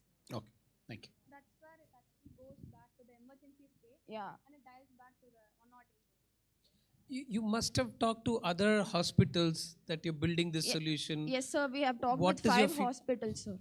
What is your feedback on what they are currently doing? Why will they adopt this? Why will they not adopt this? Actually, They're already doing something, right? There is already an existing set of monitoring methods for oxygen yeah, SpO2 monitoring levels. methods. So what is your feedback on why do you think they would, which means they have to take out their current system, put your system. Why would they adopt? Why would they not adopt? What have you heard? Monitoring system will increase the man hours because they will be having the real monitor side. Correct. No, tell me what you've heard from the hospitals. Yeah, they said What have like, they told you? They said like we'll be monitoring with the monitor nearby the patient and we'll be constantly checking up there every 2 hours like once. They'll be having some time checkup times. But to avoid the checkup times, we can even have a dashboard and we can monitor 10 patients with 1 doctor at a place actually. And it also give the alerts directly to the dashboard that this patient in this room number is critical. So at that time, they can even go and check up. And when you spoke to the hospitals about this, did they think this was a good idea? It increases their workload? No, not increasing their workload. It decreases their workload actually. What did they tell you? They say like it's it is a good one actually, but you should be getting the security side of thing, like whether it is really assurable or not. That test results you have to be claiming like it's like proper one. That is the only thing I think they were like concerned about.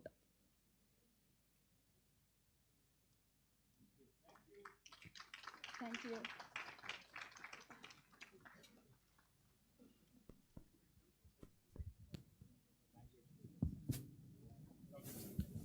All right, that was the last pitch.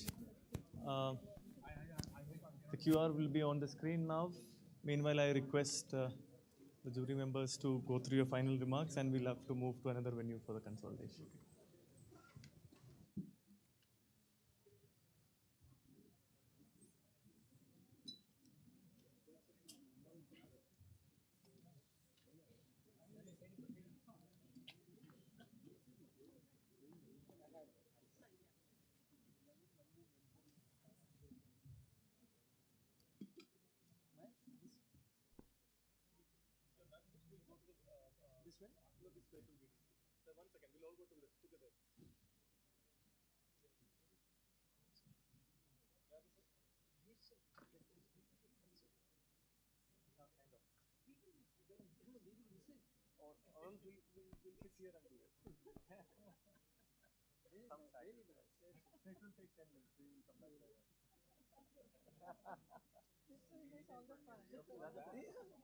That's mine.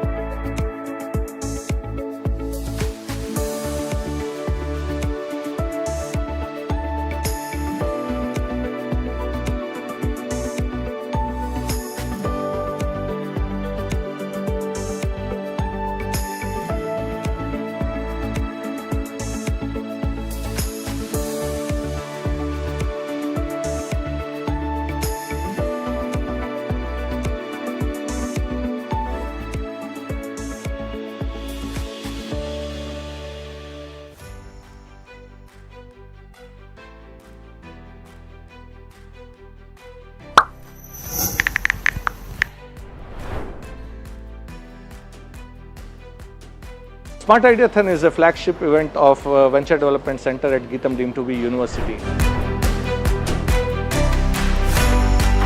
This is the 5th edition of SmartIDEAthon. These 5 themes are very strongly aligned with our new incubator, which is funded by Department of Science and Technology. Multiple universities are coming together to pitch in their ideas as to say what works for the society, what works for the entrepreneurs, what works for the venture development professionals. This year we have prizes worth 75 lakh rupees, and that's not all.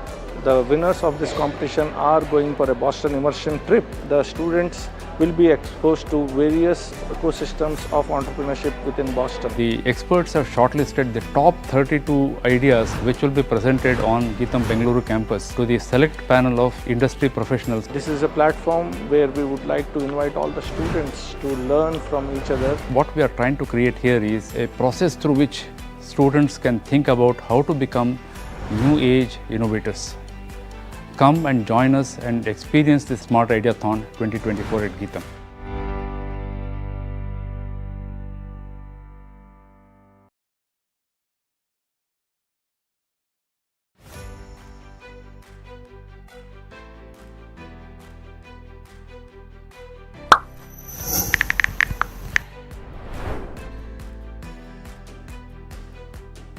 SmartIDEAthon is a flagship event of Venture Development Center at Geetham deemed to be University.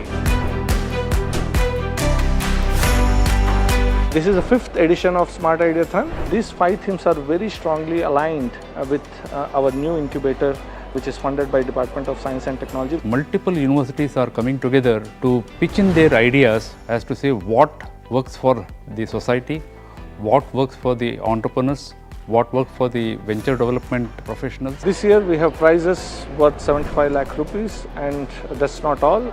The winners of this competition are going for a Boston immersion trip. The students will be exposed to various ecosystems of entrepreneurship within Boston. The experts have shortlisted the top 32 ideas which will be presented on Geetham Bengaluru campus to the select panel of industry professionals. This is a platform where we would like to invite all the students to learn from each other. What we are trying to create here is a process through which students can think about how to become new age innovators. Come and join us and experience the SmartIDEAthon 2024 at Geetham.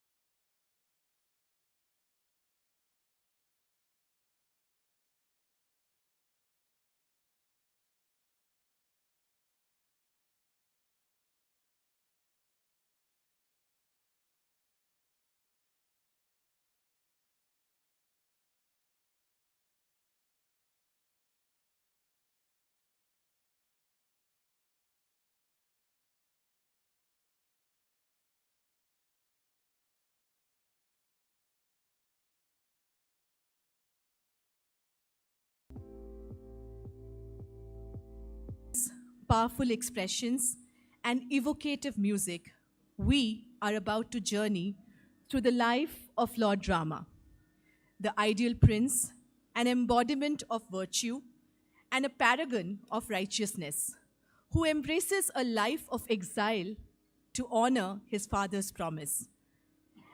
As we go through Ahalya's freedom, the divine union of Rama and Sita, the devotion of Sita, the narrative reaches its crescendo in the epic confrontation between Rama and the mighty demon king Ravana, a clash that symbolizes the eternal struggle between dharma, righteousness, and adharma or unrighteousness. Join us for a mesmerizing dance drama performance by the Department of Performing Arts, School of Humanities and Social Sciences, that brings to life the timeless Ramayana. This performance is not just a retelling of an ancient legend, but an artistic homage to the universal values it embodies: compassion, resilience, and the power of truth. On stage, we have Dr. Divya, Dr. Anita, Miss Anjali, Miss Shrija, Miss Panjami, and our very own Geetam students, Chitra Shri from the School of Humanities and Social Sciences, and Ashita from the School of Technology, accompanied by our faculty, Mr. Sunil Kumar on the vocals, and Mr. Shrikant on Mridangam, and our guest, Mr. Madhusudanan on the violin. Thank you.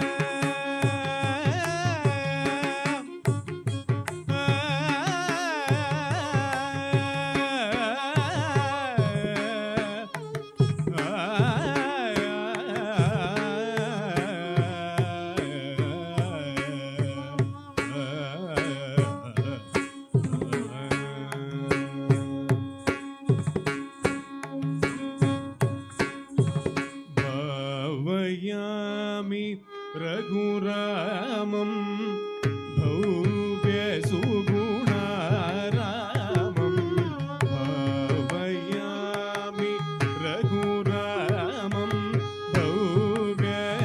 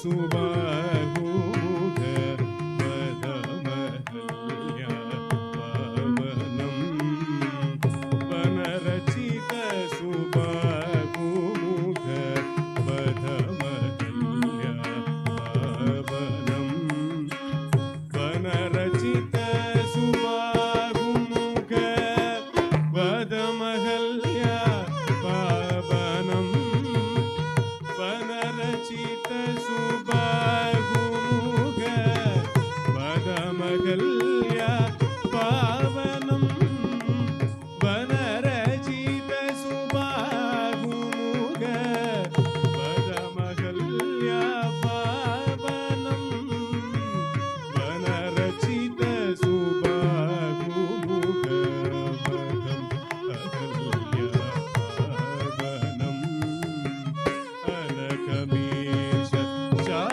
चापभङ्गं जनकसुता प्राणेशम् अनकमीश चापभङ्गं जनकसुता प्राणेशम् अनकमीश चापभङ्गं जनकसुता प्राणेशम् अनगमीश चापभङ्गं जनकसुता प्राणेशम् अनगमीश चापभङ्गं जनकसुता प्राणेशम् अनगमीश चापभङ्गं जनकसुता प्राणेशम् अनगमीश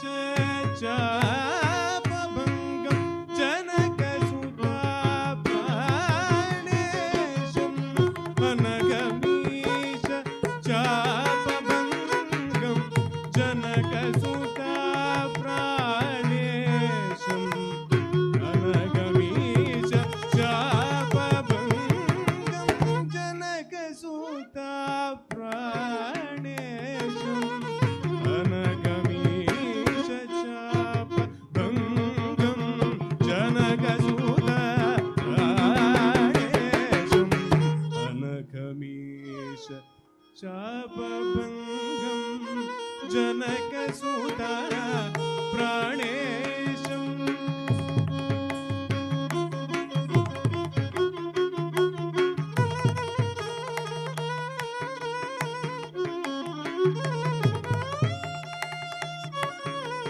अनगमीश चापभङ्गं जनकसुता प्राणेशम् अनगमीश चापभङ्गं जनकसुता प्राणेशम् अनगमीश चापभङ्गं जनकसुता प्राणेशम्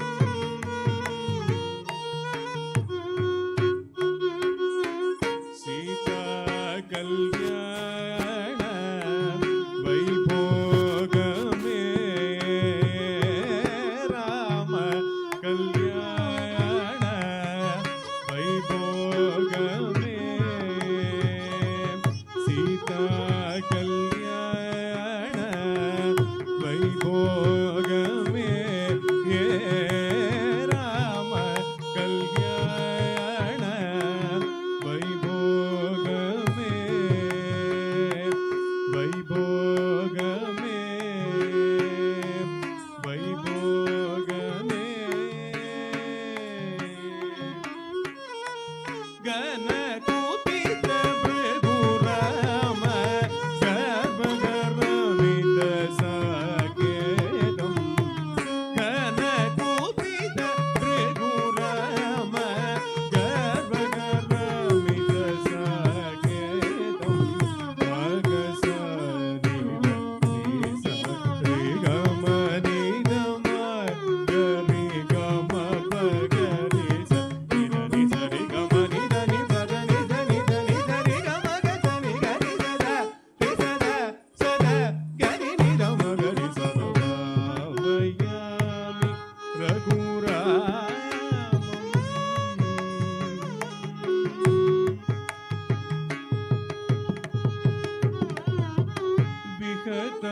अभिषेकमध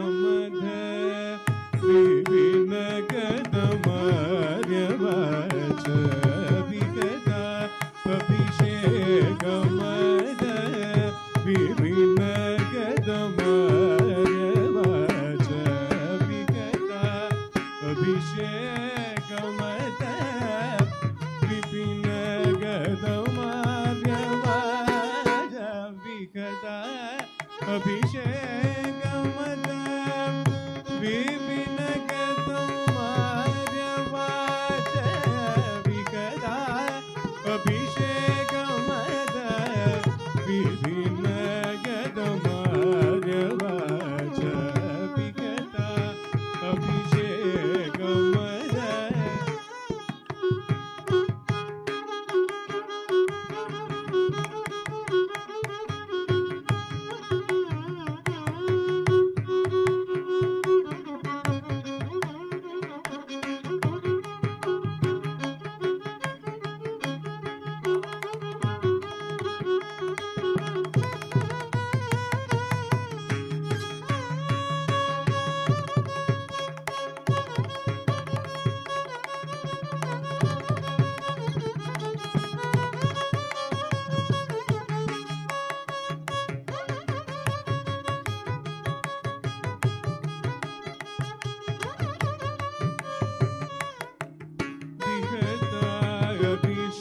अभिषेकमद विपिनगतमार्यवाच विगता अभिषेकमद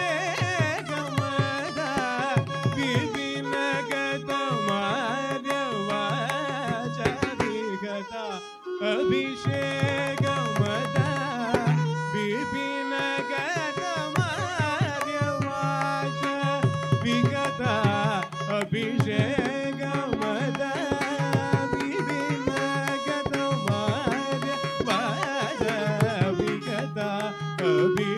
विपिनगतमार्यवाच विगता अभिषेकमद विपिनगतमार्यवाच विगता अभिषेकमद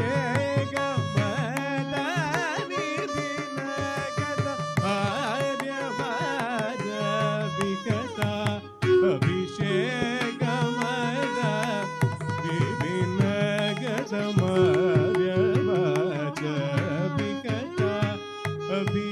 अभिषेकमद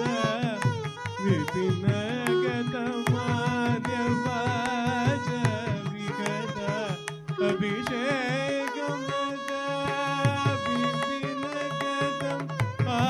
विपिनगतमार्यवाच विगता अभिषेकमद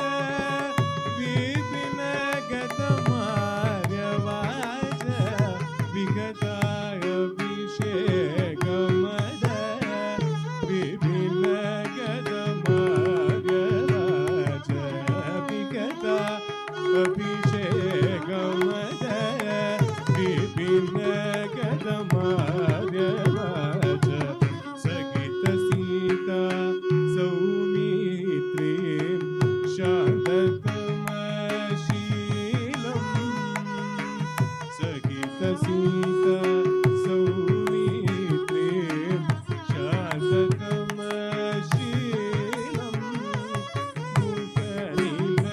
मुखनिलयगतं चित्तकूटागत भरतदर्शनम्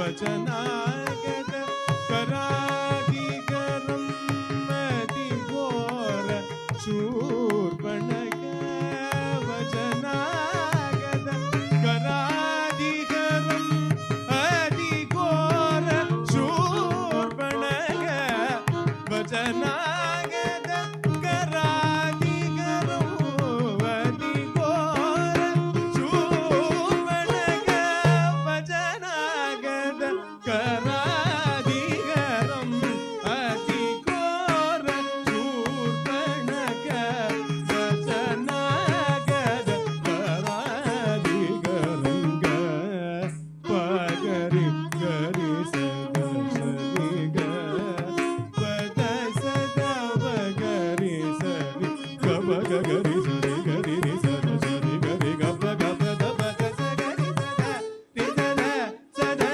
गरि रि नम गरि सदा भयामि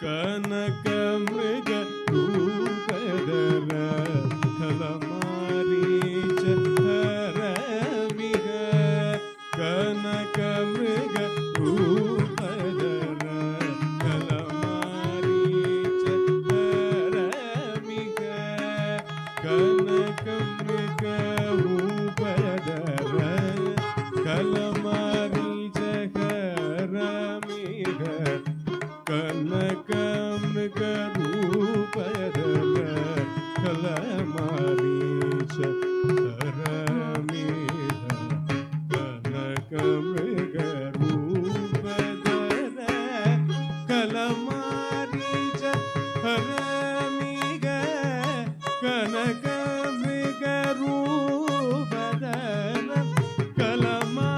कलमारीच हरमिग कनक मृग रूपधर कलमारीच हरमिग कनक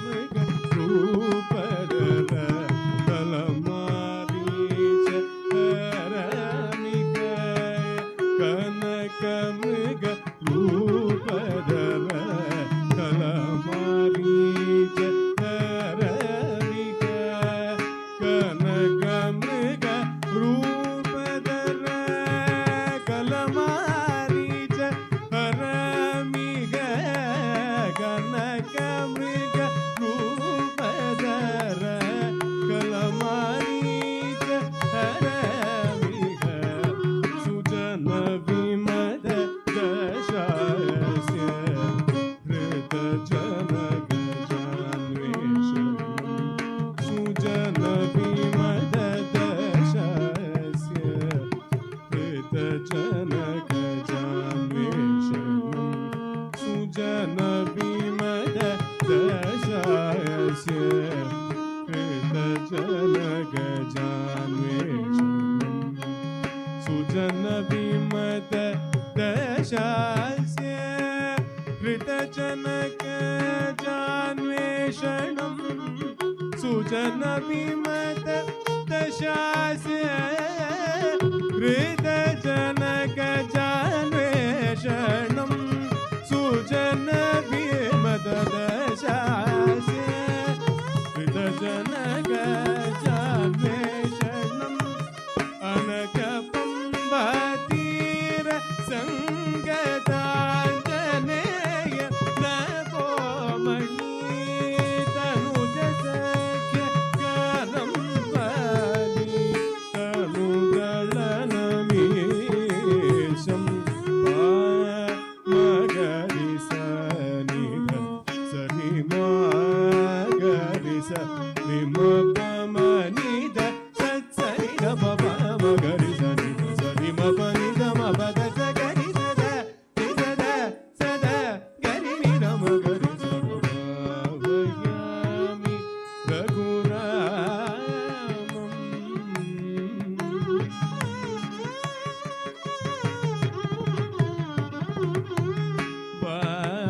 वानरोत्तम सहित वायुसून करातीत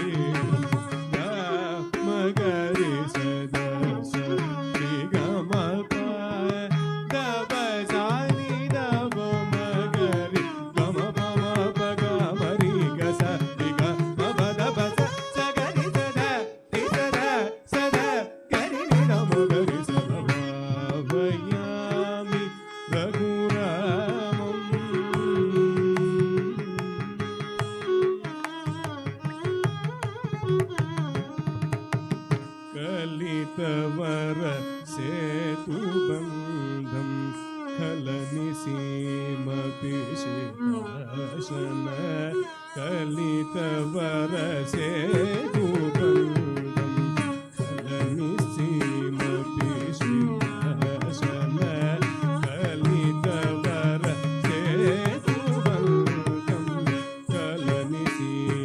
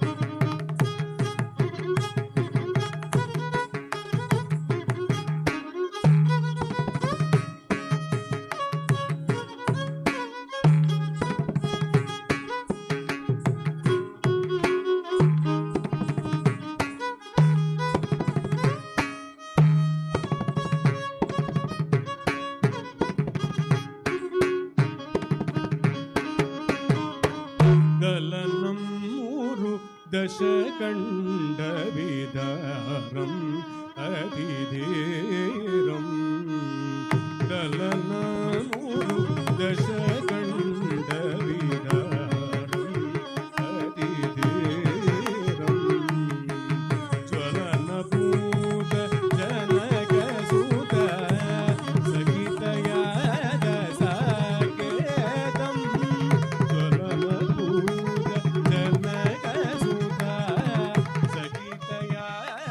साकेतम् विलसित पट्टाभिषेकम्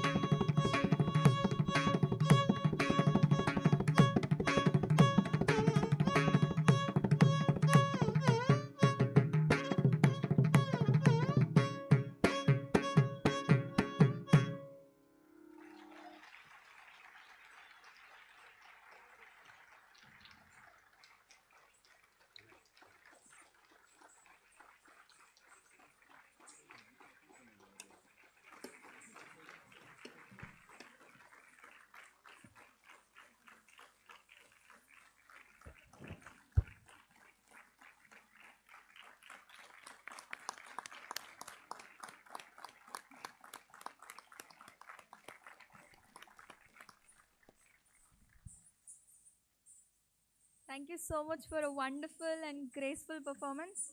Now, I would like to invite Mr. George Philip, IT Manager, onto the stage.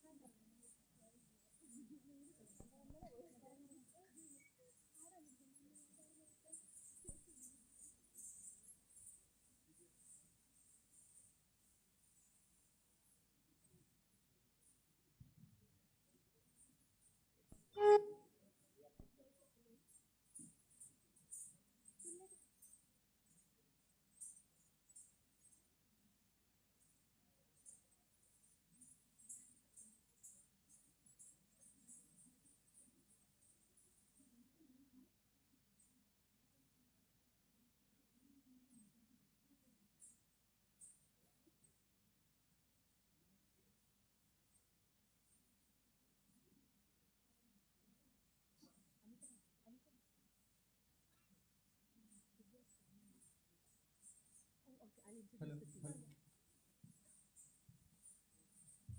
Hello. Hello.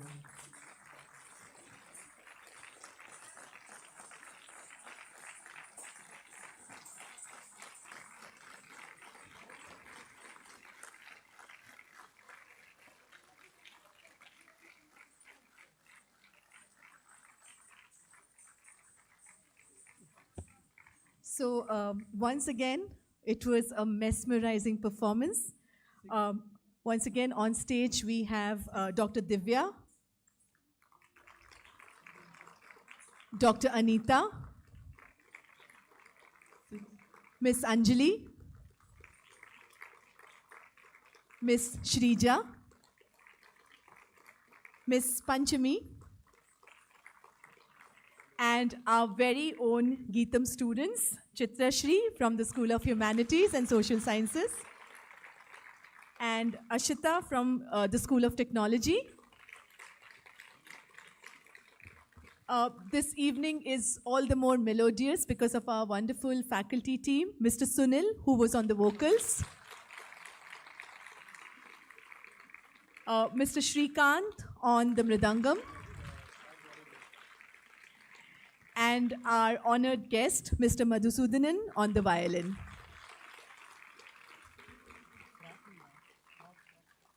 Thank you.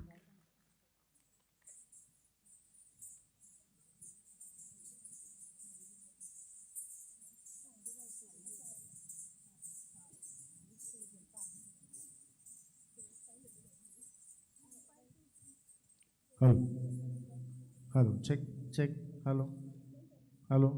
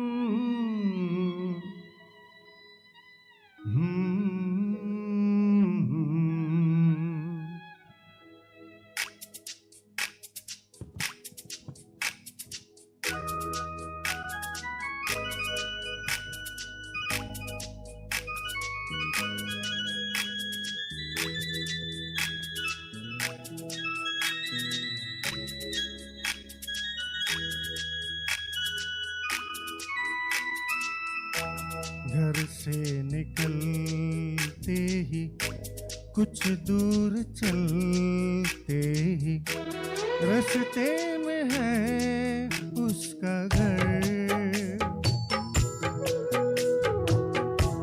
कल सुबह देखा तो हाल बनाती वो खिड़की में आई नजर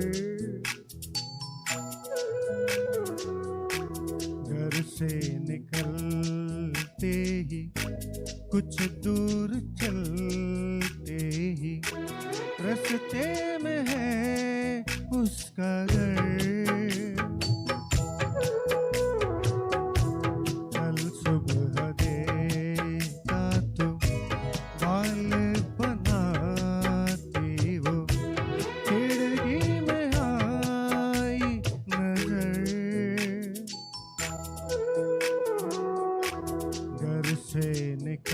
चलते ही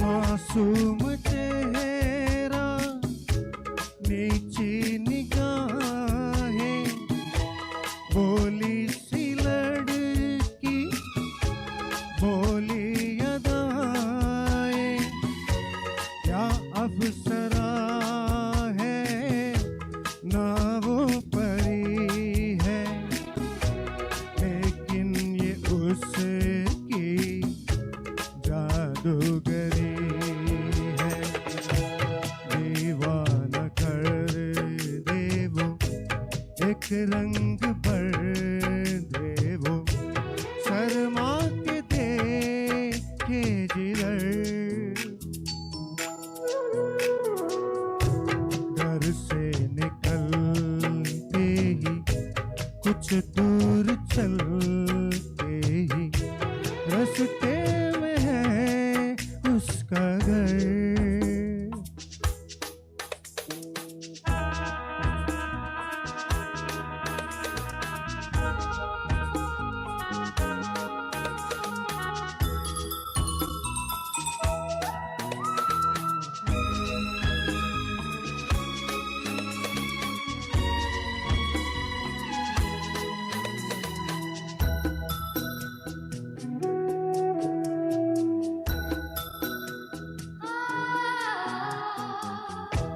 करता हूँ उसके घर के मैं फेरे हंसने लगे हैं अब दोस्त मेरे सच कह रहा हूँ उसकी कसम है मैं फिर भी खुश हूँ बस एक गम है जिस प्यार करता हूँ मैं जिस पे मरता हूँ उसको नहीं है खबर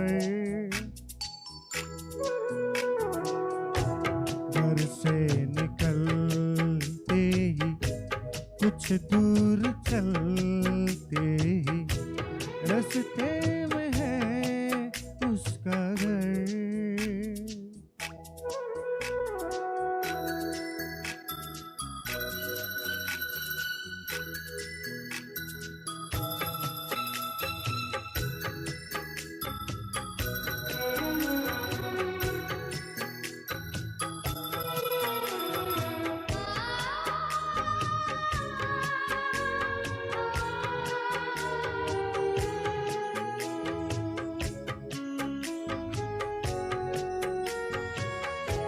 लड़की है जैसे कोई पहेली कल जो मिली मुझको उसकी सहेली मैंने कहा उसको जाके ये कहना अच्छा नहीं है यूं दूर रहना कल शाम निकले वो घर से टहलने को मिलना जो चाहे अगर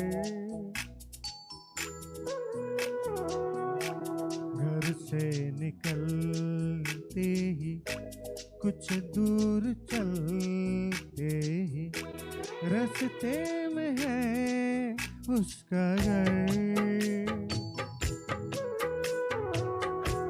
कल सुबह देखा तो बाल बनाती वो खिड़की में आई नजर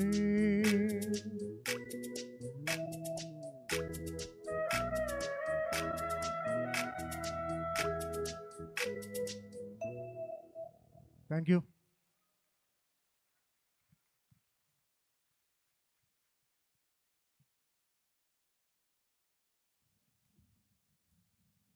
Thank you so much, sir. It was so gentle and soothing. Now I would like to invite Ms. Dr. Monica Daniel onto the stage.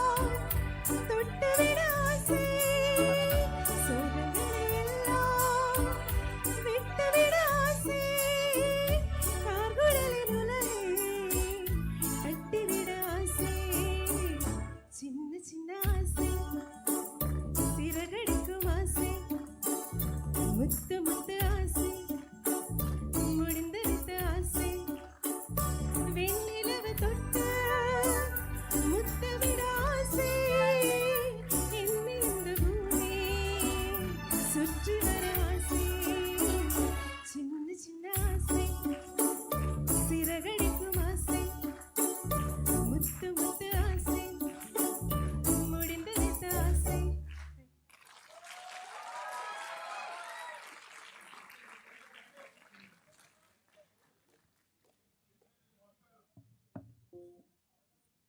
Thank you so much, ma'am. I didn't know you had such a wonderful singing voice. And it's a favorite song for our squad. Now, I would like to invite Mr. Sachidanand PS, Project Associate.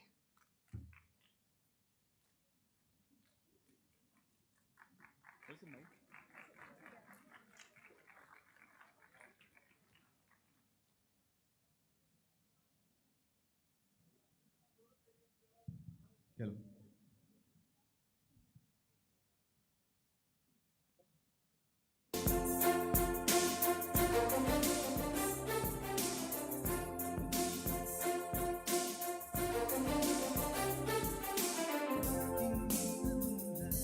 I'm thinking of you, listening to the raindrops. I'm thinking of you. ഇളമാൻ കണ്ണിലൂടെ I'm thinking of you. ഇളനീർ കനവിലൂടെ I'm thinking of you. Hey, Saloma. Oh, Saloma. Hey, Saloma. Oh, Saloma. Walking in the moonlight, I'm thinking of you. Listening to the raindrops, I'm thinking of you. ഇളമാൻ കണ്ണിലൂടെ I'm thinking of you. ഇളനീർ കനവിലൂടെ I'm thinking of you. Hey, Saloma. Oh, Saloma. Hey, Saloma. Oh, Saloma.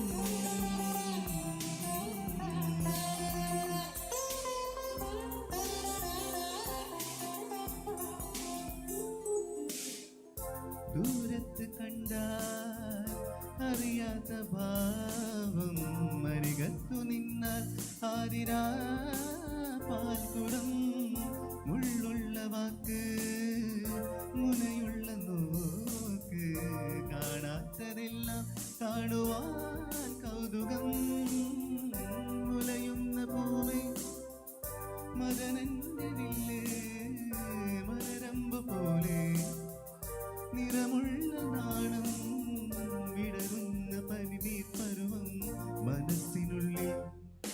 ഹേ സലോമ സലോമ സലോമ ഹേ ഹേ സലോമ സലോമ സലോമ ഹേ സലോമ സലോമ സലോമ ഹേ ഹേ സലോമ സലോമ സലോമ ഗ ഗ ഗ പരി സ സ സരി. I'm thinking of you. ഇളമാൻ കണ്ണിലൂടെ I'm thinking of you. ഇളനീർ കനവിലൂടെ I'm thinking of you.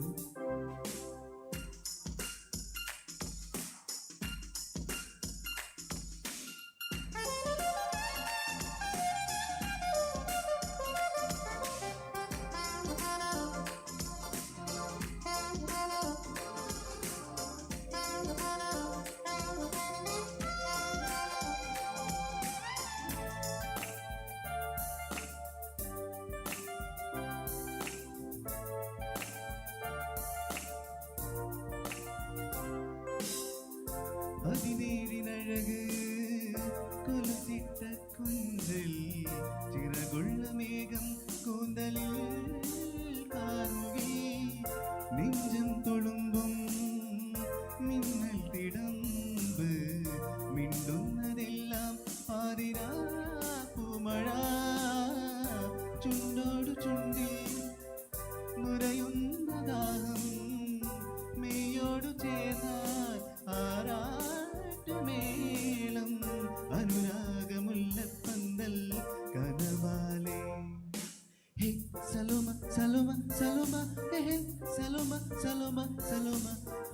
Saloma, Saloma, Saloma, hey, hey, Saloma, Saloma, Saloma, ga ga ga parisa, sani da sa sari, ga ga ga parisa, sani da sa sari.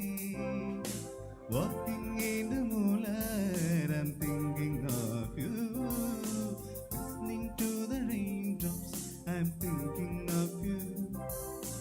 Ilaman kannilude, I'm thinking of you. Ilanir kanavilude, I'm thinking of you. Hey, Saloma, oh Saloma, hey Saloma, oh Saloma.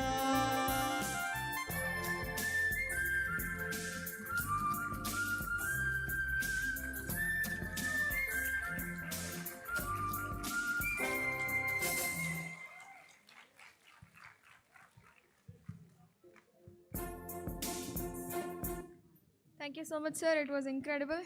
Now, I would like to invite Mr. Sunil Kumar MP, Assistant Professor.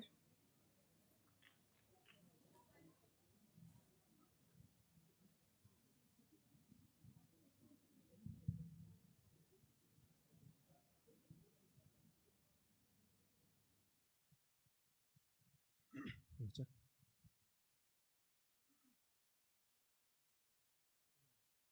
Hello, check.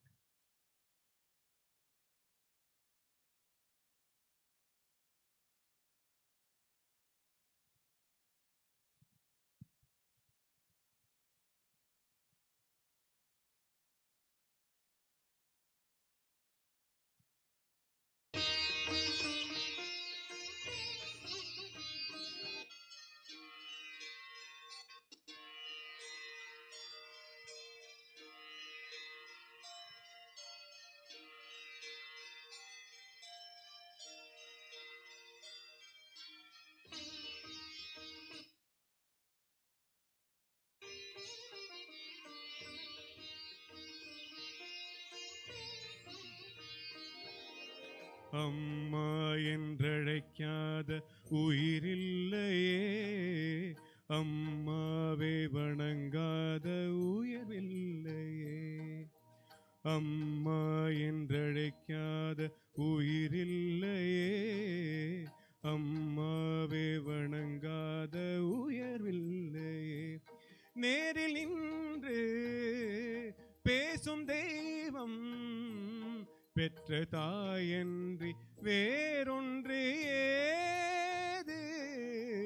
அம்மா என்றழைக்காத உயிரில்லையே, அம்மாவை வணங்காத உயர்வில்லையே.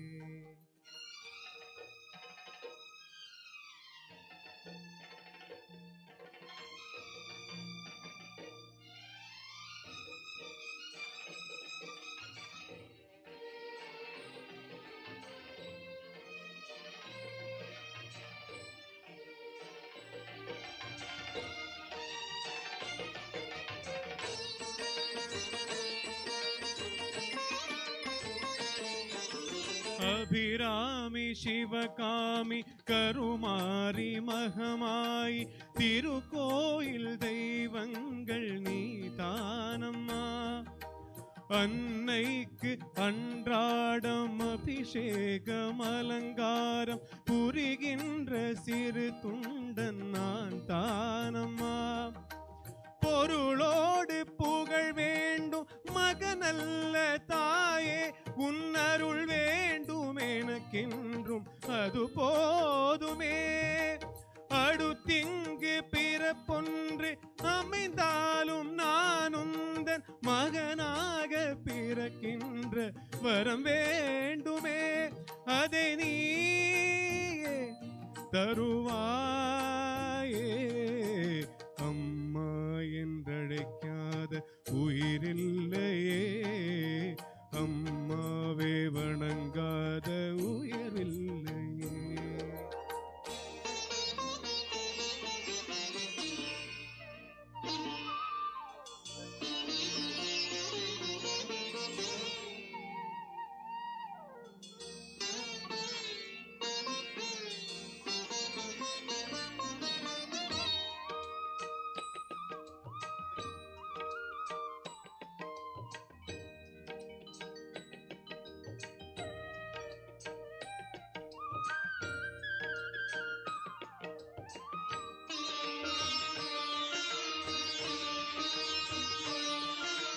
பசும் தங்கம் புது வெள்ளி மாணிக்கம் மணி வைரம் அவையாவும் ஒரு தாய்க்கு ஈடாகுமா? விளை மீது விளை வைத்து கேட்டாலும் கொடுத்தாலும் கடை தந்து நான் பெற்ற கிடைக்காதம்மா. 2 மாதங்கள் கருவோடு என்னை தாங்கி நீ பட்ட பெரும்பாடு அறிவேனம்மா. 7 ஜென்மங்கள் எடுத்தாலும் உடைத்தாலும் உனக்கிங்கு நான் பட்ட கடம் தீருமா? உன்னாலே பிறந்தேனே அம்மா என்றழைக்காத உயிரில்லையே, அம்மாவே வணங்காத உயர்வில்லையே. அம்மா என்றழைக்காத உயிரில்லையே, அம்மாவே வணங்காத உயர்வில்லையே. நேரில் நின்று பேசும் தெய்வம் பெற்ற தாயன்றி வேறொன்று ஏது? அம்மா என்றழைக்காத உயிரில்லையே, அம்மாவே வணங்காத உயர்வில்லையே. Thank you.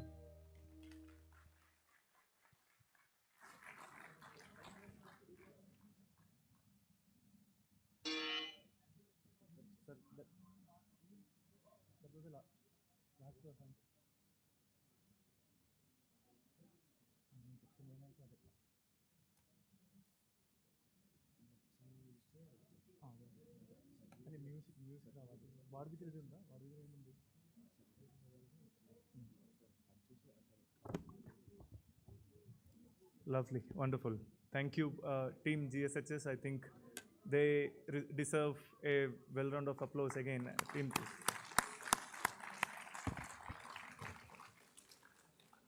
So, finally, the moment has come. So, before I announce the winners and the results, I'd like to call Professor Greg Collier from Northeastern University onto the stage, please. Professor Amsamin to the stage, please, sir, please, onto the stage. Dr. Sridhar to the stage, please. All the jury members, Ms. Shilpa ma'am and Dr. Sudhindra Kaushik to the stage, please. Mic, I need a mic.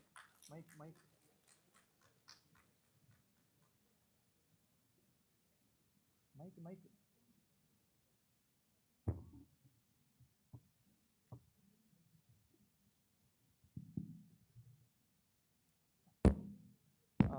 Maybe a quick, if you all could share your thoughts on the pitching and then the experience, maybe 1 minute each, please. I'll define. Oh, Dr. Right. Well, I'll just speak very quickly. The teams were really inspirational. One of the things that we from Northeastern love to see are solving really big problems. And I think we saw a good set of challenges that the teams were trying to tackle and with some very interesting solutions. So it was very inspirational, absolutely. Yeah, I agree. One of the things that both Greg and I feel India can be really good at is solving the problems that are peculiar to India. Because there are other problems that are faced by many countries and they can be solved or addressed by many people. But the problems that are peculiar to India, you hope that people in India will start to address them. And many of these are issues that you see in smaller towns in the tier 2, tier 3, or even further into rural areas. And we are very gratified to see that many of the proposals that we heard today, at least among the finalists, and I'm sure that was true also of the semi-finalists and many of the other proposals that came in, are addressing issues that are very specific to those circumstances. And let me just add, given my own work on something called reverse innovation, the idea is that these solutions that you come up with for the tier 2, tier 3, let's say what we call the middle and the bottom of the economic pyramid are also relevant to much of the world, because there's at least 4 billion other people around the planet who are probably facing some of the similar challenges. A common theme across many of the proposals was affordability. It came up repeatedly. Yeah, but that solution exists, but it's not affordable. Our solution is affordable. That's exactly the point. There's a lot of people on the planet who need these kinds of affordable solutions that work. And so we think the promise of SmartIDEAthon goes much beyond what we heard, the individual ventures, goes much beyond India, actually can be something meaningful for the entire world. And that's really one of the reasons why we are excited and love to participate. And I've come to every SmartIDEAthon except the first one, I think. Oh, is this the fifth one? So I come to the last 3, and you come to all 5. Thank you. I would just be echoing the sentiments, the excitement that people have, the confidence that they have that they can solve the problem is very, very inspiring. So more power to all of you who participated. Congratulations. Awesome job. Yeah, I think at your age and stage, I don't think I would have done 10% of what you guys did. So I think it's a big inspiration to me being here. Looking at all the pitches, it was always, there is a selfish motive that I learned something from the pitches, which I did today. Thank you. But it's also one small thing that I learned I want to share is, today if you're not in the winner, doesn't mean that you are good or bad or anything else. It's just that there is some feedback. Just take that feedback and see how you can make it a success. All the best ones have been rejected many times, okay? All the best. Thank you. What I saw in all the pitches was there was a complete alignment of purpose and passion. And that's what made all the pitches very inspirational. The other thing I found that they were all very unique and original and providing real world solutions to the problems. So that was amazing as well. Very funnily, the overall feeling that I had at the end of it was a feeling of great pride in what you have done. As an Indian, as your senior, as sir said, solving India's problem the affordable way. So overwhelming feeling of pride in what you have achieved. So thanks a lot. As sir said, we all have also learned a lot today. So thank you. Thank you all the participants.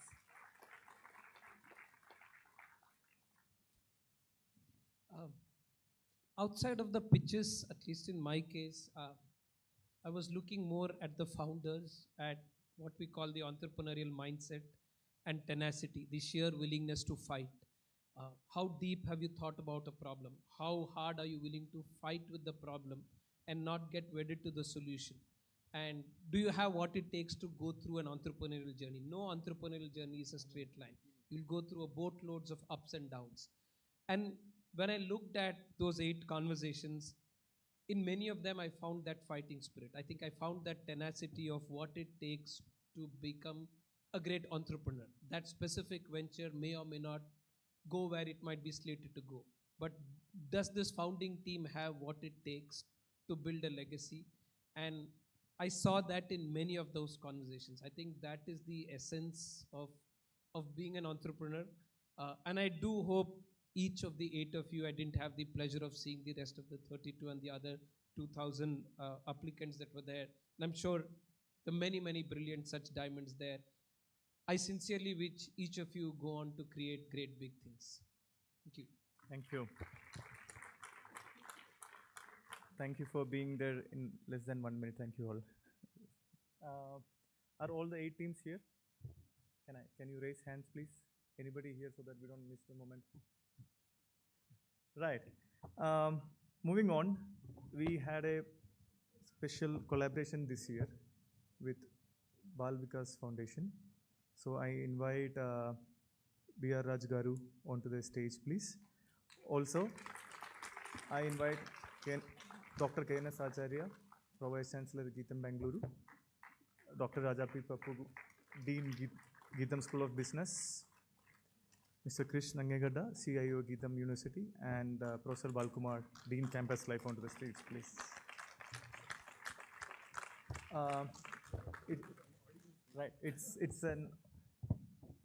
It's our privilege to honor our jury members. So can I request my team members to bring and can Team Kitam felicitate them, please?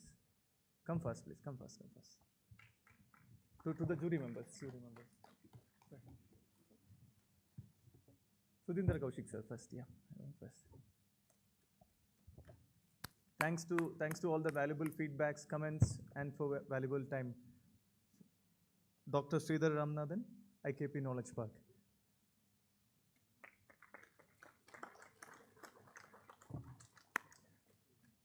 Professor Ravi from Northeastern University, Boston. Professor Greg Collier, Northeastern University, Boston. Yeah. B.R. Rajgaru, Bal Vikas Foundation.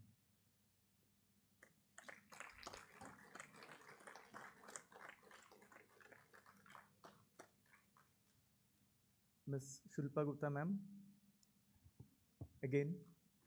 Right.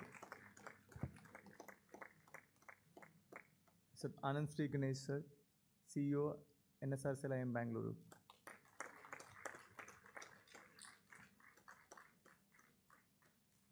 Thank you all. And B.R. Rajgaru is here, so it's the right moment to announce that special category of award which was not there in the SmartIDEAthon website, but thanks to Bal Vikas Foundation for getting us associated with that. So it's a happy moment because it's go back again to the entrepreneurs and it will be helping entrepreneurs. So having said that, GVV Rao Young Dreamer Achievers Award, the first prize is here.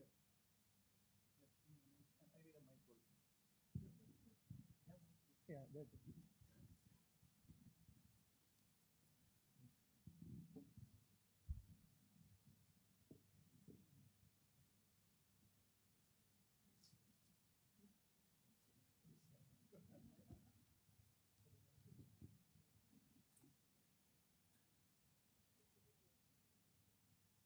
Hello. Good evening. Good evening, all my friends and colleagues on the dais, and all the invitees, youngsters, contenders, and all that sitting, in front of me. Very good evening to all of you. I had the rare privilege of being invited to this great Ideathon, and my friend Dr. GVV Rao, who is in the US, has instituted a prize for innovation competition, which we have been doing for the past 3 years.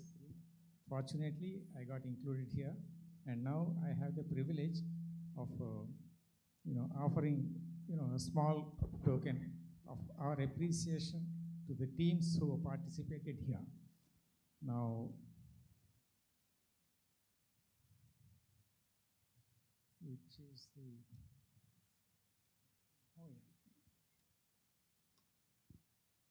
So the prize on our behalf, that is from Bal Vikas. The first one goes to Oxitech. Team Oxitech to the stage, please.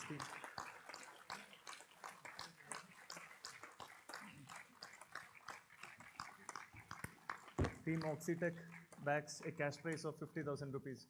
A big round of applause from team.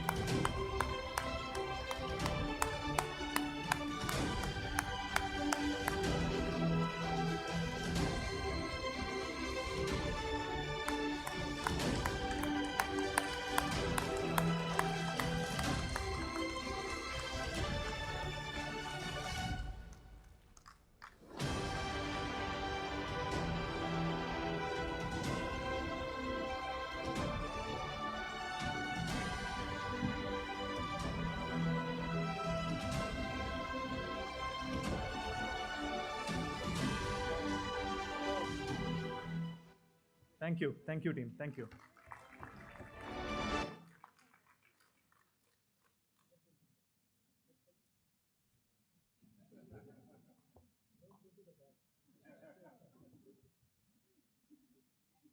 Thank you everyone, thank you. So thanks to Bal Vikas Foundation again, it was a quick decision to have two consolation prizes as well. V.R. Raju garu, if you could announce. Yeah, the next one on behalf of Bal Vikas goes to Xtrive Innovations. Team Xtrive Innovations to the stage, please. Are you guys here? Xtrive Innovations bags a cash prize of 20,000 rupees.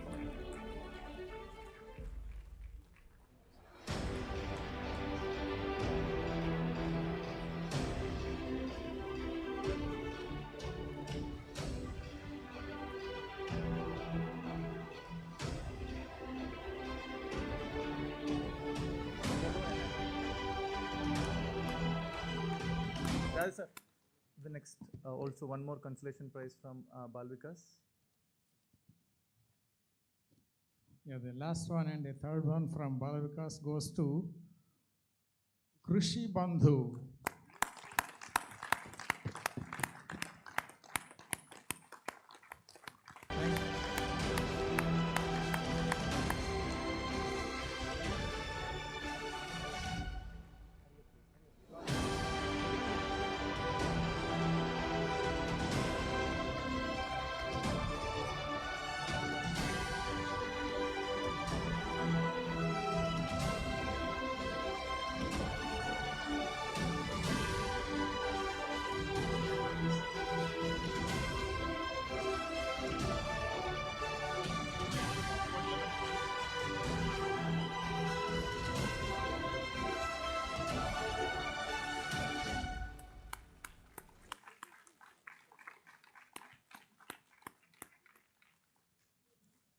Thank you team.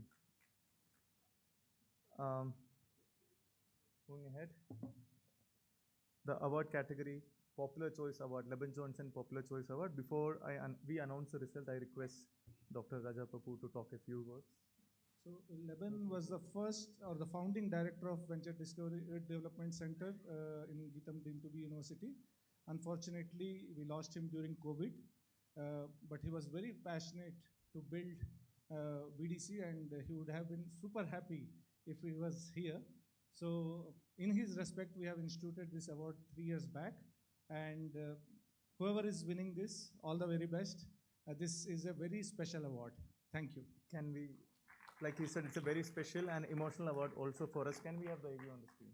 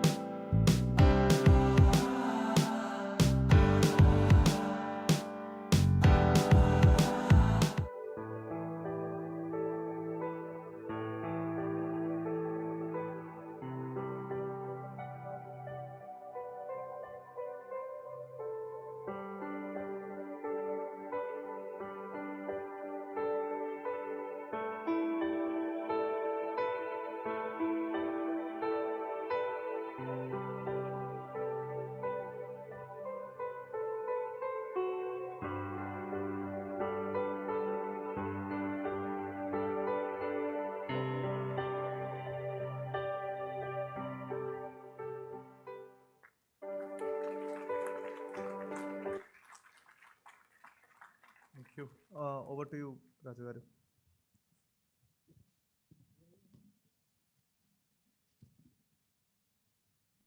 So the Dr. Leben Johnson People Choice Award in SmartIDEAthon 2024 goes to PSY Technologies.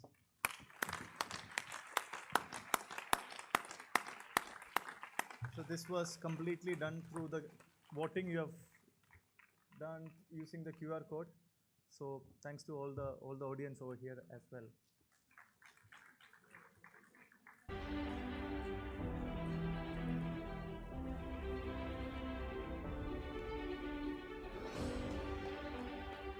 Come on guys, give them a big round of applause.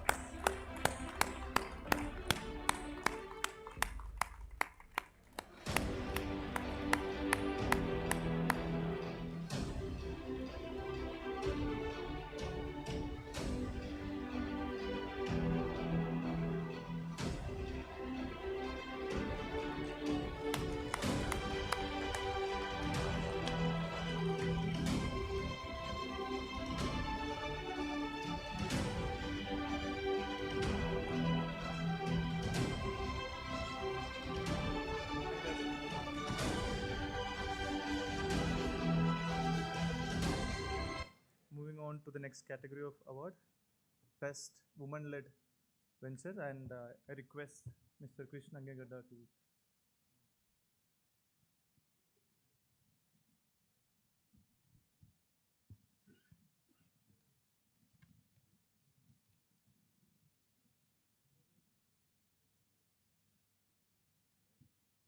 Okay, this category of prizes is, as the name indicates, given to the best woman-led idea. The beauty of this is the founder or co-founder, who's a woman, is also sponsored a trip to Boston, and which trip is it's underwritten by Vivek and Vandana Sharma Family Foundation through the Center for Emerging Markets.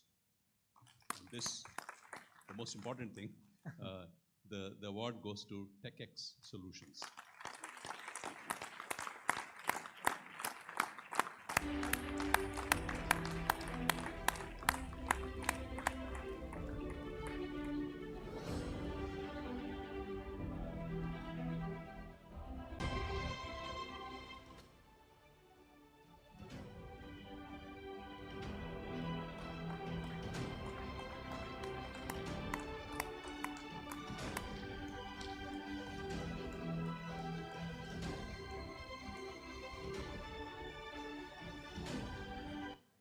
Congratulations, team. Moving on to the next category of award, Best Social Impact Business Idea. I request Professor K.N.S. Acharya to.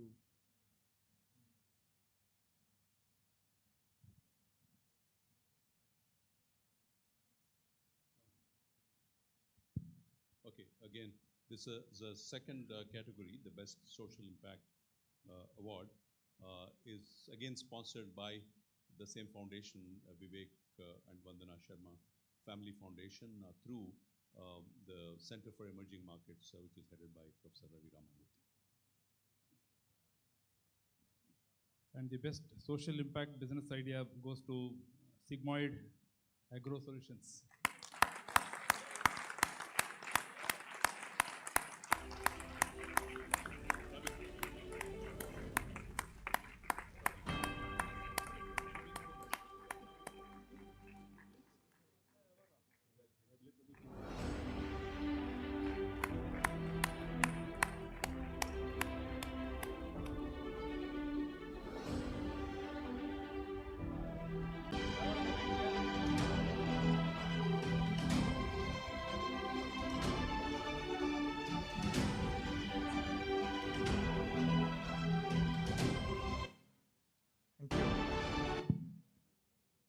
Thank you.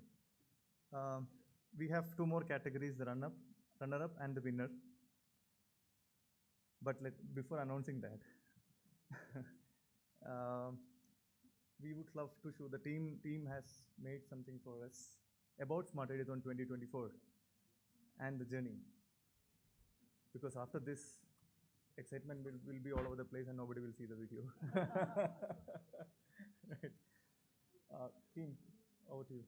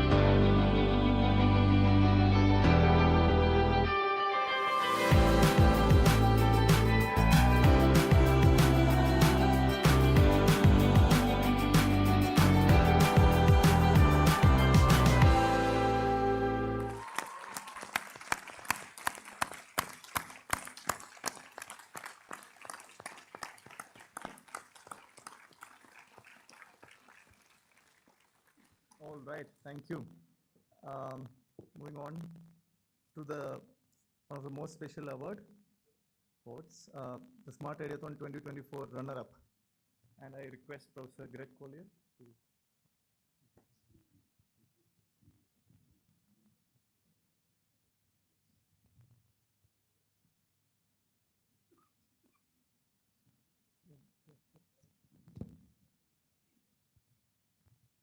Well, this is exciting. The Smart Ideathon 2024 runner-up, Gentle V. And along with the prize money, this team will be invited to Boston to participate.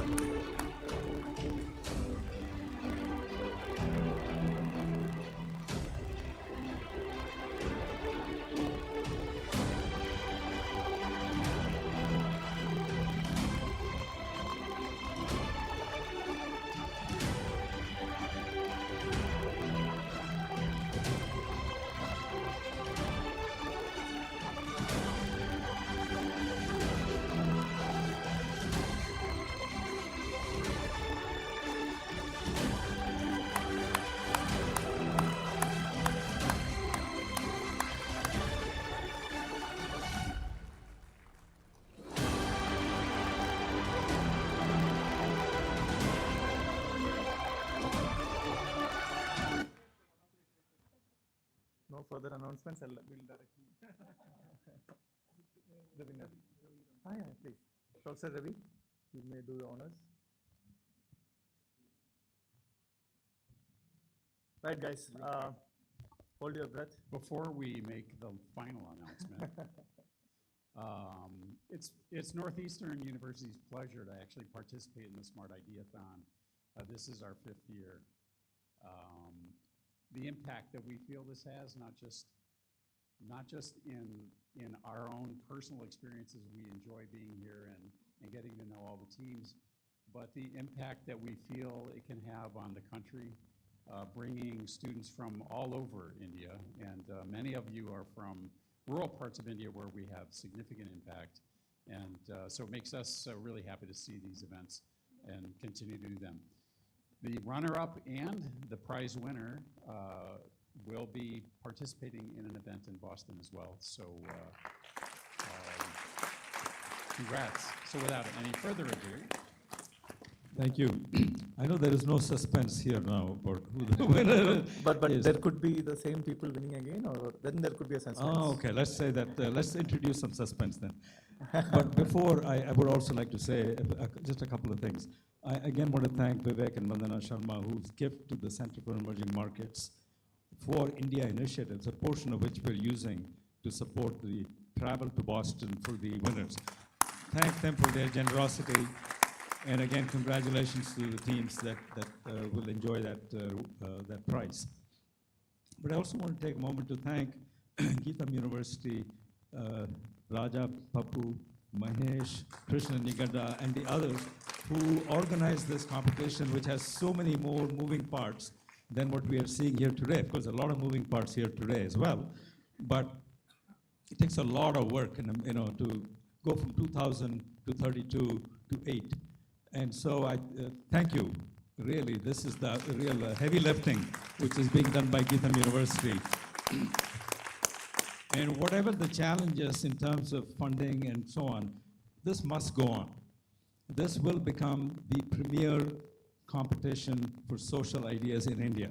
If we keep at it, just look at the momentum in the last 3 years. Phenomenal. And so we have to collectively, all of us, work together somehow to make sure that this goes on. So with that, it's my pleasure to announce that the winner of the Smart Ideathon 2024 competition is Navmark. Navmark. Nice.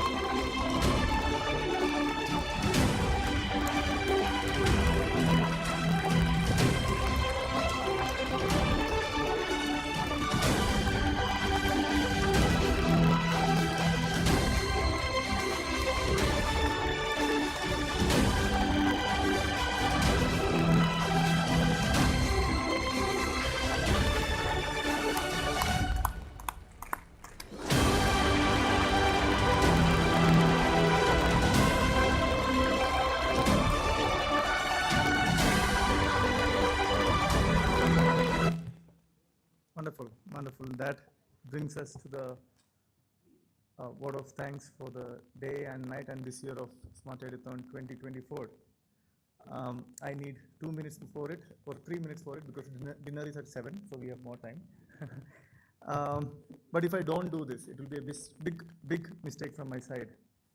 So let me start thanking Northeastern University and the centers from there.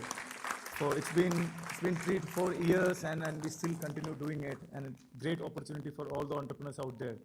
And the wonderful thing is that it's not just for Gitam, it's for all entrepreneurs across the country. Thank you, Northeastern University.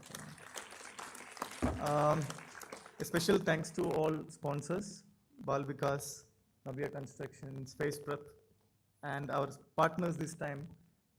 Last 3 years continuously we had Startup India as our collaborator and partner.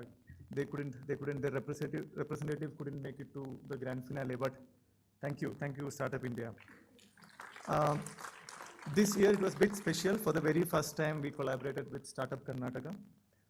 All these collaborations helped us to take the reach across the nation. And thank you Startup Karnataka, thank you Kerala Startup Mission, T-Hub, Vadvani Foundation, and all other partners for their wonderful support.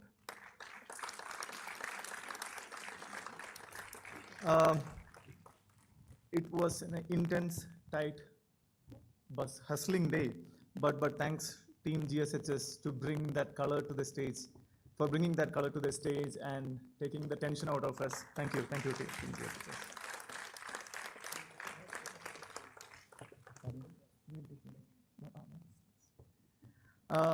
Now it's my family, Gitam family, but I don't want to miss this opportunity to take few departments' name, at least if not the person, especially Team Hospitality. Without them, I kept on hearing that, they're there. A big round of applause for them. Your travel, the smooth entry to the campus, the accommodation, the wonderful food they served, and ensured that our stay over last 2-3 days on the campus was seamless and beautiful, and as always. And if you could please rise, and it would be great. It would be great for our team of that. Thank you.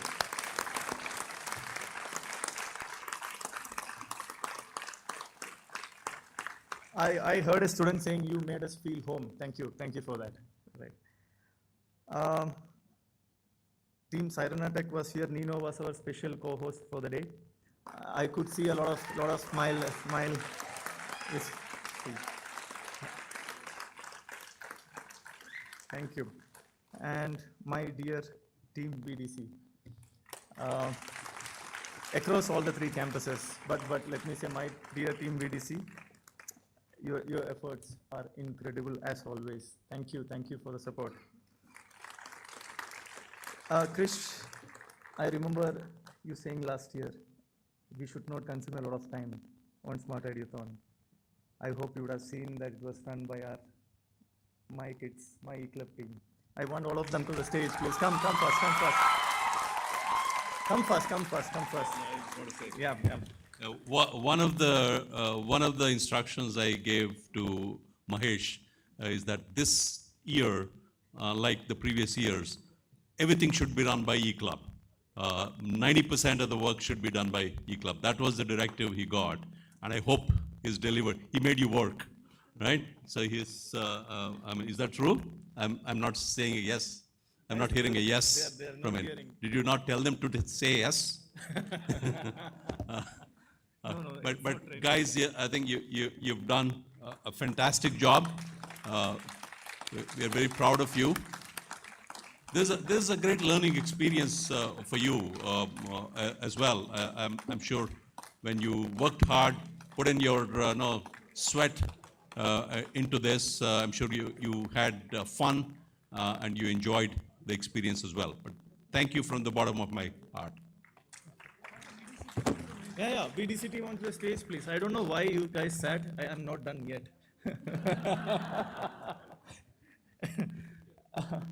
Thanks, Gitam management. And this year, guys, not picture time. Can I get 2 more minutes, please? This year is a bit special because I will not say unlike last year, but there were contributions from all the schools which are here on Bangalore campus, School of Technology, School of Management, Science and Humanities, in various ways to make it a grand success. Thanks to all HOIs, HODs, faculty members of all the schools. At the same time, AV team, yeah, we keep fighting for whenever there is a glitch on the screen or on the sound, but thanks team AV, engineering team, the security team, and that